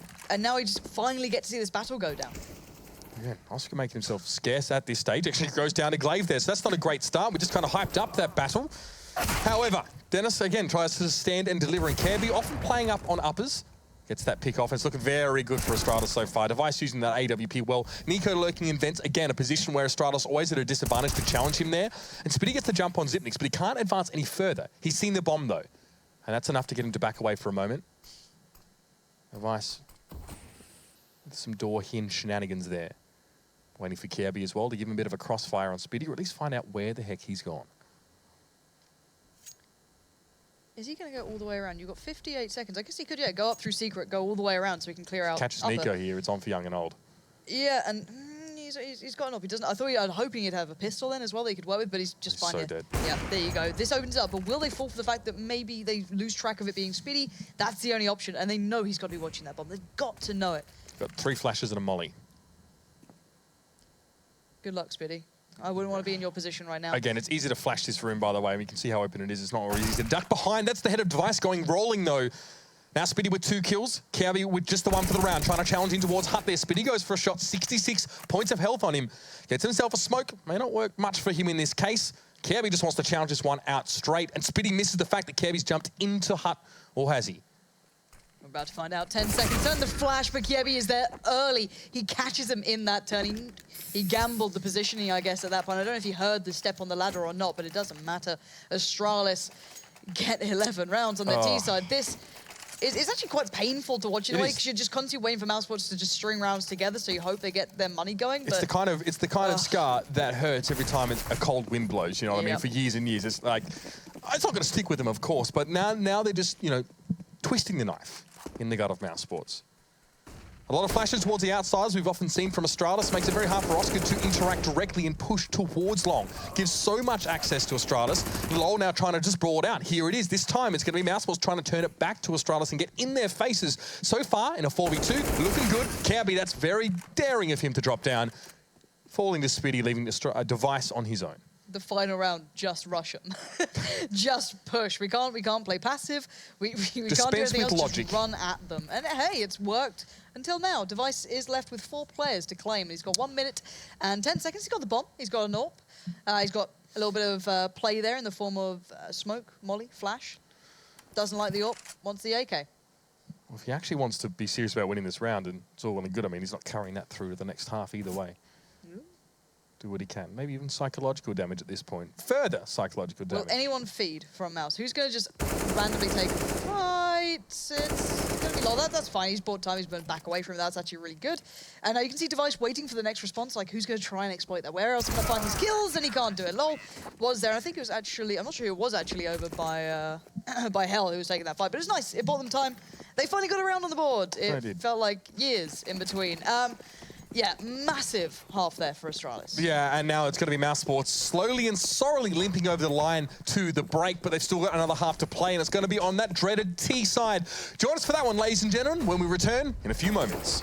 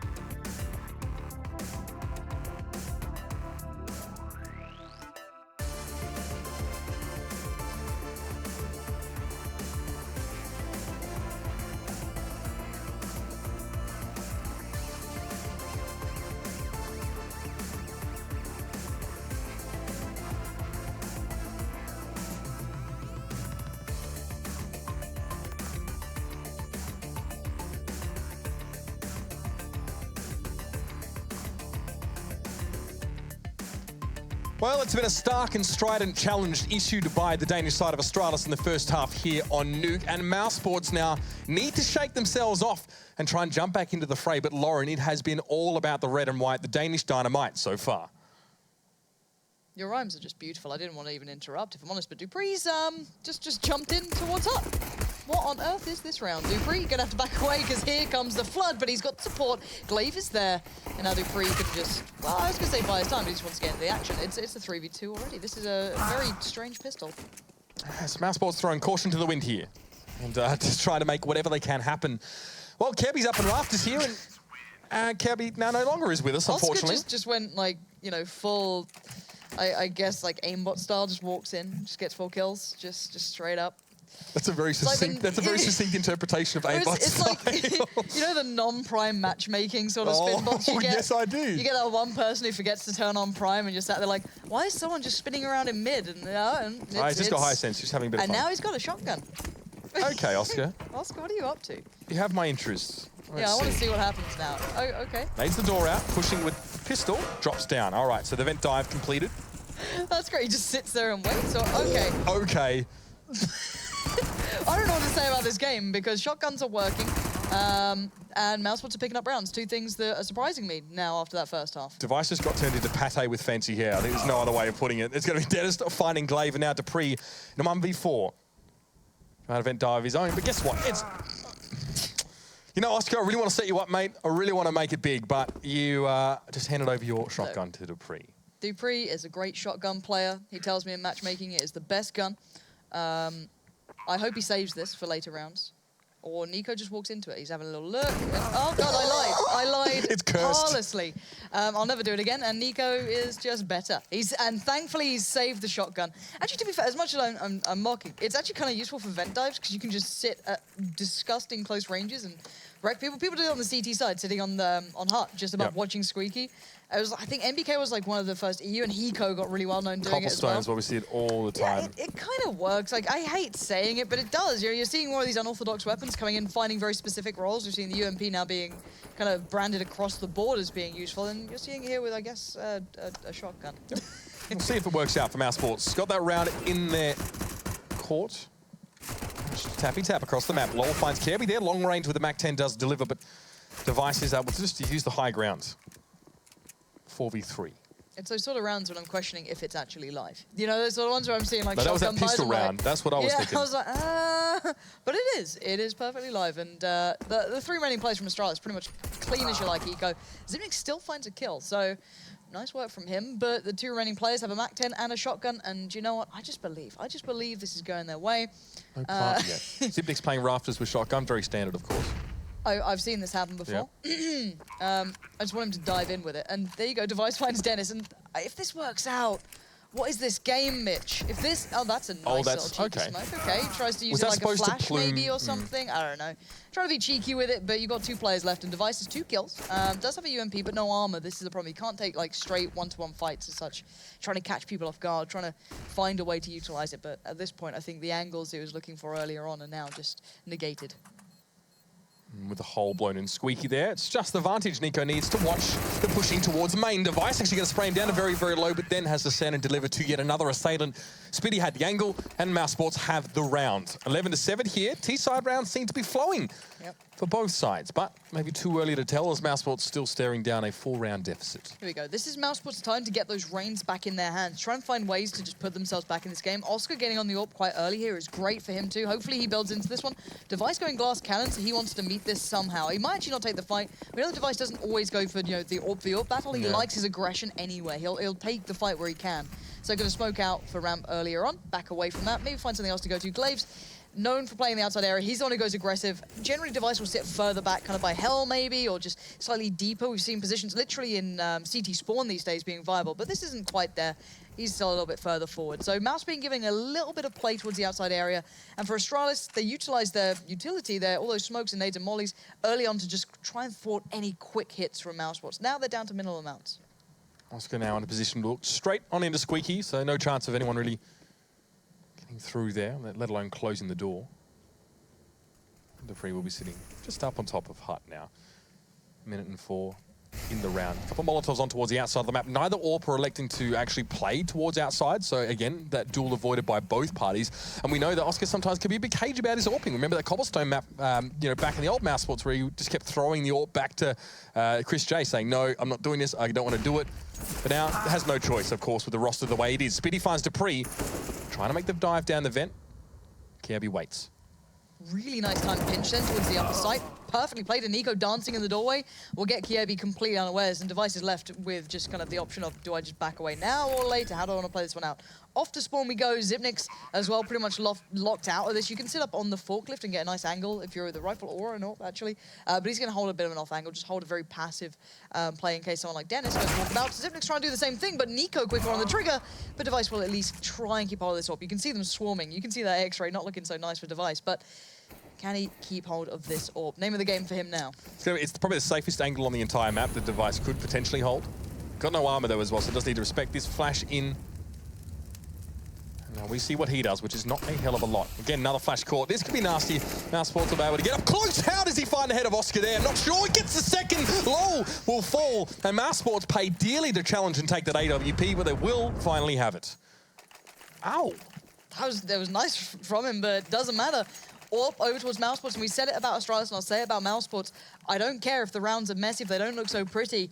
As long as they get them on the board, they're doing fine. And that hit towards upper was really nicely pinched together. You saw Dupree completely off guard, wasn't able to keep it together. Normally he focuses kind of towards door or towards hut.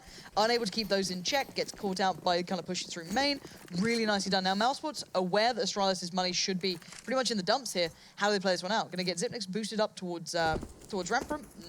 Really? Do you want to find the right angle or not? Nah, bro, okay, he made a little bit too much noise there. Maybe not fancying it, trying to bait someone into it possibly. But he still gets the kill with the 5-7. I think they realized they were running out of time to put that one together. Maybe not even an ideal spawn or just too long. But the shenanigans are boosting up itself. Spitty finds Zipnix there. He's made the peak and leaves Glaive back on his lonesome. Inside ramp room, but Oscar choosing not to challenge at this stage. It was just the deagle in the hands of Glaive. Mouse Sports just assessing how much Astralis are working with. And now, only 2 players. 1 deagle, 1 bit of armor on Device. That's it. Looking very good for Mouse Sports so far. They are pinching nicely on Astralis' economy and capitalizing. Yeah, this is great from them. Really nice resurgence, not letting that first half get to them mentally. Seeming like they're able to pull this one back thus far. A little bit of damage by Glaive there. Device actually got himself an AK, so that's a nice pickup for him. He might want to try and keep that one to check. And is he going off to spawn again? No, he's going to go to the back of Mac or in the outer hut. Keep that one as safe as possible. And Glaive, well, Glaive can do what he wants, really. He's only got a deagle. Might as well keep that into wherever he wants to do. If he can catch someone out, that's brilliant. But I doubt Mouse are going to let it happen. Nico's already backing away too. Bear in mind as well, those player scores not necessarily accurate in the second half. A little bit of a bug going on. But round score is correct, of course. So it's going to be 11-9. Oh, that's cheeky, Glaive. Wants to give it a tickle. Hoping for a kill, but he won't have it there. So Astralis now need to just prevent this frustration from starting to bubble up there because they know they closed the game on CT side. It's where they should be doing it. I just really like the ragdoll effect of the bomb going off. He just kind of like dolphin dives You used to give us backwards. some incredible observing, actually, with that ragdoll effect. It's a very hidden talent that I have. I enjoy that thoroughly, actually. It's a gift. But speaking of gifts, Device does have an AWP. So hopefully he gets to put that to use and gift Astralis another round here. They need to break in on the CT side. But Mousepot's looking good. At the moment, they haven't been truly tested, it feels like. They've been kind of just leading the fray in every aspect. But Glaive, this is what I wanted to see. Where's that CT-sided aggression that he seemed to do so well at the Major? There's the first glimpse of it. Catching out Dennis, backing away. Now he's going to leave Device to his own devices. And now LOL has already got a nice angle here, though. He's going to spot out Device. Does Device spot him? That's the question. Yeah, LOL's a little bit nervous now because he knows it's a bit of an even trade out and you don't want to go challenging that. But Mouse have found another way in. They're just going to hit upper, and when you can just leave Nico to be a turret, why not do it? Molly towards upper going to deny Device the peak. He's going to have to be careful of that now. Has to back away from it. And it did go down the stairs, actually, so it made no impact, but it still forced him off the angle. Speedy now straight for the plant. 3 players up for Astralis right now. And after a bit of a bit of CT aggression, which we'd like. We'd like a bit of that thrown in the mix. And we'll talk about that a little bit later on. As Kirby knows the bomb is down on upper, trying to make his way into hut. Device is a long way from the action, but he does find Oscar now as well. That's an AWP potentially denied from Mouse Sports if they don't get a chance to get out there and catch it. Can even discard it there. Kirby having to trade out, though. Speedy with 2 in those couple moments now on a 1v2 for Device. 9 of these Mouse Sports players can get the AWP, but if Device drops it, it'll be in their hands. What is that? Nico got 3 frags this round that no one should ever get. Jump at someone. Can we watch that again? If everyone's able to get that on a replay, I just want to watch it. Because how frustrated are you if your device? You're saying it's like, really? It's just audacious as well. Really? We know what P250 headshots can do to you, right? I get it. So dirty though. And of course it's Nico. You literally got 3 kills you shouldn't have gotten that round. Okay, maybe 2. That shot towards upper hut as well, where you really should have control as CTs of upper, where you've got rafters and you've got someone playing on top of hut, and they both go down to Nico as he pushes through as well there as well. He definitely causing a lot of problems for Astralis. And, you know, CT aggression, we didn't see much from Mousesports in the first half here. Obviously, that's why they kind of struggled. Do you think that's the ticket for Astralis? I'm still just sat here grinning about this. You know what I mean? Like, I hate to say it, and I rarely swear, but if you're Nico, you just have that shit-eating grin on your face. You know what I mean? Like, ear-to-ear sort of smile, just grinning, knowing you've just annoyed device. Like, it doesn't matter how you go about it. That is just Say brilliant. hi, Edland Diver. Yeah. One of those. Oh, but good stuff overall. And Mousesports' money, let's look at Nico's money as well. I hate to just go on about this guy, but he's got 8K in the bank. Everyone else is okay as well. Buy going to come out. But on the other side, you've got pistols. So Astralis feeling basically that full thing that they've done to Mousesports right back at them. It's literally just been thrown right back in their face. Yeah, and Astralis are, again, falling at the same, you know, waypoints as Mousesports did. You can see in that case, Dupree was in Nico's spot from last half. Just a deagle watching that fast squeaky push, but it's not forthcoming this round, no. Mousesports working upper and up on the outside rafters here slowly. Dupree's heard nothing, not a whisper towards the inner sight.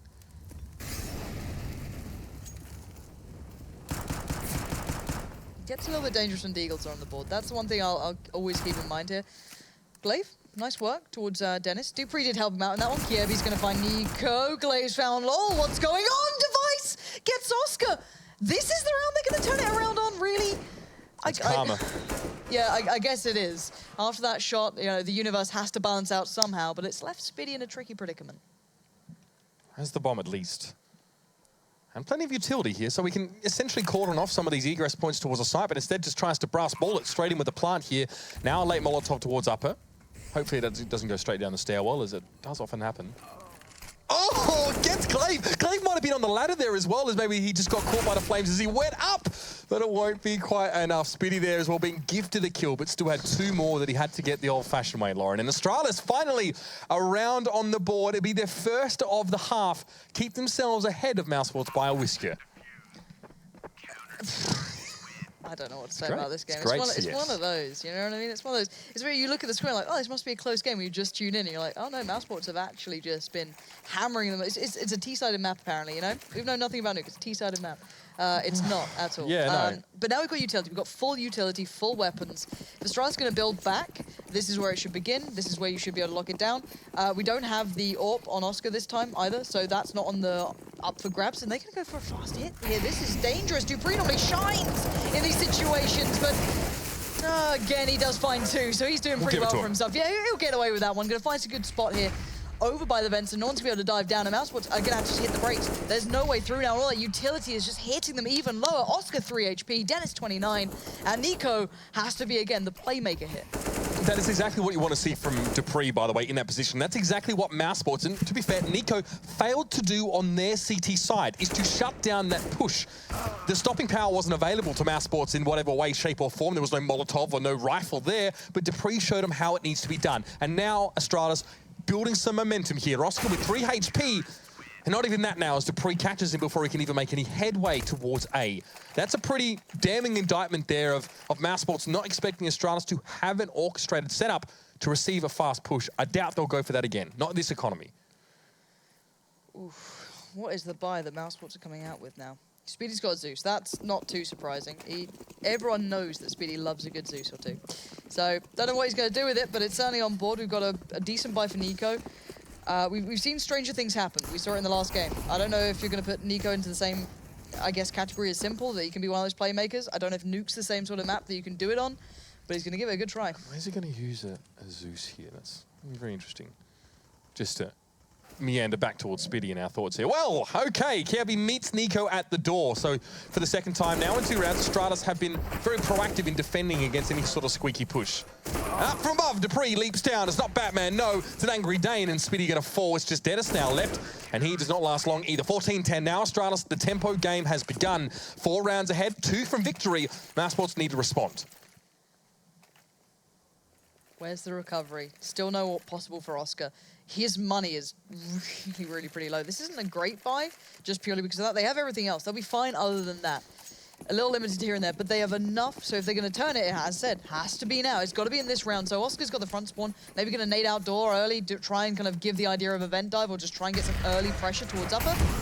Mollies are a problem, but he's going to make it down, actually. Barely any damage taken, so he can just be a real nuisance. That's what he wants to be. Now tries to take it off angle, make it awkward for Device, try and find himself a gun, and he's gone and done it. Brilliantly done by Oscar. Up into control room. Needs to be a little bit careful, because there are other players here, but Glaive, the slither he can see. But somehow Oscar's got himself an AWP, and maybe he can make something happen, because they are being stopped everywhere else, and only Oscar stands. He started off this round well, but now he needs to close it out. On his own against 4. Big job for Oscar. Great start to the round, good aggression, but now he's just got to stand and deliver. And just like Deutsche Bahn there, Mousesport's been ground to a halt, as it often does. Never on time. No. I know it's not a full German team, but just having a stab. It's not a big country. All right, literally, like I could drive between 2 of the closest towns in Australia and get across Germany in terms of the distance.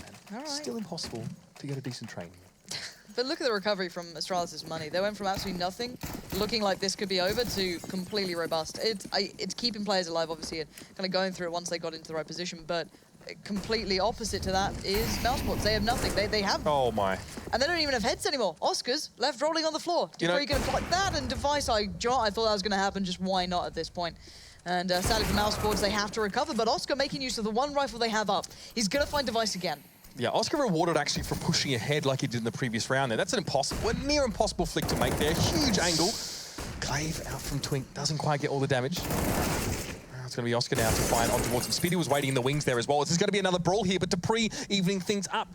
You said earlier in the night Dupree would be a player to watch, Lauren. You were right. 2 kills for him in this round. There's kits on both him and Kirby now as well, so Astralis can just slow things down a little bit. Foot off the gas. Dupree challenges Dennis there as well. Questionable, perhaps. But it is what it is.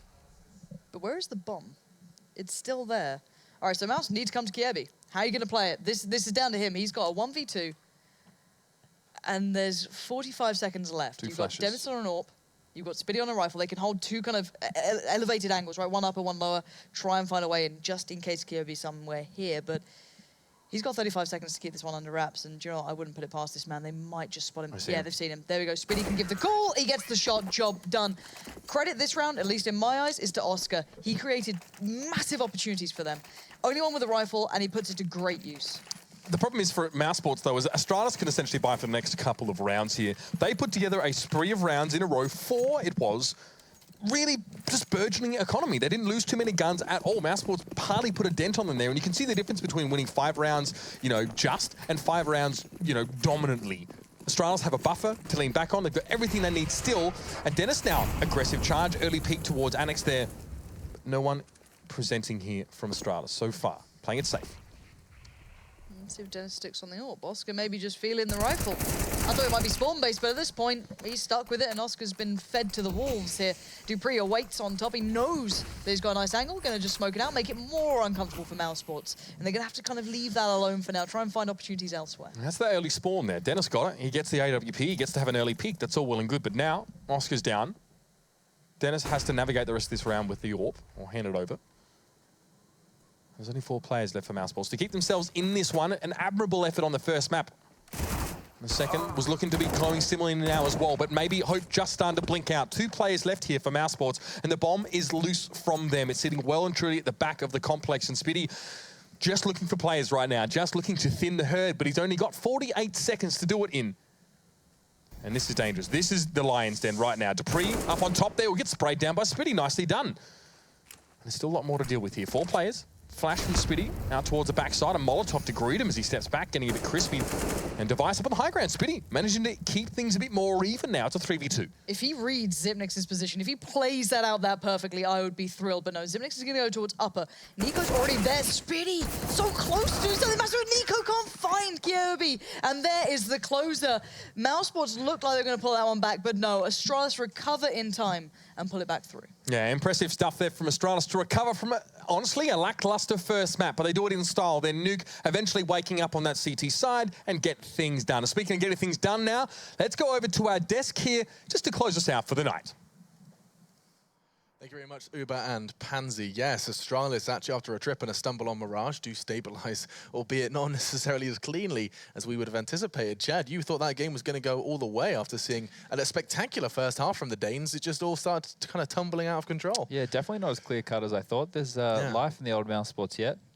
Good to see. Well, let's calm down. It's only night 1. Well, this is the thing, you know. We're looking at they're still kicking. If they were dead, it would have been 16. I'll put out some mouse traps, get it over with. I mean, we have to also remind everyone that this is Nuke, one of I can't think of a worse map to put Mouse Sports on in their current state of affairs, wouldn't you say? Yes and no. I think like the individual side of things where you had like Nico like weaseling around and finding a lot of kills, it once you ruin a bomb site on Nuke, it's very hard to retake. And the Mouse Sports kept it very competitive, I thought. Even the rounds that they were losing on the CT side, it was always 2v2s, you know. They were always keeping to that, and then they were saving and doing a lot of economical damage. It was a very close game. Like you said, though, it's not a fantastic map. Okay. But like I said, I don't know. I lost faith before we started. Now maybe Mouse Sports are looking all right. Yeah, I know we keep talking about it, but I've had an awful run in the fantasy. You really just do. Can we bring that up? Is it updated yet? I don't think we should. We should probably bring that up. I think we should bring that up. It's because you're leading. Well, you know, Sadok's sexy samurais. What can I say? But everything hasn't been updated yet, Matt. So well, we should probably bring it up anyway. No, we'll do it. And Moses, we can't do Moses yet because he just chose like almost all North America. Yeah, that's fine. Just bring it up. Yeah. Okay, fine. So the sexy samurais from Matt have certainly not been doing too badly, but I did happen to. Didn't you have Lowell in your team? You I did. Chappy. Yeah, I did. Good work. Thanks, Lowell. Oh wow! What am I ahead by? 44 points. 14 points ahead. Wow. Yeah, I am. I don't know how math works, but that seems pretty good. It's bigger than 16. I think you're getting a bit big for your boots, man. It's day one. Premature. It's day one. Premature. Nah, but a bit like Mouse Sports. It's fine. All right, back onto topic quite smoothly. I appreciate that, Chad. Yes, Mouse Sports did pick up the win on Mirage. Astralis bounced back over on Nuke. Now, a player we chose to highlight was Nico. If you take a look at his stats, it does tell a great deal of the story. Apparently, we made a bit of a falsehood earlier on in the show. We said that Speedy was in-game leading. Have we been corrected? Yeah, someone, Dana, who used to do social media, I don't know if he still is or not, was doing social media and stuff for Mouse Sports, some management stuff. He tweeted us collectively without the chat included. Sorry, Chad. It was saying that he's not yet strat calling until after Vegas. Okay. So we were right, and then we were wrong, and then we were right again. Well, we're right again now. No, we're wrong right now. He's not calling until after Vegas. No, but what we're saying is Oh, right. yeah, that's right. now. Yes. I don't know if that's right, though, because that says he has 12 kills, 1 death. Pretty good. But pretty good. But let's read into the ADR, because I mean, not even ADR. Look, I mean, the guy hit like some stupendous shots, or the other, you know, take off the suffix of that word and go to a whole different meaning. Yeah. They were just ridiculous. That bunny hop with the deagle.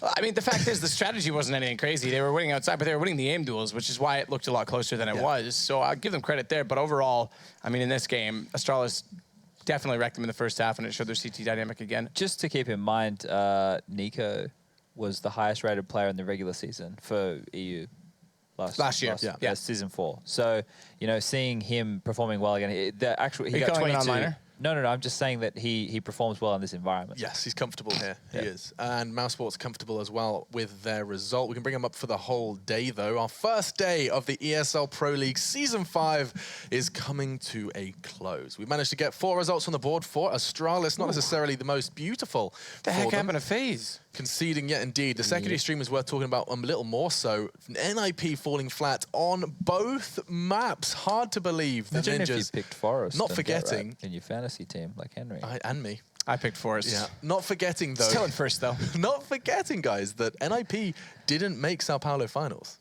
It's true, actually. And now they find themselves starting the fifth season. Keep in mind that last year as well was an interesting one for them because they went from playing with Disco Doppelin at the start of it. Yeah. Pith was out on his injury.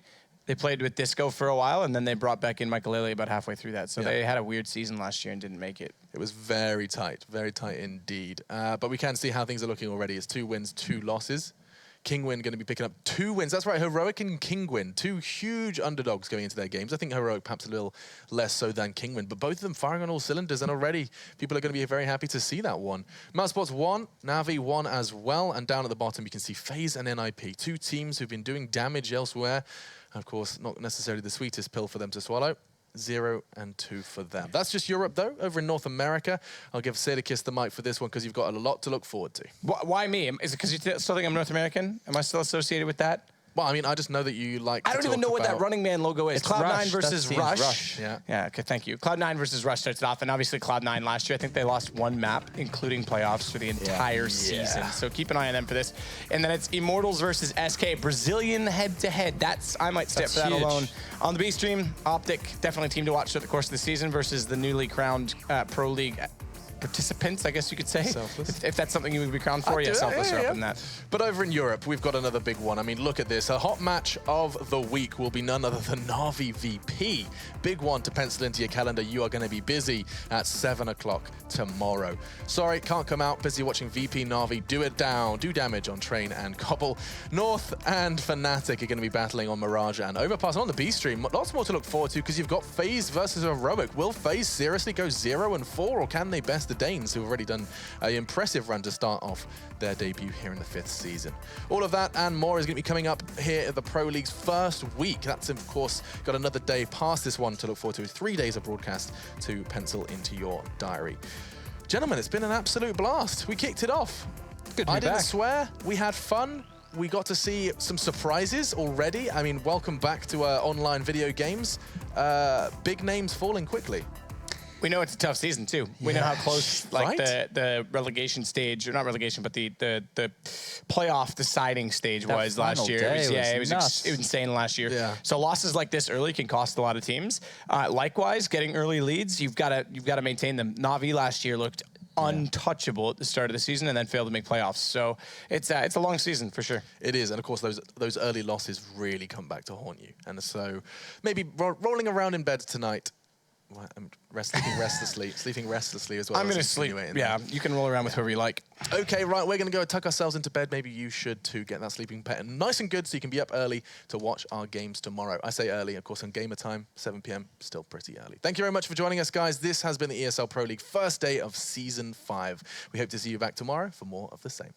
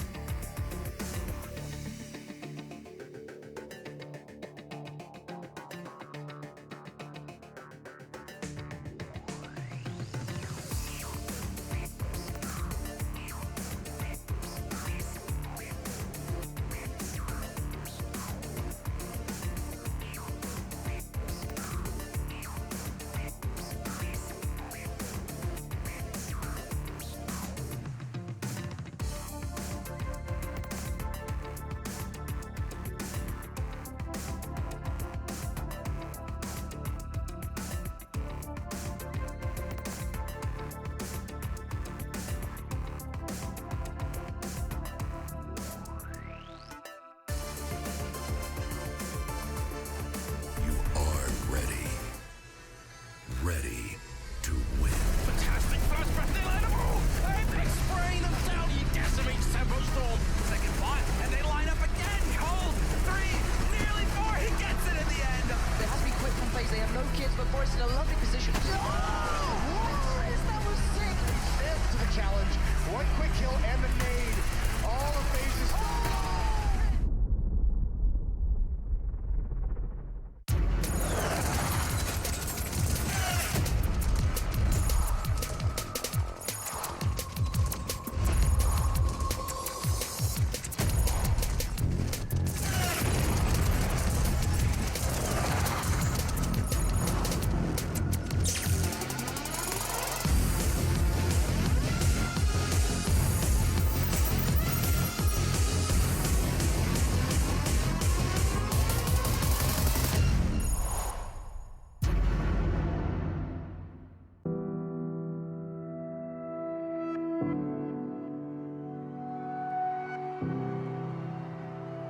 Ladies and gentlemen, welcome to ESL Pro League. 2 headshots in a row. FNX about to bring it back now. All on Nico. Trying to see if they can get the defuse and Nico. Oh no, FNX! Has to keep Virtus Pro alive. Taco once closer. AW.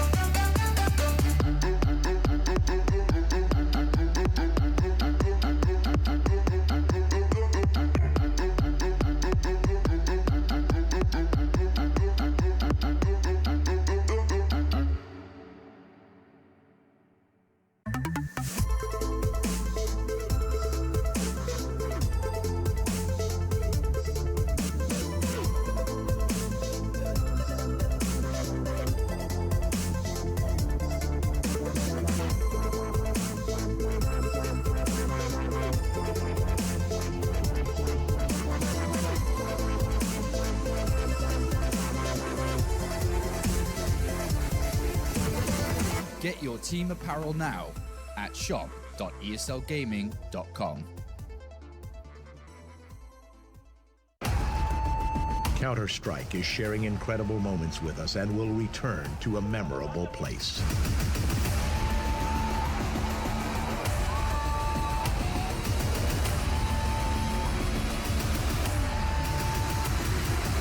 Get your tickets now at proleague.com/Dallas.